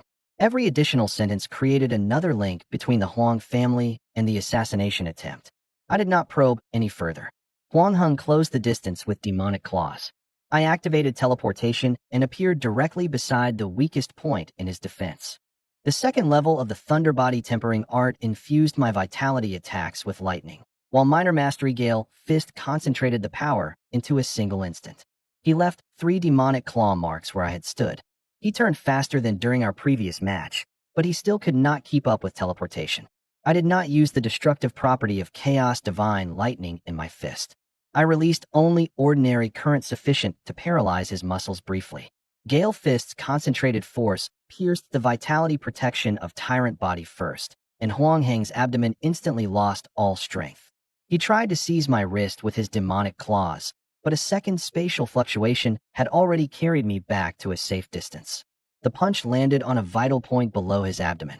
Huang Heng collapsed immediately, incapable of continuing the fight. The injury was severe but not fatal. After confirming his condition, the referee declared me the winner, and medics rushed him to the hospital. While helping lift him onto the stretcher, I quietly used the misfortune talisman I had bought earlier. The talisman would last 12 hours. It could not kill him directly, but nothing he did next would go smoothly. Dong lay worried that the Huang family would retaliate. I told him about the 2 Tier 1, Level 9 assassins, and made it clear that this was not an ordinary conflict between classmates. Huang Heng had tried to take my life first. I had merely made him pay within the rules of the arena. Dong Lei retrieved the arena audio. It had indeed captured Huang Heng's remark about my being lucky to survive. One sentence was not enough to prove the crime of hiring assassins, but it supported the tracking mark left by the killers. He immediately backed up the footage to the principal's files in an off-campus server, preventing it from disappearing if the Huang family applied pressure. From now on, don't leave school alone, he said. You can stay on campus until the city tournament roster is final. I agreed to remain at school for the rest of that day, but I did not promise to hide forever. Protection could buy time. It could not end the threat of the Huang family for me. After watching the entire match, Luo Yushi ultimately chose not to enter the arena immediately. She had recognized the gap created over the past half-month and did not want a meaningless fight driven by emotion. She left only the same promise. Sooner or later, I'll surpass you. The final 5-person team for the Martial High School tournament consisted of me, Luo Yushi, Wang Shuo, Li Xiaotao, and Li Hai. Huang Heng's elimination also meant the Huang family had completely lost its chance to suppress me through school rules. News spread quickly through the school group after Huang Heng was sent away. The vehicle transporting him suffered repeated breakdowns, his phone died, and his hospital bed malfunctioned. What should have been a short trip became extraordinarily humiliating. The misfortune talisman clearly worked, but these were only side effects. True and false stories mixed together in the group. I confirmed only that the ambulance had changed vehicles once along the way. The misfortune talisman could not control other people directly, nor could it cross realms to create a lethal accident. It seemed more like it repeatedly raised every normally tiny probability of something going wrong. I did not consider that successful revenge. Huang Heng's injuries would heal, and the Huang family's power had not diminished. Spending 10 talent points to make him miserable for one night was merely an additional price after the match. The true danger came from Huang Tianba. The principal called me to his office. Once he confirmed that Huang Heng had sent assassins, he immediately contacted Feng Xiaodong, Lord of Qingchuan City. The two had been classmates and had once participated in city administration together. Feng Xiaodong later became city lord, while Li Jiang entered 9th Martial Academy. Every curtain in the office was closed, and a soundproofing formation activated outside the door. Li Jiang first had me recount the assassination attempt in full. Then he arranged the tracking mark, arena recording, and official statement in chronological order. The evidence remained insufficient to arrest Huang Tianba immediately, but it was enough for the city lord to intervene in school security. The most dangerous person to you now isn't Huang Heng, the principal said. It's Huang Tianba. Once he realizes his son can no longer defeat you under the rules for your generation. The Huang family will not handle this by tournament rules, the principal continued. I asked the city lord to come not to avenge you, but to stop them from killing someone inside the school. For the first time, he also admitted that his continued assistance was not completely without purpose. He believed the awakening device could not have malfunctioned for no reason. My talent had risen from F to S grade, while my cultivation and martial skill progress far exceeded common sense. I had to possess some kind of secret. In the future, He would need the help of someone sufficiently unusual and powerful. I asked whether that matter was related to the Dong family's secret realm. He shook his head and said knowing now would influence my judgment. The principal refused to explain in advance, and I did not agree to repay him unconditionally. Assistance could build trust. It could not automatically become a blank contract. I accept your protection, and I'll remember the favor, I said. But I can decide what to do in the future only after I know what it involves. He smiled instead and said that was precisely the answer he wanted. Someone who did not even dare ask about boundaries could never complete the task he had in mind. The principal then pushed a map of the school grounds in front of me. If Huang Tianba came through the main gate, the city guard could stop him in advance. If he entered directly from the air, the classroom buildings and training grounds would face danger first. Li Jiang had already used an equipment maintenance announcement to evacuate nearby students, preventing them from learning that a Tier 5 cultivator might invade at any moment. You can go to the underground shelter first, he said. Until the city lord arrives, it can withstand at least one Tier 5 shockwave. I did not boast that I would remain and fight. I only asked whether the shelter entrance would draw Huang Tianba toward other students.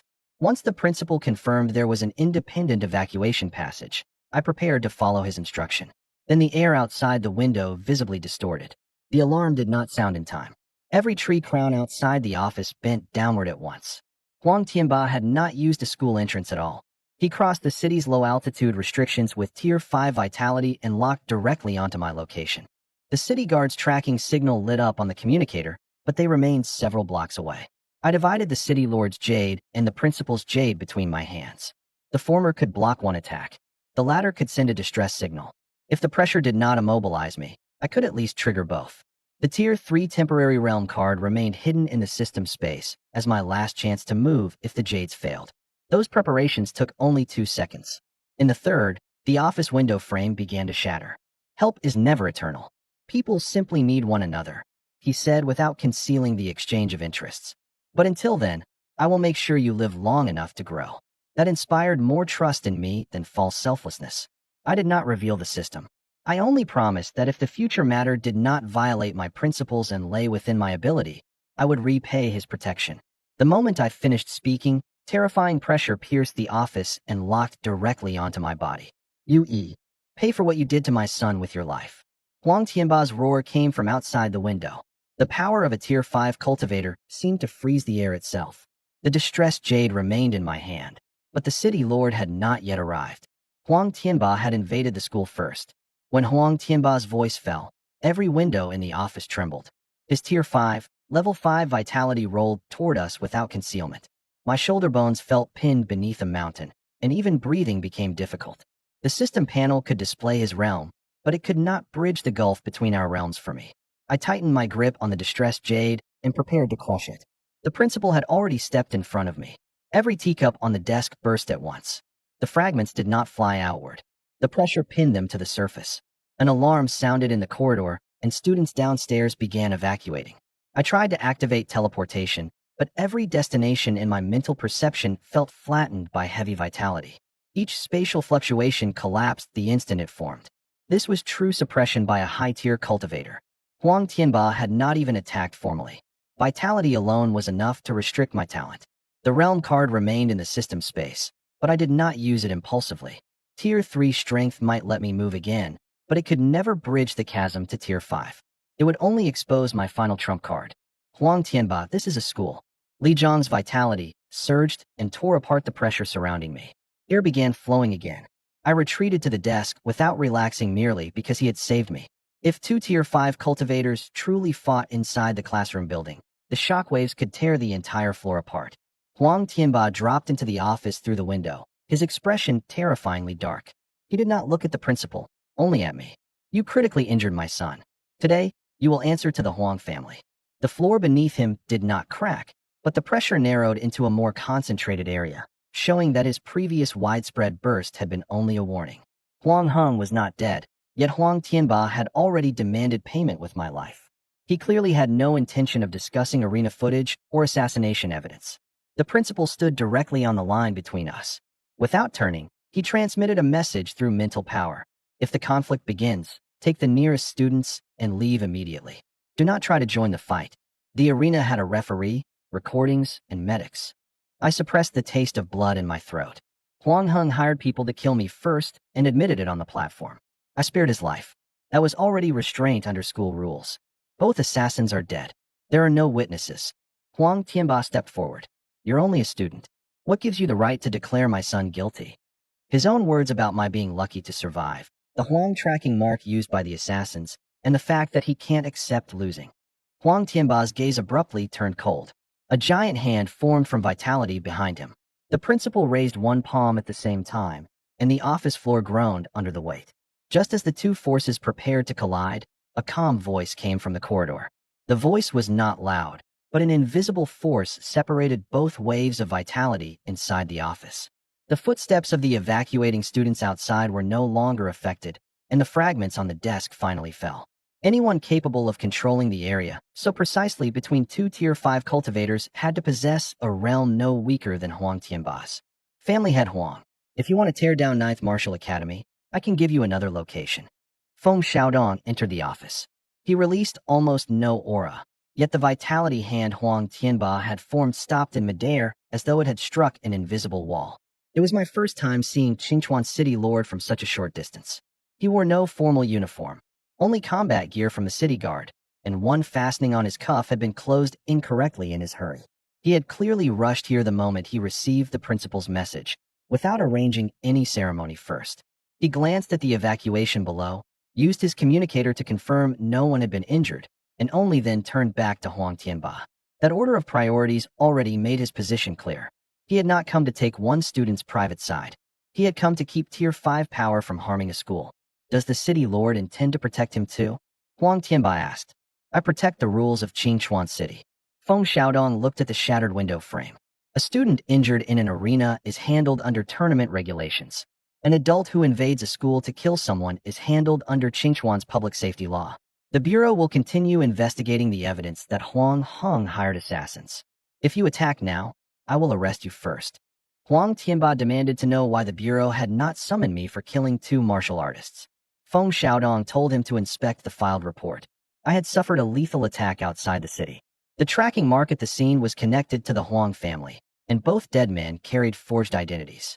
Self-defense and hiring killers were not the same thing. You can hire a lawyer, and you can submit new evidence, the city lord said. You cannot use Tier 5 vitality in place of evidence. His words pulled the conflict back into legal procedure and stripped away the Huang family's preferred method of suppression through force. No matter how angry Huang Tianba became, he could not deny the rules in front of the city lord and the entire school. The office remained silent for several seconds. In the end, Huang Tianba did not start a war with the city lord. He withdrew his vitality, and his gaze passed between the two men to land on me. They can protect you for one day. They cannot protect you forever. This isn't over. I'll be waiting. He gave a cold snort and departed through the broken window. Only when the pressure vanished completely did I realize that sweat had soaked my back. Feng Xiaodong did not comfort me. First, he checked whether any student in the building had been injured. Only then did he say, Huang Tianba was right about one thing. I can stop him from committing murder inside the school, but I cannot follow you every day. Once the Martial High School tournament ends, the city's protection should be withdrawn. I understood him.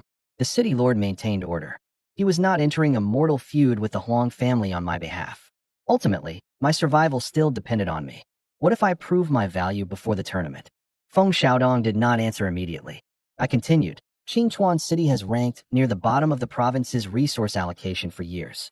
Student tournament results affect next year's quota. You would protect me not out of sympathy, but because I might win a resource allocation for Qingchuan.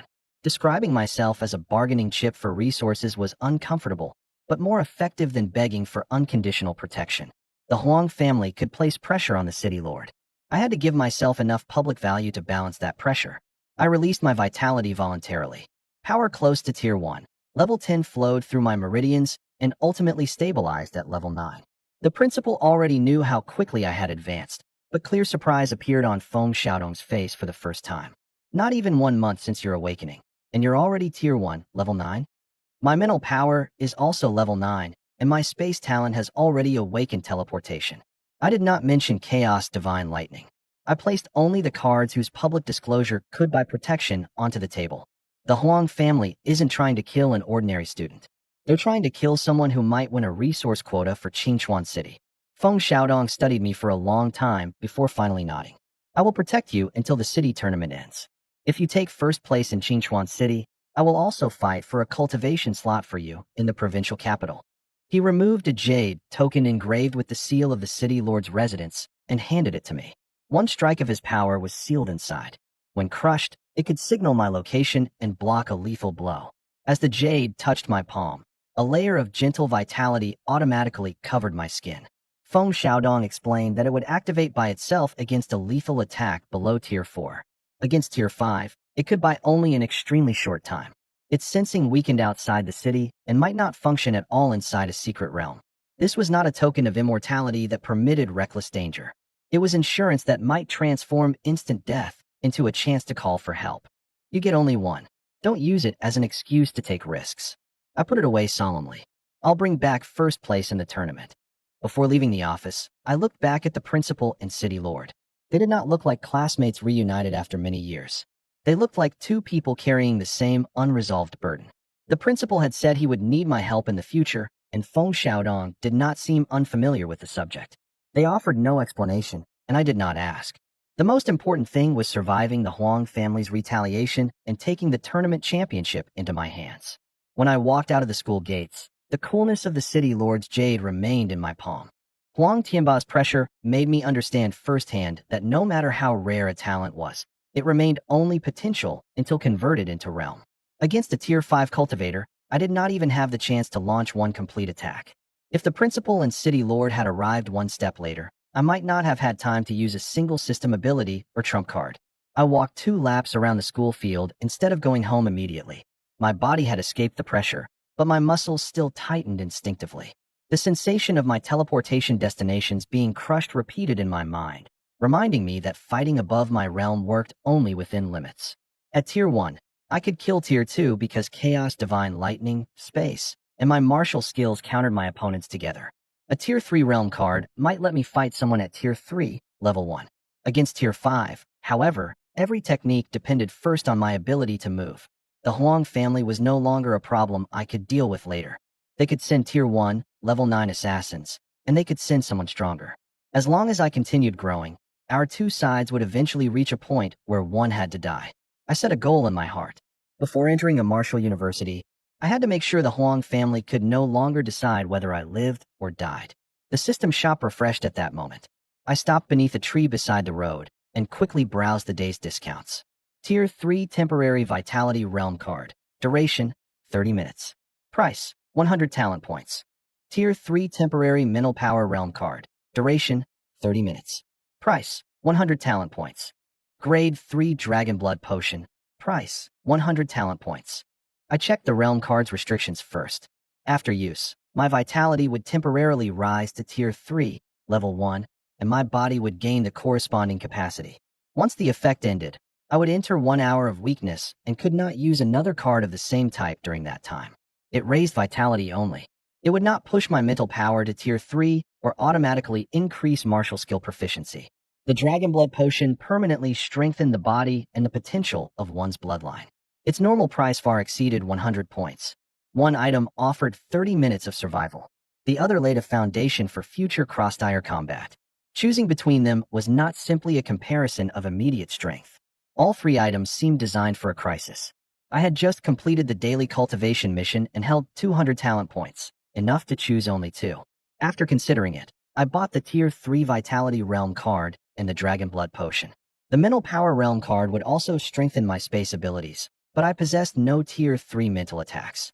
The Vitality card directly enhanced 9 Thunderclap Blades, Void Cleaving Slash, in my body, making it better suited to a short, direct battle for survival. The Dragon Blood Potion might permanently improve my constitution and held greater long-term value. I saved screenshots of all 3 items in the system records. Once the daily discount passed, I could not buy them later at the original price.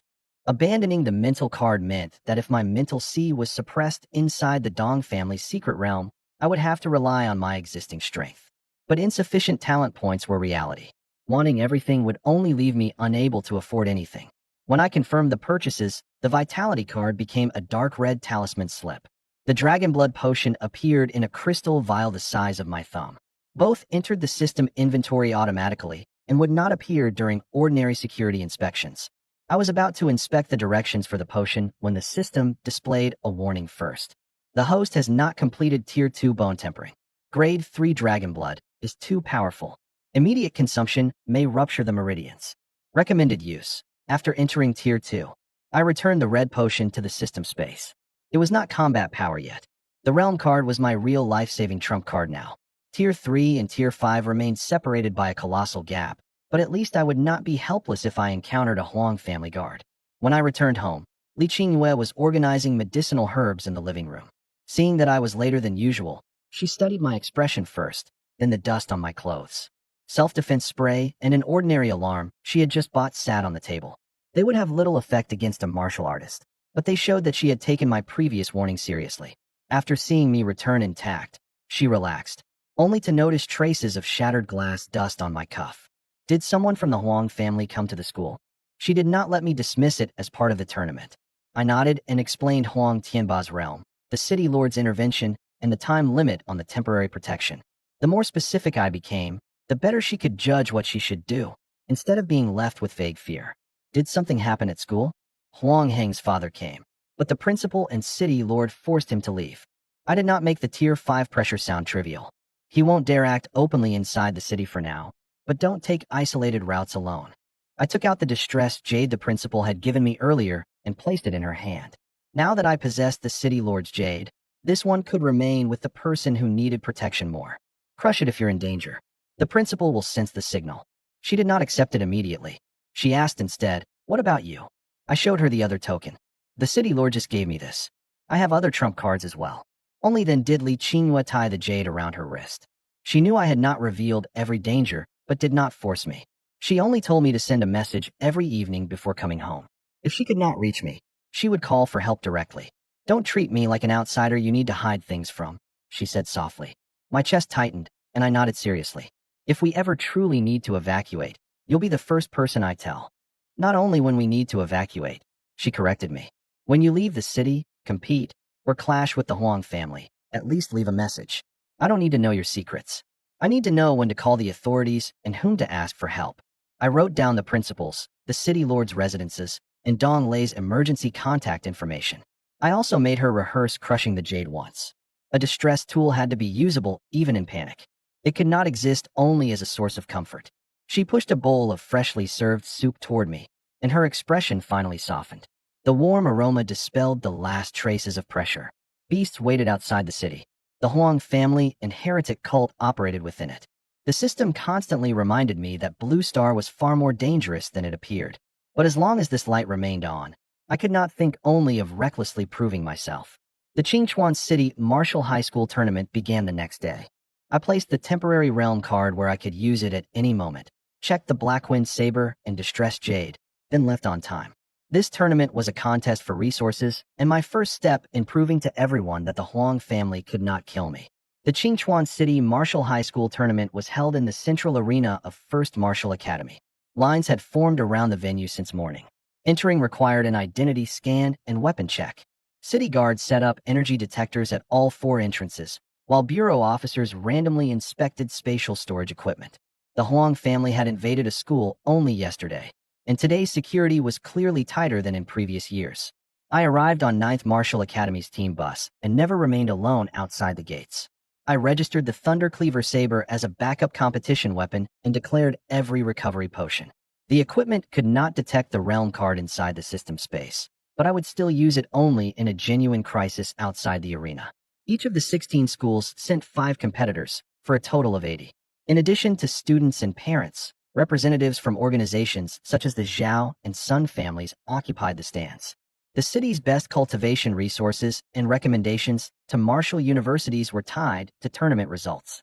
Any student who reached the leading ranks could alter a family's position for years. When we entered, I first inspected the stands and several exits. The Huang family had not appeared publicly, but that did not mean they had abandoned retaliation. The city lord's jade rested against my chest. The Tier 3 temporary realm card remained in the system space, ready to activate with a thought. The main exit held crowds and city guards.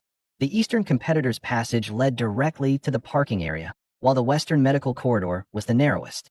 I sent 3 rally points to Wang Shuo and the others. We agreed not to crowd toward the same blocked exit if chaos erupted. As promised, Li Qingwen had already messaged that she had arrived at work. I sent her my location at the arena, but did not mention that the Huang family had not appeared. An unseen enemy was the easiest kind to forget. I preferred preparing for the worst. The principal noticed my vigilance and reminded me quietly. There are city guards and bureau officers inside. Focus on the tournament first. Don't let an invisible enemy disrupt your rhythm. I nodded and drew my attention back. The opening ceremony was brief.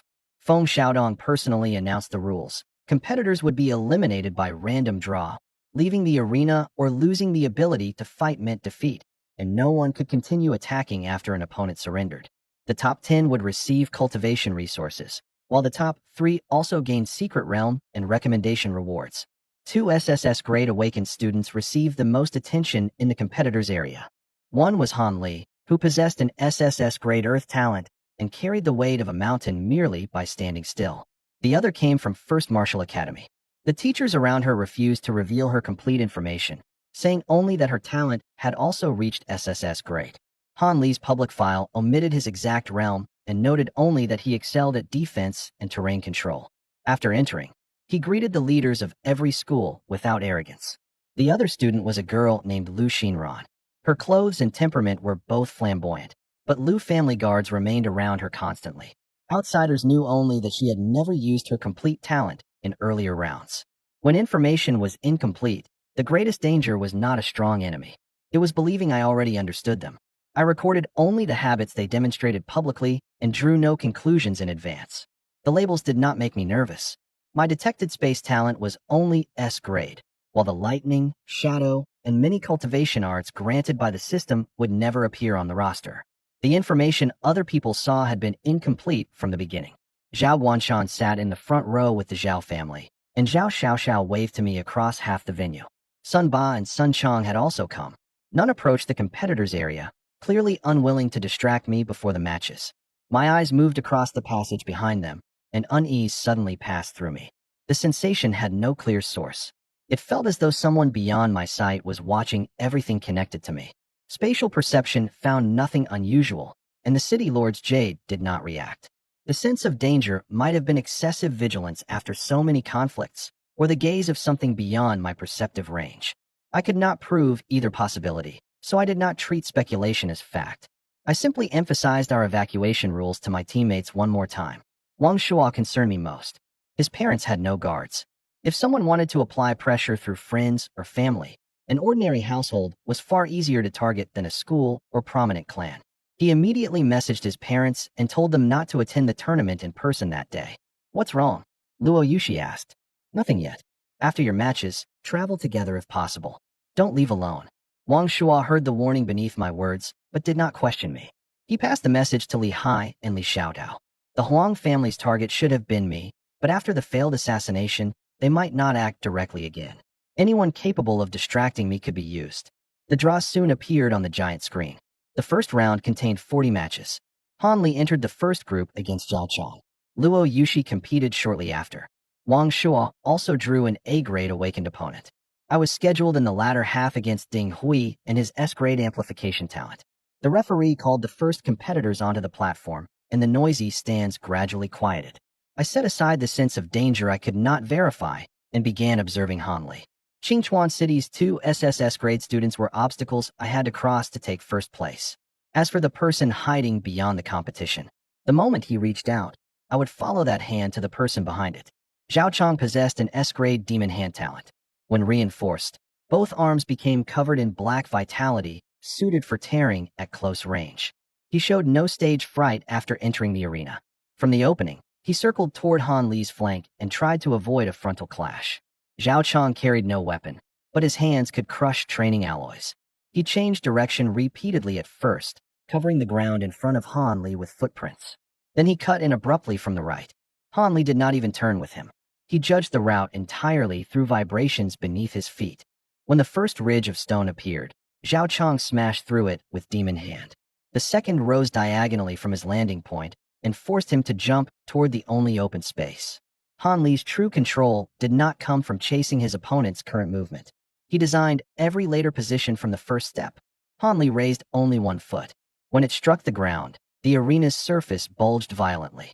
Several rocky ridges sealed Zhao Chang's movement, while earth walls closed like a giant palm and forced him toward the edge. Zhao Chang shattered 2 layers of rock in succession, but never reached Hanli. A stone pillar ultimately lifted him beyond the boundary. Thank you for the match. Hanli withdrew his talent and did not pursue. Great strength, wide-ranging control, and excellent command of his consumption. One match did not reveal his limit, but SSS Great Earth was far more than simple defense. In the second match, Luo Yushi faced Xia Yizhou. Her opponent possessed an S-grade demonic sound talent and specialized in using sound waves to disrupt the mind. Luo Yushi first raised several thin layers of ice to weaken the vibration, then sealed his movement with ice spikes. Ordinary spectators felt only pressure against their eardrums. I could sense that the sound waves had already scattered after crossing the ice. When Xia Yizhou realized the sound was ineffective, he raised the frequency until dense ripples appeared across the arena barrier. Luo Yushi did not compete with his total mental power. She varied the thickness of her ice layers so the waves canceled one another as they passed. Only when he paused for breath did she bind his feet with ice chains. The match showed me how she had changed over the past half-month. During the school final, she relied more heavily on powerful sword energy. Now, she had begun using ice to control the environment instead of only attacking head-on. Xia Yizhou surrendered in less than a minute. Luo Yushi's face was slightly pale when she left the arena. She clearly had not yet learned to release the technique without cost. Wang Shua's battle was more direct. He overpowered the A-grade opponent. Although he took 2 punches, he eventually forced the other student beyond the boundary. When my turn came, discussion rose from the stands as soon as the referee announced my name. UE of 9th Martial Academy, S-grade space talent. News that the awakening device had malfunctioned, that I had taken first place at school, and that I had critically injured Huang Heng had already spread through Qingchuan student circles. Some people waited to see a spatial ability. Others believed my record had been exaggerated. Ding Hui stood opposite me and announced his realm first. Vitality, Tier 1, Level 5. Mental Power, Tier 1, Level 4. My amplification raises speed and strength at the same time. He spoke openly, so I replied, "Watch your back." The referee swept one hand down. Pale red light covered Ding Hui's body, and his speed rose abruptly. Instead of charging in a straight line, he changed direction repeatedly, trying to prevent me from predicting his destination. His logic was sound and would have worked well against ordinary movement arts. His amplification did not affect only his body. Every time his foot touched down, it left a brief vitality fluctuation behind, producing 3 or 4 similar targets. If I had relied only on sight, distinguishing his real body during high-speed movement would have been extremely difficult. I did not rush to teleport. First, I used mental perception to identify which fluctuation changed with his breathing. By the 4th circuit, a clear difference finally appeared between his body and the remaining trails. But teleportation did not need to catch him. I locked onto a point half a step behind him, and space folded within my vision. In the next instant, no one remained in front of Ding Hui. He heard the audience gasp and turned instinctively, but his footwork lagged 1 beat behind. Controlling my strength, I kicked him in the side of the waist. Ding Hui slid several yards across the ground and crossed the boundary exactly. He stood quickly, without serious injury, though he looked dazed. UE wins. Only after the referee's voice fell did the stands truly erupt. Some called the match technically meaningless. Others pointed out that spatial teleportation itself was one of the hardest techniques to defend. Several teachers from First Martial Academy replayed the slow-motion footage again and again, apparently trying to determine whether I showed any warning before activating the ability. The replay showed my shoulders sink slightly before I vanished, but it could not reveal how I chose the destination. A strong opponent could still exploit that habit and launch a wide-range attack in advance. I synchronized the recording to my own device and planned to correct the movement afterward. The greatest danger to a space cultivator was being fooled by the words, "impossible to counter." The more people believed teleportation had no defense, the more urgently I needed to study those who could stop it. I left the arena without explaining. Teleportation consumed mental power.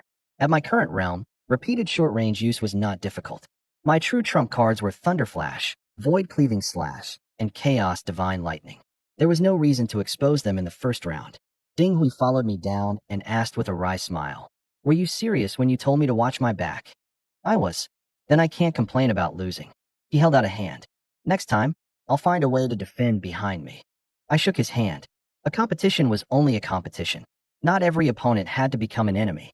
The first round eliminated half of the 80 competitors. All 5 students from Ninth Martial Academy advanced, temporarily tying First Martial Academy's result. The second round draw had already begun. After that kick, my next opponent would certainly adjust their position to counter teleportation. I also wanted to see whether knowing I would appear behind them was enough to truly stop me. While waiting for the second round, Wang Shuo sat beside me and lowered his voice. After the tournament, I may need to formally join an organization. What do you think of the Zhao family? He had already received 4 invitations. The best promised 10 pills each month, while the weakest offer also contained the least restrictive withdrawal clause. I did not choose for him. I asked him to send every contract to the school's legal instructor for review. Resource figures were the easiest things to compare. The terms that truly affected an entire life were the scope of required missions and the conditions for leaving. Don't assume the Zhao family suits you just because I know them, I said. My investment relationship with them isn't yours. His family was ordinary. Although an A-grade talent was good, it was not enough for the school to supply resources forever. If he wanted to keep pace with his generation, accepting investment from a family or martial hall was almost unavoidable. Look at the terms, not the name, I said. The resources, the missions you must complete, and whether you can withdraw all need to appear in the agreement. The Zhao family has been honest with me so far, but the choice is yours to judge. Wang Shuo nodded. The fact that he did not follow blindly because of my dealings with the Zhao family actually reassured me. On the other side of the stands, Zhao Xiaoxiao was arguing with Sun Chang about my final rank. Sun Chang thought I was certain to reach the top 10.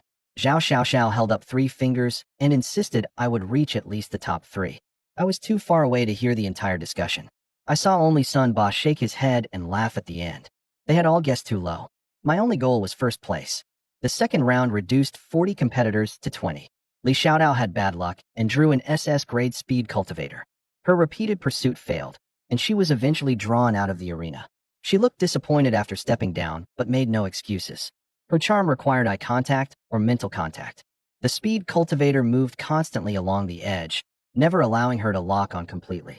In the final exchange, Li Xiaotao deliberately exposed an opening to lure him closer, but he used ranged vitality to drive her beyond the boundary. She had still adjusted her plan despite an unfavorable matchup. The difference in realm simply prevented it from succeeding. Li Hai also encountered a high-tier lightning cultivator immediately after the first round. Continuous paralysis weakened his metal defense, and his defeat was equally clear. Both remained to watch the later matches instead of leaving early after elimination. Li Hai fought a powerful opponent and lost narrowly after holding on for a long time. Wang Shuo faced an opponent 1 level above him. He used the arena boundary in a feint and knocked the other student out during their final collision. Luo Yushi restricted movement with ice chains and advanced again. My opponent had clearly studied my previous match carefully. From the beginning, he stood in the exact center of the arena, lowered his body, and guarded vital points in both front and back with his arms. No matter which direction I attacked from, he would have enough space to remain inside the boundary. You won't kick me out with 1 strike, he said. Then I won't use my foot. The referee announced the start. I did not move immediately. First, I stepped left. My opponent's gaze followed while the muscles in his back tightened at the same time. He was clearly waiting for a spatial fluctuation. When I teleported behind him, he turned with an elbow almost simultaneously. His reaction was indeed faster than Ding Hui's. The elbow did not cover a single point. It carried a semicircular vitality shockwave. If I had used the same position as the previous match, it would have struck me the moment I appeared. I shifted my destination half a step outward, let the shockwave graze my chest, and then punched through the center line exposed by his turn. My opponent had also planted a vitality burst beneath his feet in advance, designed to throw him backward the instant his center of gravity moved. The current from Thunder Body Tempering severed that exertion first, allowing Gale Fist to land completely. But seeing the attack did not mean he could stop it. I drove Gale Fist between his raised arms. The fine current from Thunder Body Tempering numbed his muscles for an instant, and the concentrated force that followed lifted his entire body off the ground. He flew across half the arena and landed on the safety mat outside. The referee confirmed that he had suffered only bruising to his arms, then declared my victory. Even standing in the middle was useless. He looked at the arena with a complicated expression. Distance from the boundary isn't the key to defending against teleportation. I said nothing more. Truly effective methods included wide-range attacks, a prepared domain, or removing every safe destination. Only someone capable of one of those things could make me reveal more abilities. After the morning matches ended, Zhao Guanshan invited us to lunch nearby. The principal declined because he needed to meet the leaders of other schools. Dong Lei went with several students. Before leaving the venue, Dong Lei paired everyone and ordered us to return together half an hour before the lunch break ended. He did not know the Huang family's exact plan, but he knew a Tier 5 family head had just threatened me. Numbers could not stop a truly powerful cultivator, but they could at least reduce the chance of someone being quietly taken. I sent Li Qinghue a midday message. She quickly replied that everything at the company was normal. The principal's jade remained with her, letting me temporarily suppress the unease with no clear source. Our group included Zhao Guanshan, Zhao Xiaoxiao, Sun Ba, Sun Chong, and, from our school, Wang Shuo, Li Hai, Li Xiaodao, and Li Yuanli. There were already plenty of people. When I saw Luo Yushi packing her things alone, I casually invited her as well. Zhao Xiaoxiao immediately drew out her voice. So we're still waiting for Sister and Dash. One look from me made her swallow the rest and correct herself. Waiting for Luo Yushi. The tips of Luo Yushi's ears turned red, but she did not walk away. She only gave Zhao Xiaoxiao a cold glance. Wang Shuo and Sun Chong suppressed their laughter. Even Dong Lei pretended to lower his head and study the tournament schedule. I could not be bothered to explain. The more I explained, the more they would find to say. As the group left the arena, I looked back at the entrance once more. The Huang family still had not appeared, yet the inexplicable unease from the morning remained. Matches were decided head-on in the arena. A true crisis did not necessarily come from the front. Lunch was arranged at the Sunshine Grand Hotel near the arena. The hotel had reserved an entire floor for tournament teams, and city guards patrolled the elevators. Zhao Guanshan's private room was not luxurious, but it could hold more than a dozen people and looked directly toward the arena. Dong Lei inspected both exits before entering, while I confirmed there was no obvious spatial seal inside. After several consecutive crises, those movements had nearly become instinct. Sunba noticed my inspection but asked only whether we needed a safer location and did not press for a reason. Once I said the room was secure enough, everyone took their seats. Zhao Guanshan pushed the menu to the center of the table and said lunch was on him. But Sun Ba, Li Yuanli, and Dong Lei did not move first. Their manner was far more restrained than usual. Only then did I realize that Zhao Guanshan's position in the martial artist tower was probably much more than that of an ordinary senior official. Grandpa Zhao is easy to get along with. I picked up the menu first. If we don't order, the afternoon matches will start before the food arrives. I had not known Zhao Guanshan long. Calling him Grandpa came from my closeness with Zhao Xiaoxiao and our investment relationship. It did not mean I had formally joined the Zhao family. The adults at the table clearly understood the boundary. Zhao Guanshan was willing to acknowledge a junior relationship, but had not declared publicly that I belonged to his clan. Sun Ba ordered high-protein demonic beast meat suited to physical cultivators. Li Yuanli avoided alcohol that might affect mental condition. Once the elders began choosing dishes, the young people relaxed, and the atmosphere shifted from a formal meeting back into an ordinary lunch. Only then did everyone else open the menus. Zhao Guanshan smiled at me without correcting the title. Li Yuanli gave me another look. I could sense that he had revised his opinion of my relationship with the Zhao family, though I could not guess his exact thoughts. I ordered several dishes of low-tier beast meat capable of replenishing vitality, and the others made their choices. While waiting for the food, Zhao Guanshan asked me to introduce everyone who had come. Wang Shuo, my brother since childhood, with an SS grade shadow affinity. Li Hai and Li Xiaodao are both from the Li family. Luo Yushi is our school's SS grade ice cultivator. When I reached Luo Yushi, Zhao Guanshan paused noticeably. The Luo family of the imperial capital? The private room fell silent for half a second. Li Yuanli and Sun Ba had clearly heard of the Luo family as well, but neither changed how they addressed her because of her identity. Luo Yushi confirmed only the origin of her surname, saying nothing about the arranged marriage or why she had left the capital. I likewise kept to myself the rumor Zhao Guanshan had shared in private. Her background belonged to her. What everyone at the table had actually witnessed was a classmate who advanced that morning through her ice abilities. Luo Yushi nodded without elaborating. Everyone understood the situation well enough not to ask why she had left the imperial capital for Qingchuan City. Zhao Guanshan then introduced his granddaughter Zhao Xiaoxiao. She studied at First Martial Academy and had been the receptionist during my first certification at the Martial Artist Tower. Everyone exchanged contact information and agreed to look after one another if they entered the same martial university in the future. The food soon arrived. The vitality in beast meat was limited and could not replace cultivation resources, but it was enough to replenish what the morning battles had consumed. Zhao Guanshan asked about everyone's goals for the afternoon. Li Xiaotao and Li Hai had already been eliminated, and their voices naturally carried some disappointment. Sun Chang and Wang Shuo had both reached the top 20. Sun Ba patted his son's shoulder, looking even prouder than Sun Chang himself. Sun Chang voluntarily reviewed his mistakes from the morning. He had won his first round smoothly, but nearly injured himself in the second by trying to endure everything head-on. He admitted that he had treated Diamond Body as though it could withstand any attack.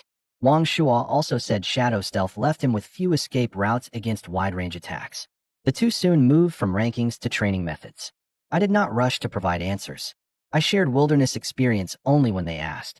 A meal could introduce people, but more important, it let peers judge whether they might trust one another on a future team. For Wang Shuo to reach the top 20 with the resources of an ordinary family is already impressive, Zhao Guanshan said. If a suitable elemental seed is fused with his shadow affinity, his potential will rise further. If you need investment, speak with Xiao Xiao after the tournament. Every condition will be written clearly. Wang Shuo looked at me first, then thanked him seriously without promising anything on the spot. Zhao Guanshan also asked Luo Yushi what rank she expected. She said only that she did not know.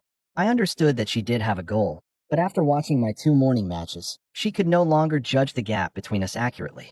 No one asked me. Zhao Guanshan probably assumed I could reach the top 3, while Sun Chang believed I would at least make the top 10.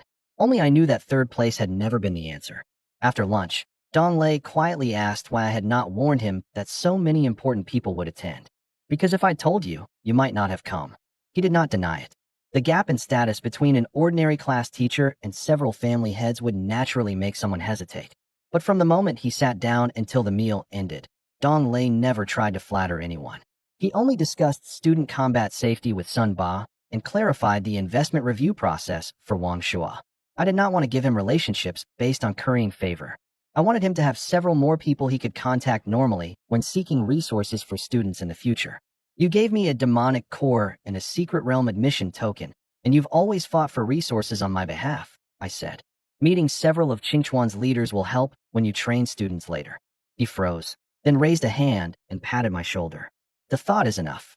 Don't treat favors too simply, and don't take on obligations you shouldn't for my sake. This meal was only an introduction. No conditions changed hands. While we spoke, Luo Yushi called me from behind. She waited until the others moved away, then asked directly, "Where did your spatial ability come from?"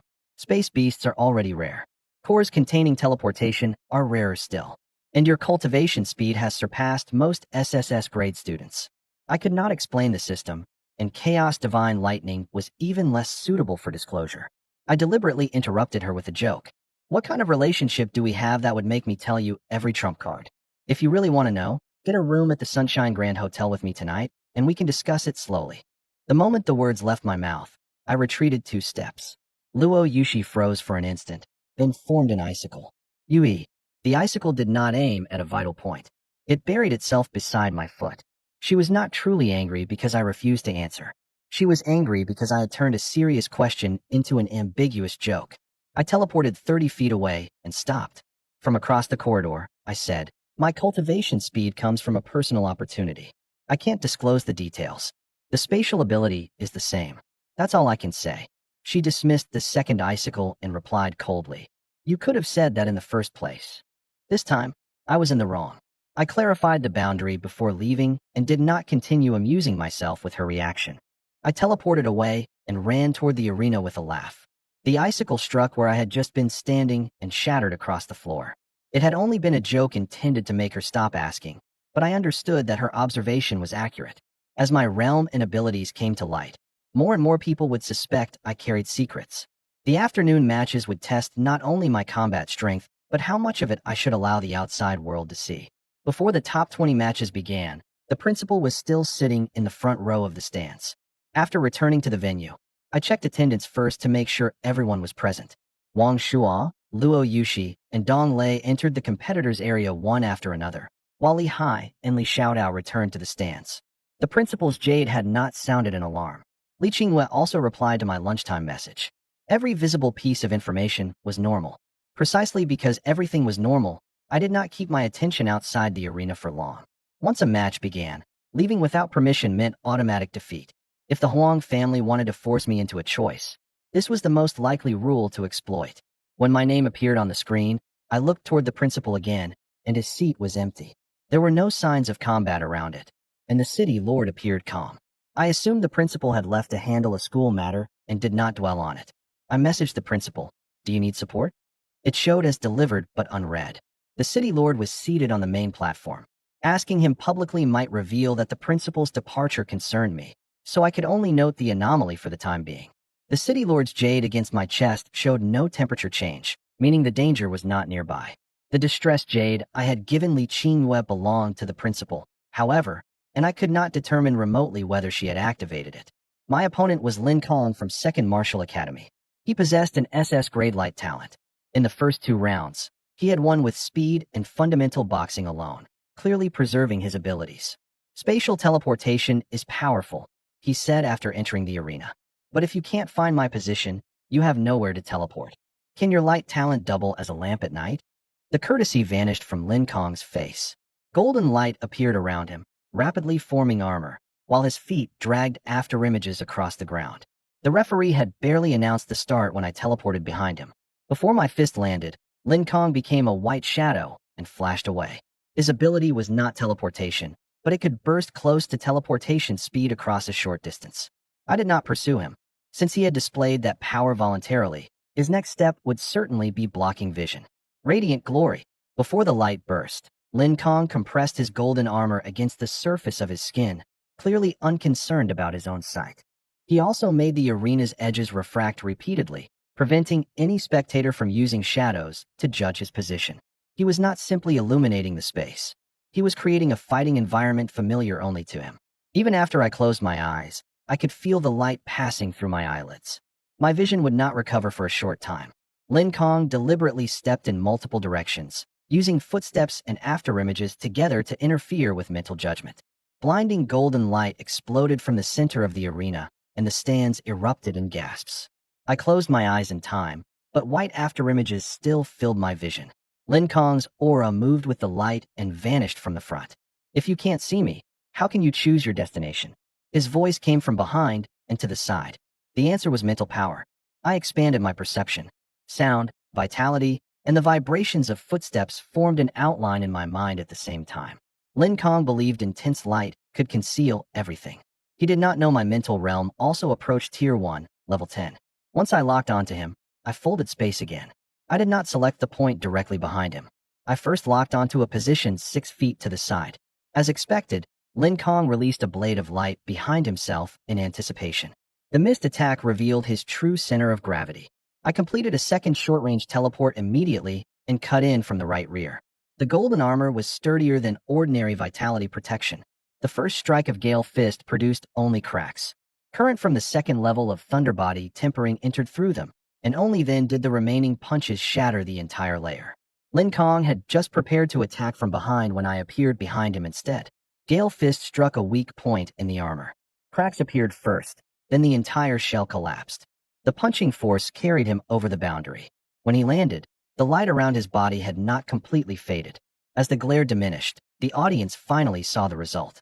He wins.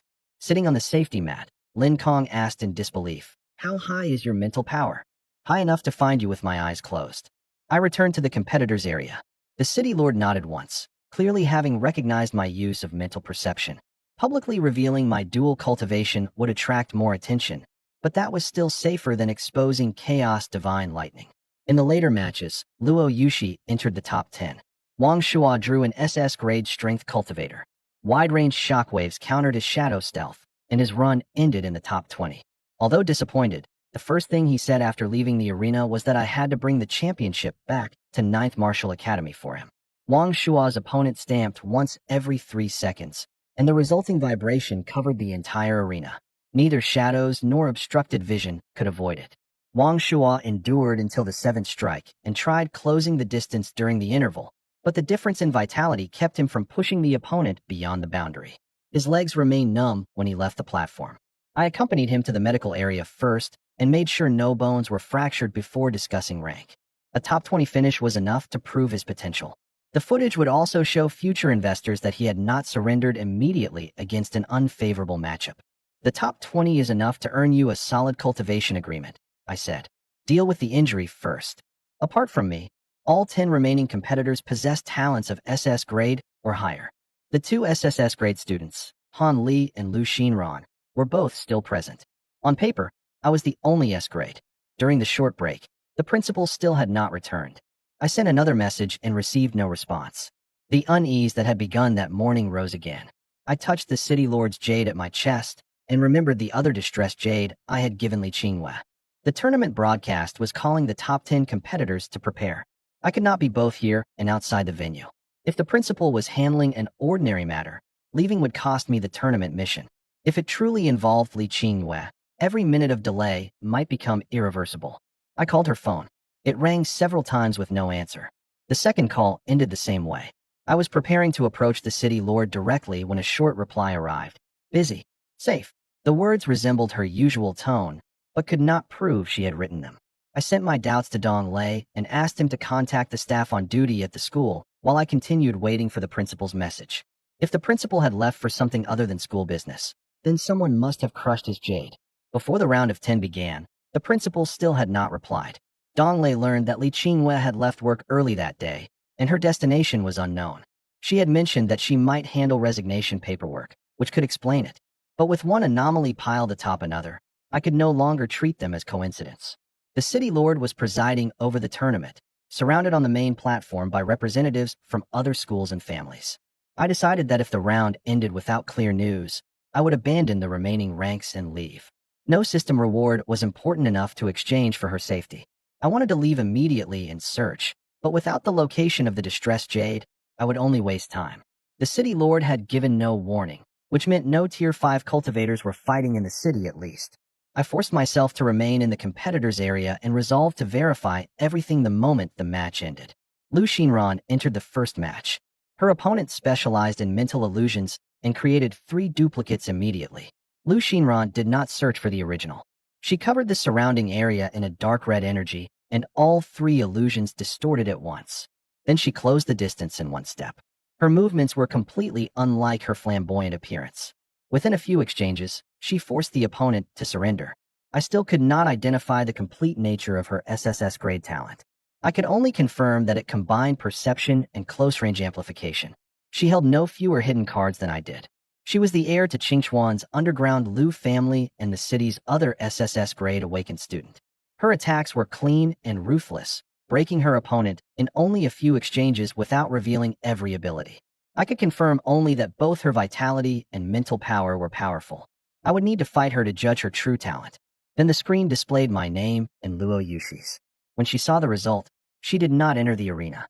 She raised one hand to the referee. I surrender. Under the rules, the referee confirmed a second time and asked whether an injury prevented her from fighting. Luo Yushi shook her head and said she had judged the difference and chosen to preserve her condition. The tournament allowed voluntary surrender. No one could force her to fight a battle she believed she would certainly lose merely for the audience. I knew she was not afraid. During the school final, she had dared stake all her spiritual energy on one final sword strike. Now, admitting before a larger crowd that she was temporarily inferior to me was harder than entering impulsively. The stands erupted in uproar. She had once forced me into a last-second breakthrough during the school final. Now, she refused even to fight. Many people who did not understand our recent progress could not comprehend it. Don't you still want to beat me? I asked. Spending my strength when I already know the gap would only satisfy the spectators. Luo Yushi met my eyes. I'll challenge you again when I have a chance of winning. She turned and walked back to her seat. Someone in the stands shouted for a repechage, drawing laughter. Luo Yushi ignored it. I did not become proud of a victory that resembled a bye. She had made the most rational choice. The 5 who advanced were me, Han Li, Lu Xinran, Zhang Tao, and Bai Maofeng. Under the format, one of us would draw a bye, while the other 2 pairs fought for places in the final. The competitor with the bye would then choose from the defeated contestants to continue determining the final rankings. After an hour of rest, I drew Bai Maofeng. While we waited, the principal finally marked my message as read, but still did not reply. I interpreted it to mean that he was dealing with the situation and could not explain yet. If the worst had already happened, he would not have left only a red receipt. If the danger remained unresolved, I still did not know where to go. I handed my phone to Dong Lei and asked him to signal me the instant any unusual message arrived. Only then did I enter the arena with my saber. Anxiety could not increase my speed. It would only warp my judgment. I had to force my attention back onto the opponent in front of me. Bai Maofeng's SS-grade hurricane talent could condense air currents and merge them with saber energy. At the start of the match, he arranged a cyclone around himself instead of guarding only his back like the previous two opponents. I teleported close and kicked him toward the boundary. The cyclone beneath Bai Maofeng abruptly reversed, catching him like a hand and carrying him back into the arena. He rose into the air with the wind and countered with saber energy wrapped in a hurricane. He did not simply use wind to cancel the impact. Before the match began, he had already formed a stable circulation above the arena. As long as his body remained inside the airflow, the boundary was no longer the only danger that could defeat him. Teleportation could close the distance, but in midair, it was difficult to find a destination the wind would not push away. My first attack had only been a test. After confirming the flow pattern, I stopped wasting punches and kicks. I drew the Thundercleaver saber and destroyed the entire center of circulation. His response deserved credit. As long as he remained within the airflow, ordinary punches and kicks could not easily send him out.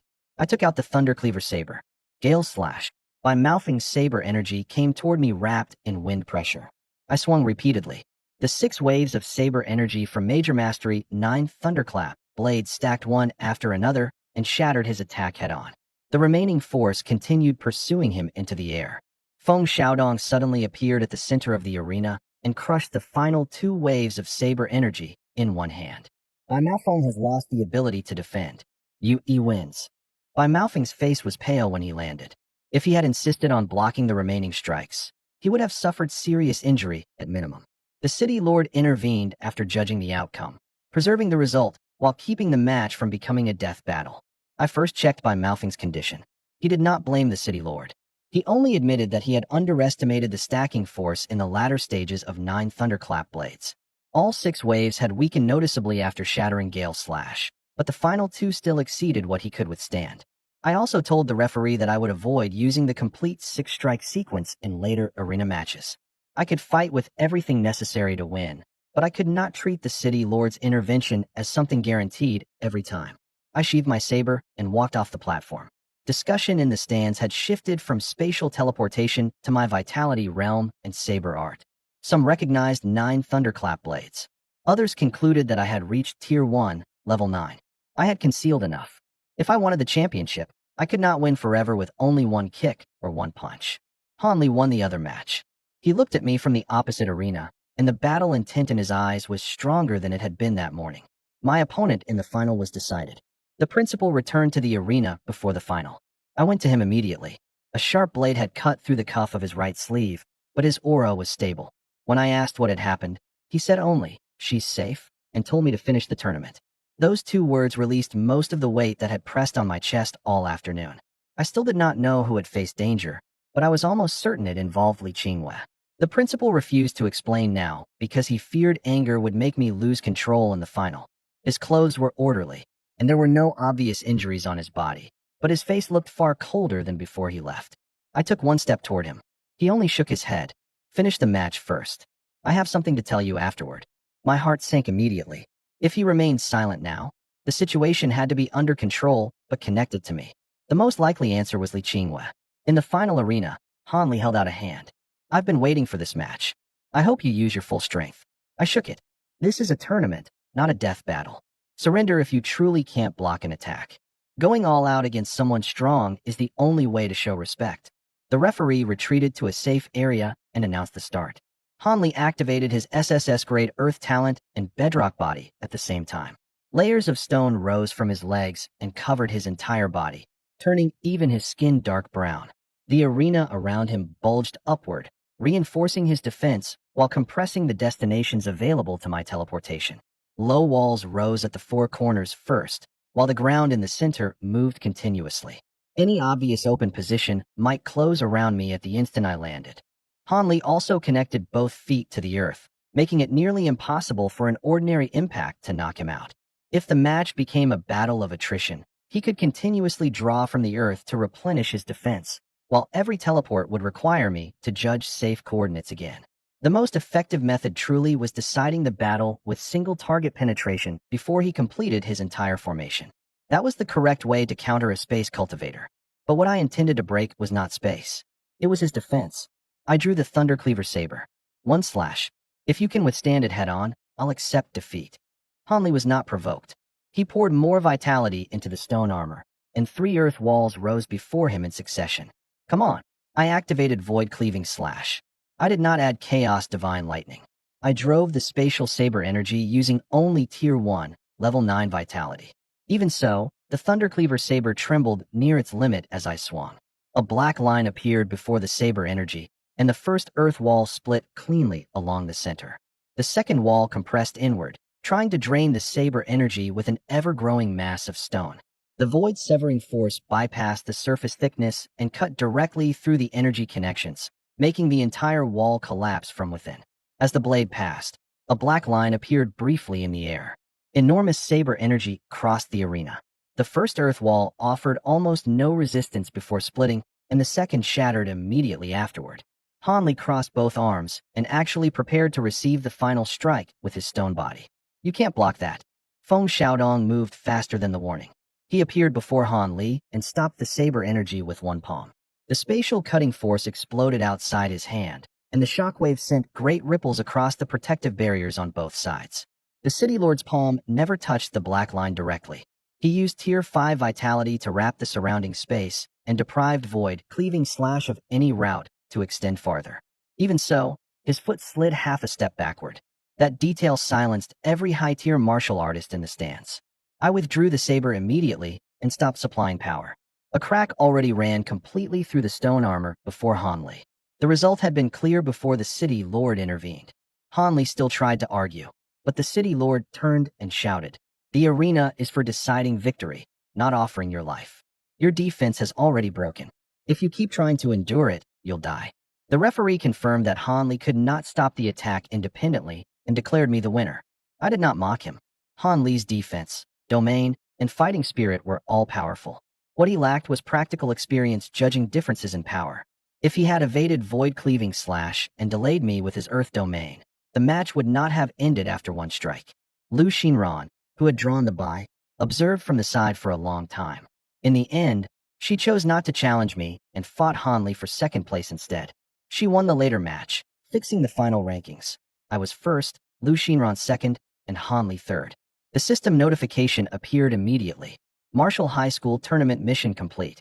Reward, 1,000 talent points. Space talent upgraded to SS grade. The instant my talent upgraded, the venue's space changed from a blurry plane into a three-dimensional network. My safe destinations, once limited to roughly 100 to 200 feet, expanded outward. I could sense some open spaces even through walls, while the mental cost of short-range teleportation dropped noticeably. I did not test the limit in public. I had the system conceal the upgrade's fluctuations. Observers would attribute any change to a breakthrough during the match, which was far safer than suddenly announcing that my S-grade talent had become SS grade. It felt as though another layer of spatial perception had opened. More distant destinations became clear.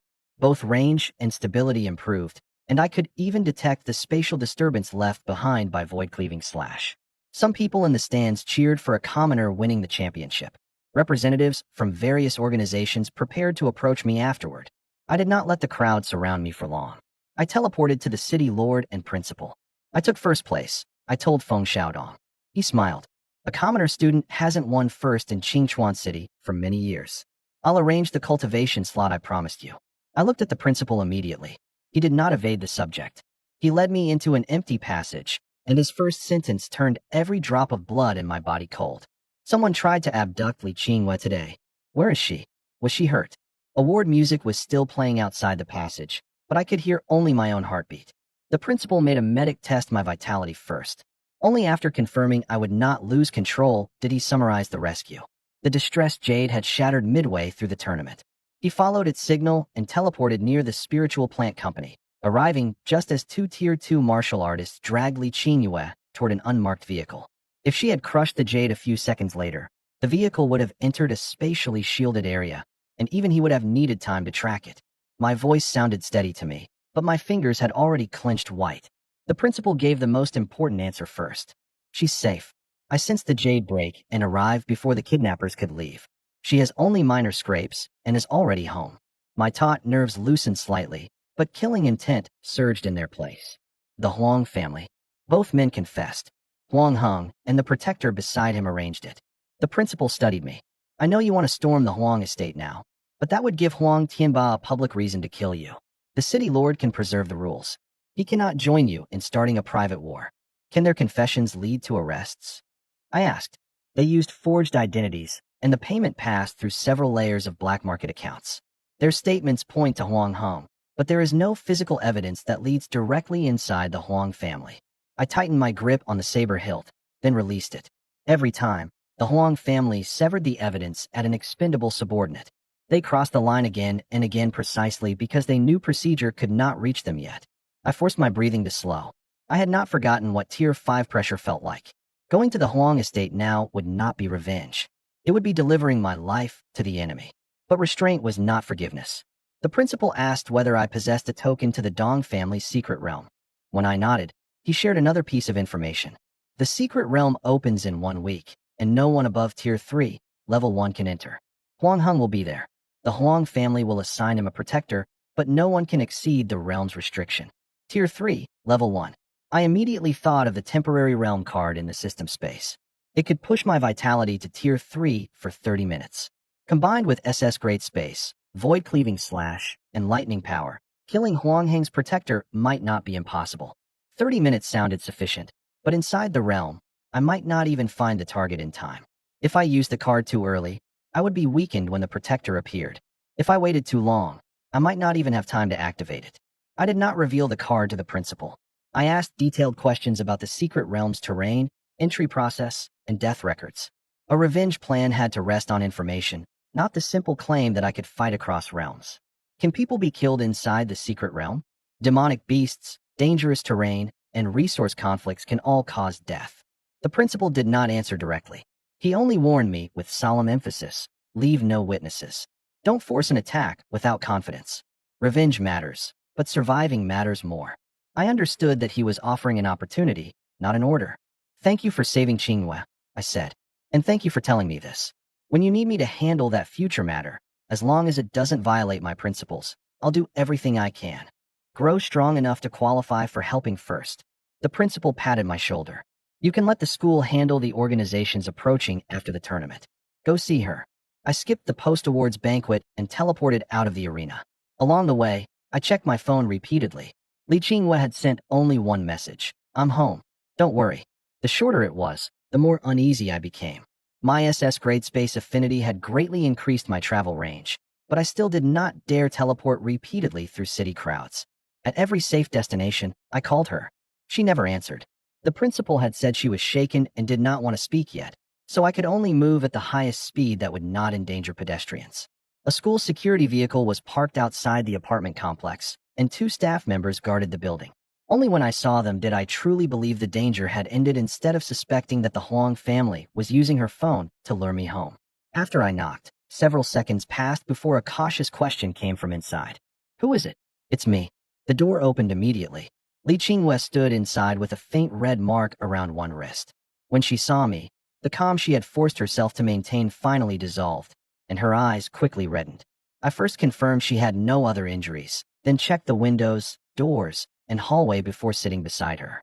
Did they say anything to you? Li Qinghua said they had continuously threatened her with my safety and claimed they would not hurt me if she cooperated. She did not believe them, nor did she try to fight 2 Tier 2 martial artists head-on. After they dragged her around the corner of the company and out of ordinary people's sight, she crushed the jade. That choice saved her.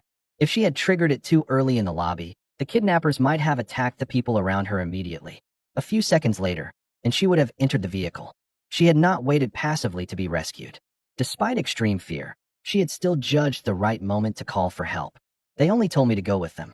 After I crushed the jade, that older gentleman came very quickly. She gripped my sleeve. Xiaoyi, have you been hiding all of this from me?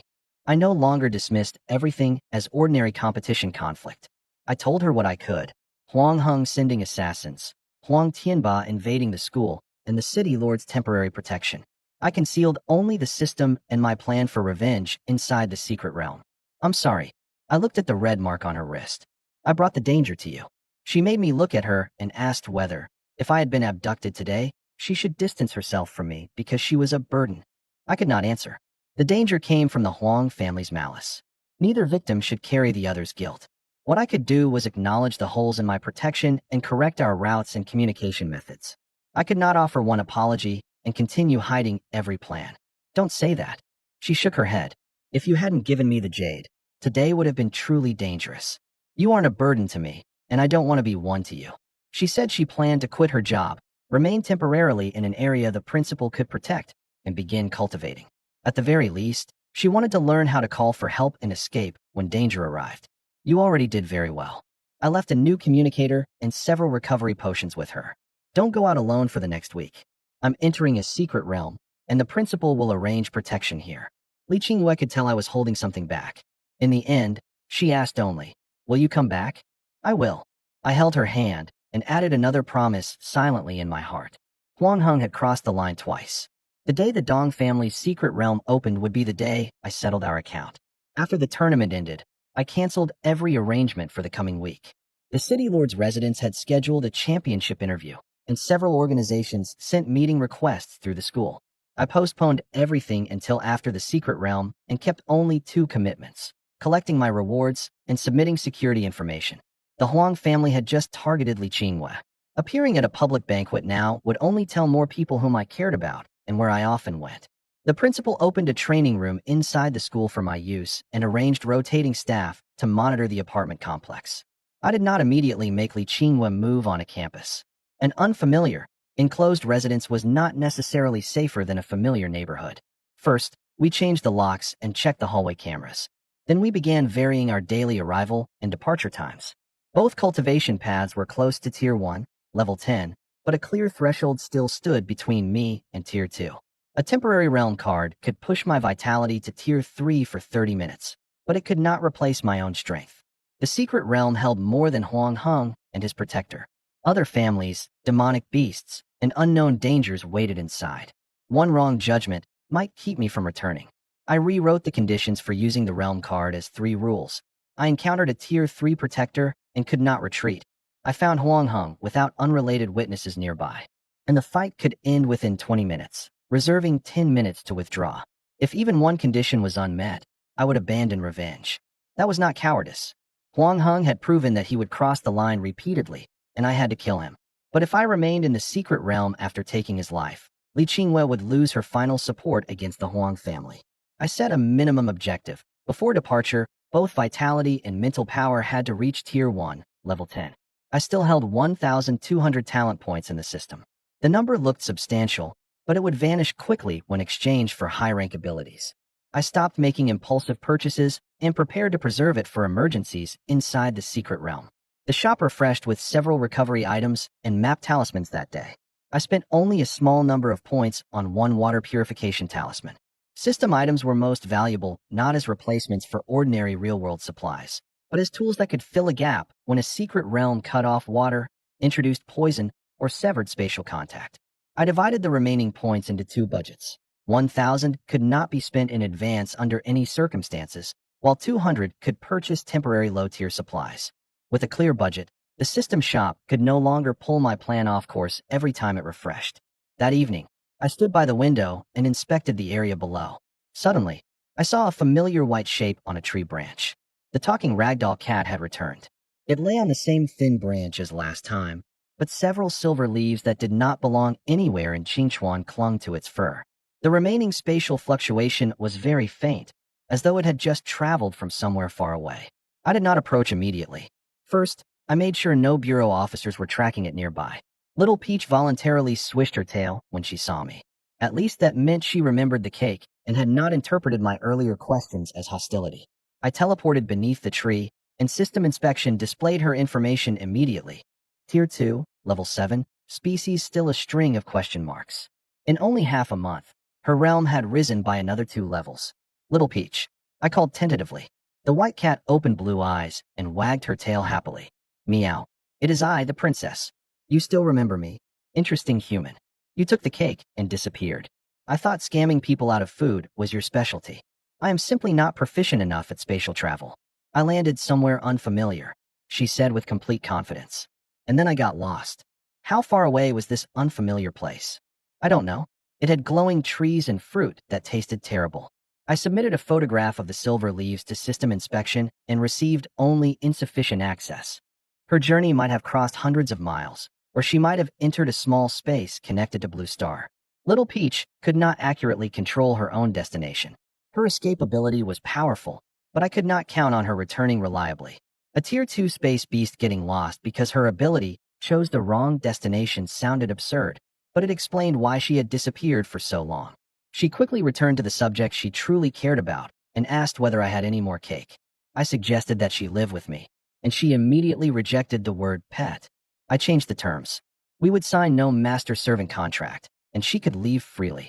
I would show her the human world and provide food. She would help when something lay within her ability. Helping does not include attacking people merely because I dislike them. I added. It also does not include staying locked inside my home. If you want to leave, just tell me first. Little Peach asked whether I would hand her over to the Bureau.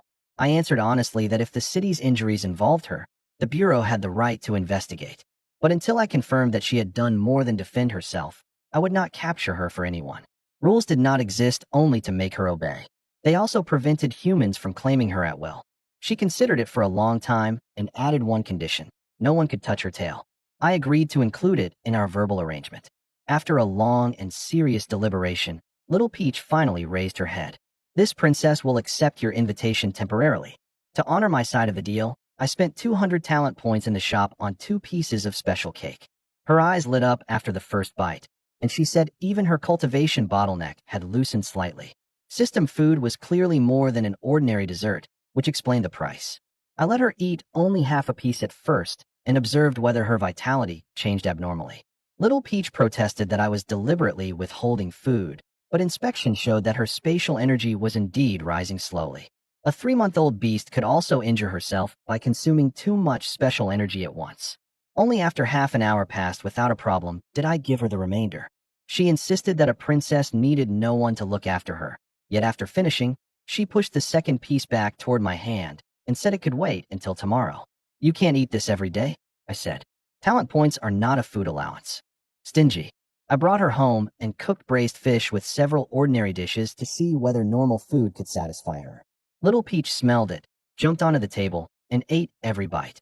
Her realm did not change, but at least she did not need system food to survive. I also tested several ordinary snacks and recorded which ingredients she could and could not eat. Seasonings unsafe for an ordinary cat might still be dangerous to a Tier 2 beast. Little Peach complained that I was turning a meal into an experiment, but ultimately cooperated because every test ended with a small piece of fish. The first time she watched television, she tried spatially traveling toward a bird on the screen and nearly struck her head against the wall. Once she confirmed the image was not a living creature, she circled the television twice and solemnly added, moving fake window, to her knowledge of human civilization. After dinner, she quickly claimed the softest place on the couch and fell asleep. I watched this space beast of unknown origin without letting her cute appearance erase my caution. She could travel through the city's defenses and beneath the Bureau's gaze at will. The secret behind her might be no smaller than the one behind my system. Still, the secret realm permitted realms up to Tier 3, Level 1. Little Peach qualified and excelled at spatial travel. If both sides agreed to cooperate, she could become a critical escape card. I did not immediately decide to bring her. Little Peach could travel through space, but she also became lost. Her Tier 2, Level 7 realm was higher than mine, but below the secret realm's maximum. Bringing her might improve our chance of escape, or make her prey to someone who coveted a space beast. First, I asked Dong Lei whether contracted beasts could enter the realm. He said the rules limited only total realm and numbers and did not require a master-servant contract, but the Dong family would inspect any beast before entry. Little Peach's origin might be exposed during that examination, another risk requiring her consent. Before any of that, Li Qingwen needed to learn that a talking princess had moved into the family. Li Qingwen slept for most of the day after the shock. I prepared dinner and carried it over, knocking and waiting for her answer before entering. She had secured the door chain and released it only after hearing my voice. The calming medicine left by the principal sat on the coffee table. Beside it was a sheet of paper filled with times and details. Afraid she would forget the kidnapping after sleeping, she had voluntarily recorded both men's appearances, speaking habits, and the vehicle's direction for submission to the authorities. Doing so was more painful than endlessly remembering, and more powerful than simply saying, "I'm fine." I photographed it as a backup, placed the paper in a document envelope, and promised that school staff would submit it on her behalf. She would not need to face another interview. Her mental state had improved after waking, and the red mark on her wrist was fading. Seeing the food on the table, she looked surprised. "I've always been the one cooking. When did it become your turn to take care of me?" "When you needed to rest." We ate quietly for a while. She asked about the secret realm. I did not promise absolute safety. I explained the preparations I could reveal. The city lord would send me to Lishan City. The Dong family's secret realm permitted only Tier 3, Level 1 and below. I possessed escape abilities, and the principal would remain in Qingchuan to protect her. "Are you going for resources or for Huang Heng?" she asked directly. I stopped moving my chopsticks. Continuing to conceal, it would only make her assemble a more frightening answer from fragments. I admitted that Huang Heng would also enter the realm and that we might fight. I did not say I intended to kill him. "What if you can avoid him?" "I'll make returning my first priority," I said. "But he has already tried to take both our lives twice. I won't pretend nothing happened either." She did not ask me to forgive him. She only told me not to value revenge more than staying alive. "There will definitely be danger," I said. "But I won't trade my life for resources, and I won't let hatred destroy my judgment." She knew I would not abandon the opportunity. She required only that I report my safety every day whenever communication was available. If the realm blocked signals, my first action after leaving had to be calling her. The sound of claws scratching at the door suddenly came from the entrance. Little Peach had woken and followed the smell of dinner. She leaped lightly onto a chair. She had no concept of knocking and first tried to travel through the wall. I stopped her in time and explained that spatial travel inside a human residence required the owner's permission.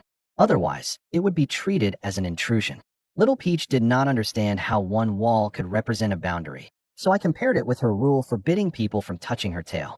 Both mean that if the other person says no, then it is forbidden, more or less.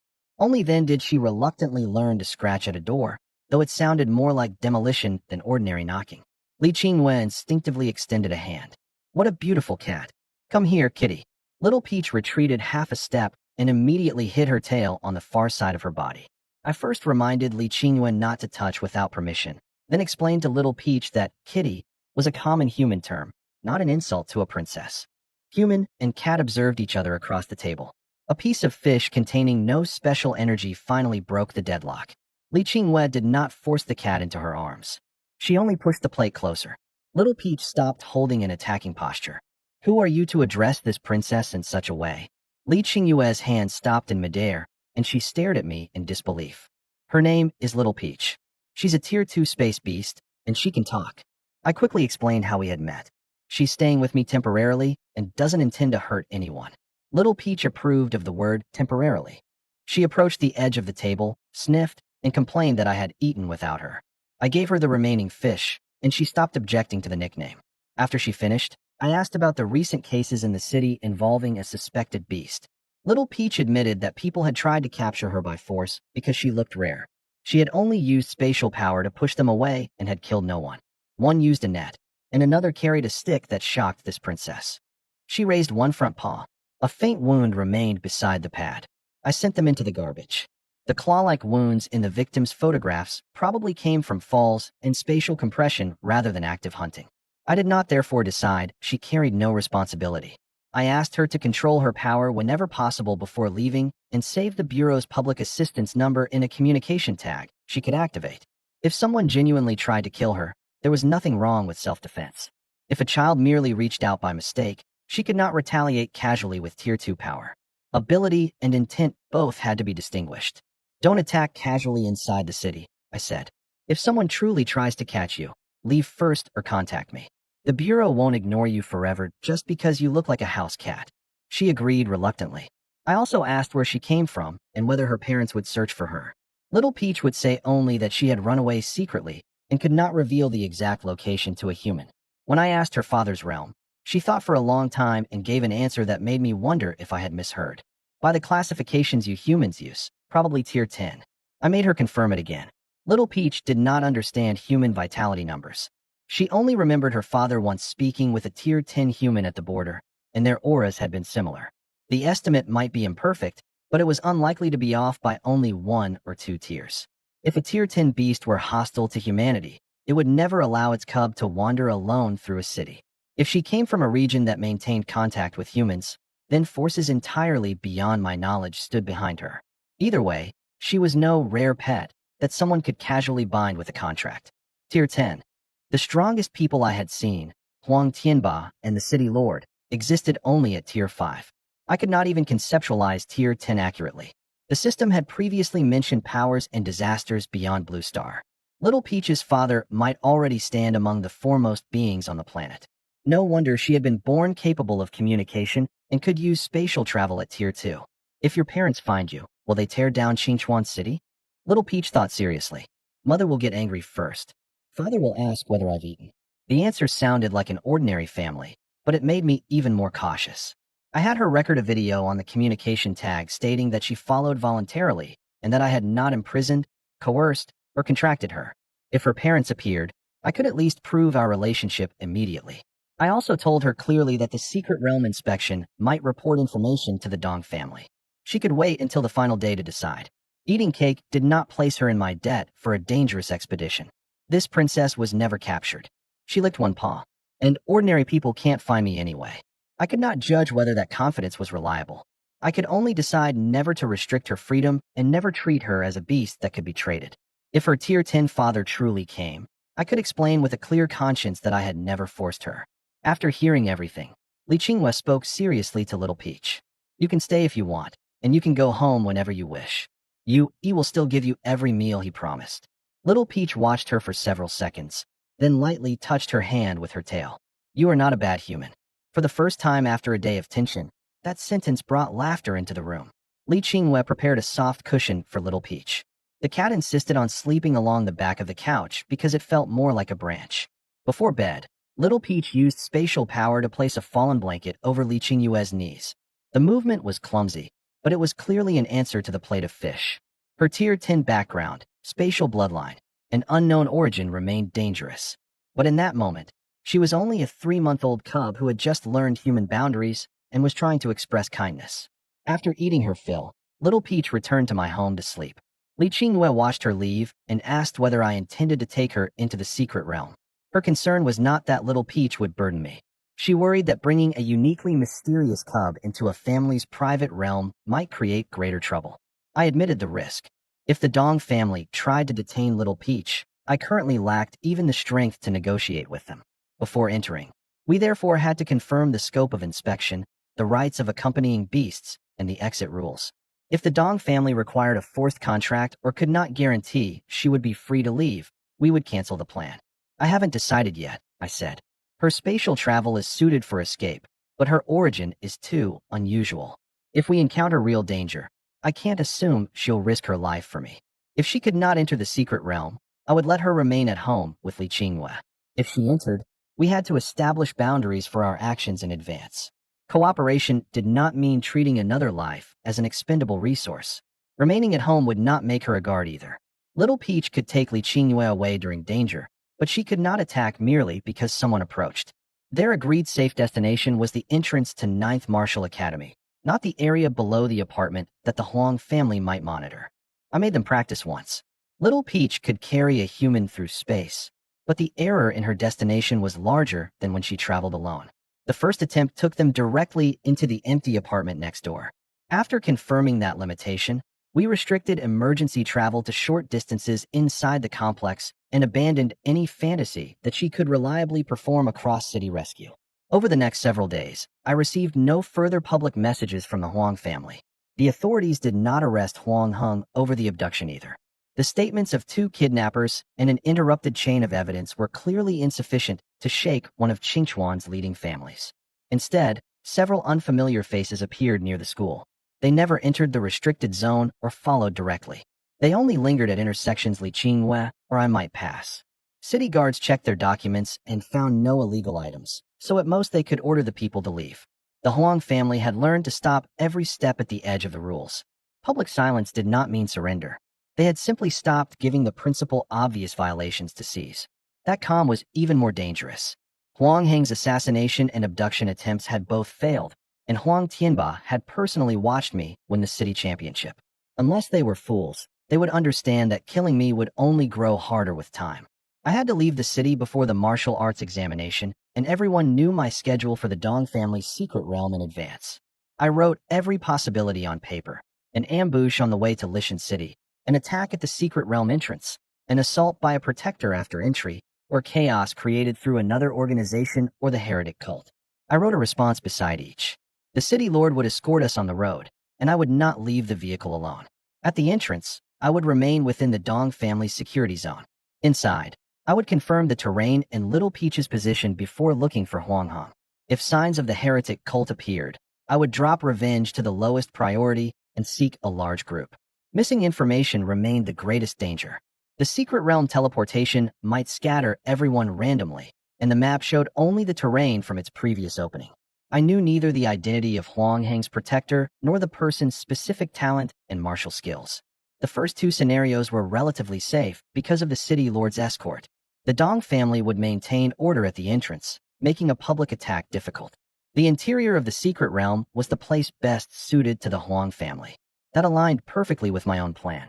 Once I realized this, I crossed out the route labeled "Actively Search for Huang Hong." Both sides expected a decisive battle inside the realm. Whoever revealed their intention first was more likely to enter a position arranged by the other. My priority would be gathering resources and observing the participants while making Huang Hong believe I was avoiding him. Only after I understood his protector's abilities and the witnesses nearby would the realm card reach its greatest value. I did not tell Li Qingwei the details of my revenge. I only agreed with the principal to confirm her safety once each day. He assigned people to watch the apartment complex and her travel routes discreetly and promised to monitor her personally while I remained in the realm. I still kept the city lord's jade against my body, though no one could guarantee it would work across cities or inside a secret realm. The principal also gave me an ordinary recording crystal capable of storing footage offline inside the realm. It could preserve evidence if the Huang family attacked first, but if I died, it might also expose my trump cards. I disabled automatic upload and allowed only manually selected clips to be preserved. There was no perfect balance between evidence and secrecy.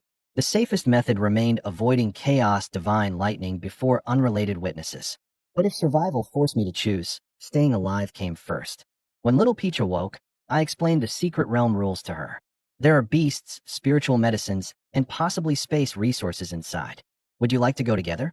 If we encounter an enemy beyond our ability, we'll retreat first. You don't have to block attacks for me, and I won't force you to fight. I read the Dong family's rules one by one. The inspection would confirm only realm and voluntary participation. No forced contract was required. If inspectors discovered bloodline power beyond what the realm could bear, the Dong family had the right to refuse entry, but not to detain her. Little Peach cared most about whether she could freely eat demonic beasts inside. I explained that unverified flesh might contain poison and that inspection had to examine all food first. Although unhappy, she agreed to replace "eat on sight" with "ask before eating." "Will there be anything delicious?" she asked. "Resources can be exchanged for money, and money buys delicious things." "Then this princess will go." We agreed that if space scattered us, each would seek a safe area. If we could not reunite, we would wait for the realm to close. She could use spatial travel to save me, but the choice to act was hers. I also packed ordinary dried fish and drinking water so she would not run away at a critical moment in search of food. We created 3 signals. 1 short spatial fluctuation meant safe, 2 meant resources had been found, and 3 in succession meant retreat immediately. Little Peach could not use a human communicator, but at least within perception range, she could communicate intent this way. I tied a lightweight locator tag beside her neck. It did not restrict spatial power and could show direction at ordinary distances. She first complained that its color did not suit a princess. Only after Li Qingwei sewed a small blue stone onto it did she accept. Even after all those preparations, the Huang family remained silent. I did not know what they were discussing or whether Huang Hong remained in the hospital, but I knew neither side would allow the calm to last much longer. Only 1 day remained in the week-long countdown. The Huang family did not reappear, and every stranger on the school's security footage vanished the night before. The withdrawal looked more like outside personnel being recalled before an operation. The principal confirmed that Huang Hong had completed his secret realm permit, but the Huang family kept his protector's information confidential. The record showed only that the person did not exceed Tier 3, Level 1. Being unable to see the opponent's plan did not allow me to invent an answer for the narrative. I possessed only those traces and one clear judgment. Someone inside the realm was waiting for me. For the final week, I devoted most of my time to training and family. Every morning, I completed the foundational cycles of both arts first.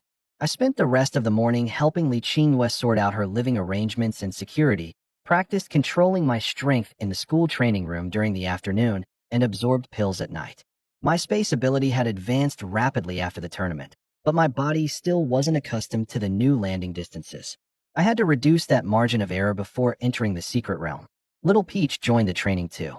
She randomly teleported softballs to different places around the room, while I relied solely on spatial awareness to judge their locations and teleport over to catch them. I knocked over the training racks 3 times during the first 2 days. By the 5th, I could change direction repeatedly without seeing my destination. During the day, I accompanied Li Qinghua as she handled her leave from work and stocked up on daily necessities. I also took her and Little Peach on several walks through busy, well-guarded parts of the city. At night, I took vitality pills and spirit fluid while circulating the thunder body tempering art and thunder meditation art. The city's lightning element wasn't as concentrated as it was during a thunderstorm, but the environment was safe and stable. Li Qinghua didn't resign from all her work immediately. Instead, she negotiated an unpaid leave of absence with her company, leaving open the possibility of returning in the future. The kidnapping shouldn't get to decide her career forever. She moved her everyday belongings into temporary housing closer to the school, but kept her old residence as well, so she wouldn't establish a fixed travel pattern. Little Peach was thrilled to tour the city, but she stayed inside the backpack or on my shoulder the whole time to keep anyone from identifying her as a space-type demonic beast. Whenever we passed a cake shop, she would make a great show of turning her head the other way. Once we'd gone far enough, she would remind me that the princess didn't see anything just now. On the 7th night, both bottlenecks loosened in succession. My vitality broke through first, beginning with my heart. Lightning flowed through my bloodstream and into my limbs. The power I had accumulated with pills over the past several days seemed to compress all over again, while my muscles and bones gave off faint tremors in unison.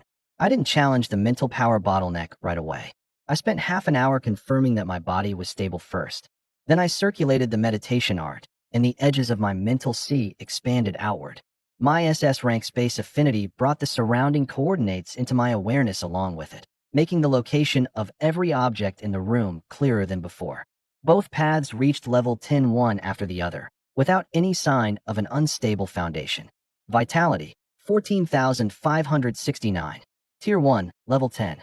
Mental power, 15,049. Tier 1, level 10. Tier 2, level 1 required a base value of 20,000, along with bone tempering and a mental transformation. Ordinary pills alone couldn't carry me across that gap in the short term, but reaching level 10 in both paths had already improved my control over space again. The 9 thunderclap blades and void cleaving slash could also withstand a greater infusion of power. I tried directing my vitality into my bones and immediately encountered obvious resistance. The system advised using the grade 4 glazed essence and dragon blood elixir I'd purchased earlier to assist with tier 2 bone tempering, but I would need a safe environment and at least several days to recover. Rushing a breakthrough before the secret realm would turn my strongest condition into a period of weakness. I stopped trying to advance and kept both resources sealed away. Being capable of a breakthrough didn't mean I had to break through now. Choosing the right moment was part of strength too. 7 days of daily missions, combined with what remained of my tournament rewards, brought my talent points back up to 2,400. I made another list of the trump cards available to me. 1 temporary tier 3 vitality realm card, lasting 30 minutes. 1 vial of grade 3 dragon blood elixir, usable only after reaching tier 2. My SS rank space affinity, chaos divine lightning. The city lord's jade token, and Little Peach's spatial traversal. I wrote the cost after every trump card. The realm card left me weakened when it expired. Void cleaving slash consumed tremendous energy. Chaos divine lightning would expose my affinity. The city lord's jade might not work inside the secret realm, and Little Peach wasn't a tool obligated to obey my commands. Once I wrote it all down, the false sense of security created by having so many trump cards vanished at once. My truly reliable abilities were still my own dual level 10 cultivation, saber techniques, and combat experience. They wouldn't disappear after one use, nor did they require anyone else to shoulder the risk for me. Having many trump cards didn't mean I could deal with every enemy at once. Inside the secret realm, the Han family, the Lu family, and the other factions would all bring Tier 3 guardians. I had only one realm card, and it lasted just half an hour. I had to save it for a battle I truly couldn't avoid. The principal called that evening to confirm I was ready. He first made me repeat my 3 conditions for retreat. Only after confirming that revenge hadn't clouded my judgment did he tell me who else would be going. Besides me, Qingchuan City's group included Han Li, Lu Xinran, and several students from major families. Each participant could bring at most one guardian no higher than Tier 3, Level 1. The city lord would only escort us to the entrance and would not enter the secret realm. Before it opened, the Dong family would inspect everyone's true cultivation realm. Anyone above Tier 3, Level 1 couldn't pass through the spatial gate. If they caught an expert suppressing their realm, both Lishan City and the Dong family would hold them accountable. That kept Huang Tianba himself from entering, but it didn't rule out the Huang family preparing some special item. Be at the school before 11 tomorrow morning. The city lord will personally take you to Lishan City, he said. The Han family and Lu Xinran will be participating as well. If you encounter a danger you can't handle, you can move closer to them first. You didn't make enemies of them during the tournament. At the very least, they won't attack you without reason. What about Li Qinghua? The principal explained the guard arrangements outside her temporary housing. The old jade token had shattered during the kidnapping, so the school had issued a replacement. He had also linked the new token to the school's alarm system. Even if he was away for a short time, the teachers on duty would activate the defensive array first. I called Li Qinghua afterward and verified the same arrangements with her. A security plan couldn't be confirmed solely through the protector. The person being protected needed to know every step too. I'll keep an eye on her. If she wants to go out, someone from the school will accompany her. After ending the call, I didn't keep training. Pushing my body too hard would only leave me in worse condition tomorrow. I packed the Thundercleaver saber, recovery medicine, food, and communication equipment, then checked whether the realm card would activate the instant I willed it to. Someone knocked on the door. Li Qinghua called me over for dinner. I put away the paper covered in risks and left my emotions in the hallway before going in. Our last dinner together didn't need a repeated rehearsal of all the ways I might die. She had made the dishes I'd eaten most often as a child. Little Peach got a plate of unseasoned fish too. We talked about the weather in Lishan City, how many days the secret realm might last, and whether we should get a bigger dining table after I came back. Making the future concrete didn't mean ignoring the danger. It gave me a specific point in time I had to reach. We didn't keep discussing the danger over dinner. She asked how many changes of clothes I'd packed, while Little Peach buried her head in her fish as though tomorrow were just an ordinary trip. After dinner, Li Qinghua tied an old red cord around my wrist. It was a charm she'd obtained to keep me safe when I was sick as a child. It had never held any spiritual power, but she had kept it all these years. The cord had a knot where it had once snapped, and its color had faded nearly white. After the original Yu Yi's parents sacrificed themselves when he was 12, it had hung by his bed. When he was in the car accident at 15, Li Qinghua put it in his pocket again. To the system, it had no attributes. To me, it connected me to the years this body had truly lived through. I tucked the red cord beneath my wrist guard so it wouldn't snag and break in a fight, and so it rested against my pulse. Keep the useful jade with you, she said. This is only here to remind you that someone at home is waiting. I didn't call it superstition, and I didn't take it off. Only one night remained before the secret realm opened. I closed the store without searching for some possibly better item. I checked my equipment twice and brought my body to its peak. Staying up late would only impair my judgment tomorrow. The final message before I went to sleep came from the city lord's estate. The vehicle would arrive at the school at 9:30, and we would reach the inner city passage before 11.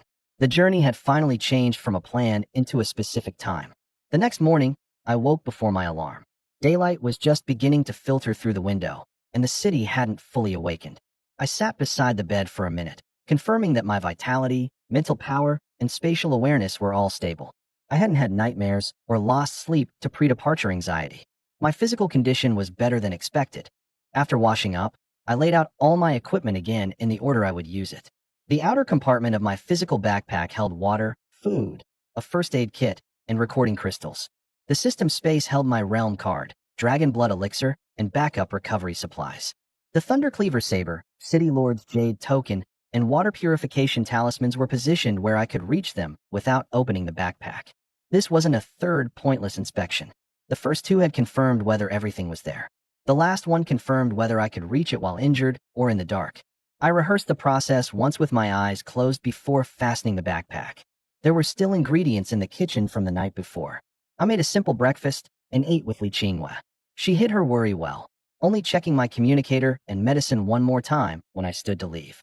She hadn't cooked a huge farewell meal, just easily digested rice porridge and eggs. Teleporting into the secret realm could cause dizziness, and anything too greasy would only affect my condition. She had always handled details like these for me before. Now I could explain what I needed on my own as well. A list of contacts lay beside the dining table. She had labeled the principal, Dong Lei, the city lord's duty office, and Zhao Xiaoxiao separately. Calling me was no longer her only response to trouble. Even if she lost contact with me, she could call for help independently. If you can get a signal, tell me you're safe. If you can't, protect yourself first, she said.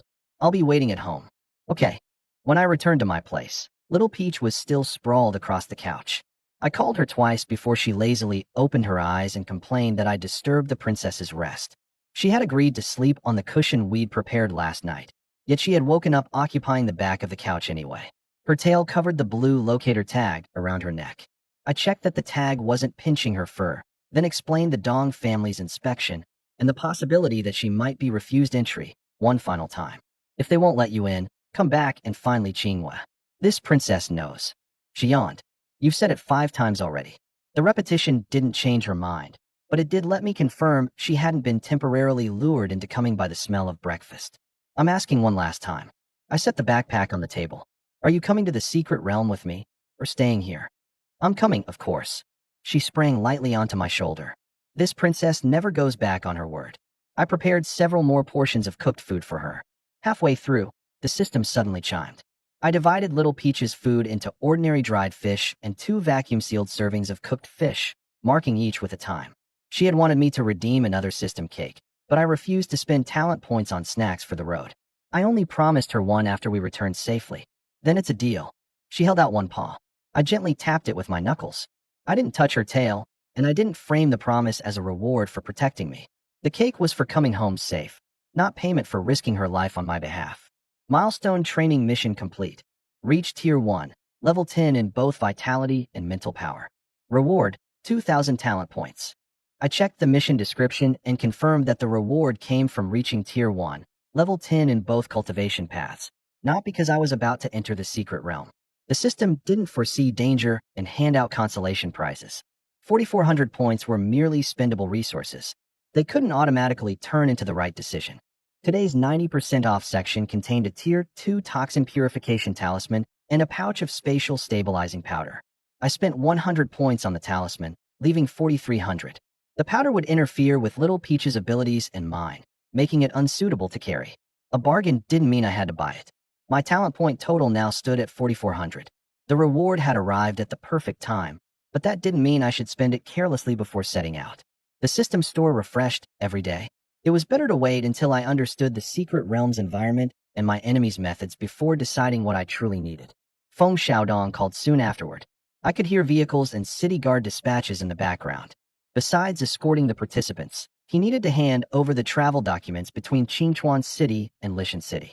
If the Huang family tried anything on the road, it would amount to openly attacking the city lord's convoy, a far greater risk than acting inside the secret realm. The city lord warned me not to change the route on my own, and not to get out and provoke the Huang family if I saw their vehicles. Once we reached the entrance, all disputes would be left to the Dong family and Lishan City. Be at the 9th Martial Academy before 11. I've arranged intercity transportation, and the Dong family's entry slot and identification documents are ready. I'm leaving now. Yue, he said, pausing just before ending the call. You're the top student in Qingchuan City's class this year. You don't have to prove everything through a single secret realm. You can always find more resources. You only have one life. I promised him I understood and put away my phone. Before leaving, I checked everything one last time. The Thundercleaver saber was secured in its scabbard. The City Lord's Jade token was tucked against my body. The Tier 3 realm card could be activated instantly. The recovery medicine was in the easiest place to reach. Little Peach folded most of her body into the backpack, leaving only a pair of blue eyes visible. She hadn't actually shrunk. She was using space to hide most of her body inside a folded pocket, and her full weight still pressed against the shoulder straps. The skill was useful for concealment, but it continuously drained mental power. I told her to ride normally on my shoulder until we reached the school, so she wouldn't waste strength before we'd even entered the secret realm. The hallway camera showed no strangers, and a school security vehicle was already waiting outside. Dong Lei sat in the front passenger seat himself, making it clear that the principal had no intention of letting me travel the final stretch alone. Li Qinghue stood in the doorway without following me outside. The shorter the farewell, the less chance anyone had to notice our relationship. We didn't hug for long or say anything that might make either of us lose control. She smoothed the shoulder strap, checked that the red cord was hidden, then took a deliberate step back. "Don't keep thinking about us waiting for you if it interferes with your judgment," she said. "Hide when you should. Give up when you should. Once you're back alive, you can deal with the Huang family at your own pace." That sounded more like a genuine farewell than any command that I had to win. I nodded and placed her words alongside the conditions for retreat I'd written down. "I'm going. Come home safe." As the elevator doors closed, I saw that the principal's emergency jade token was still tied around her wrist. The red cord rested against mine, swaying gently with each breath. When the elevator reached the ground floor, Little Peach poked her head out of the backpack and sent a faint spatial ripple toward the upper floor. Li Qinghue's response signal immediately appeared on the communication tag. They had learned to confirm each other's safety while I was away. Once I was in the vehicle, Dong Lei didn't ask who I planned to kill. He simply handed me the newest map of the Dong family's secret realm. It marked the entrance, 3 known safe camps, 2 zones of spatial turbulence, and the location where a Tier 3 demonic beast had appeared last time. I pushed my revenge plans to the final page for now and began by studying how to explore the place and stay alive. The Huang family, Tier 3 guardians, and the unknown resources within the Dong family's secret realm all waited ahead. I wouldn't let revenge make me forget the road home, nor would I let anyone who crossed the line walk away unscathed again. Before 11, I would depart from the 9th Martial Academy and head for Lishan City. The convoy drove out of the residential complex, and the city walls gradually came into view ahead. There was no Huang family ambush along the way, no attack by the heretic cult. Everything was as peaceful as an ordinary inner-city assignment. I didn't lower my guard simply because the journey had been safe, nor did I treat every passing vehicle as an enemy. The real battlefield lay inside the secret realm. There would be no school referee, no city lord ready to stop my void-cleaving slash, and no Li Qinghue waiting for my knock in the middle of a thunderstorm. My advantages were space, chaos, divine lightning, and preparation. My weaknesses were my cultivation realm, my limited intelligence, and a temporary card I could use only once. I kept every one of those facts in mind without adding the words certain victory. As the convoy passed through Qingchuan City's outer checkpoint, I looked back and saw the crest on the wall. Over the past month, I had left the city through this gate for the first time, survived my first assassination attempt, and returned again and again carrying wounds and spoils. The wall couldn't block the blades waiting in the secret realm, but it reminded me that true growth was never just about driving numbers higher. It was about judging when to strike and when to retreat, and remembering who I had to come back for every single time. The journey into the secret realm had officially entered its final countdown.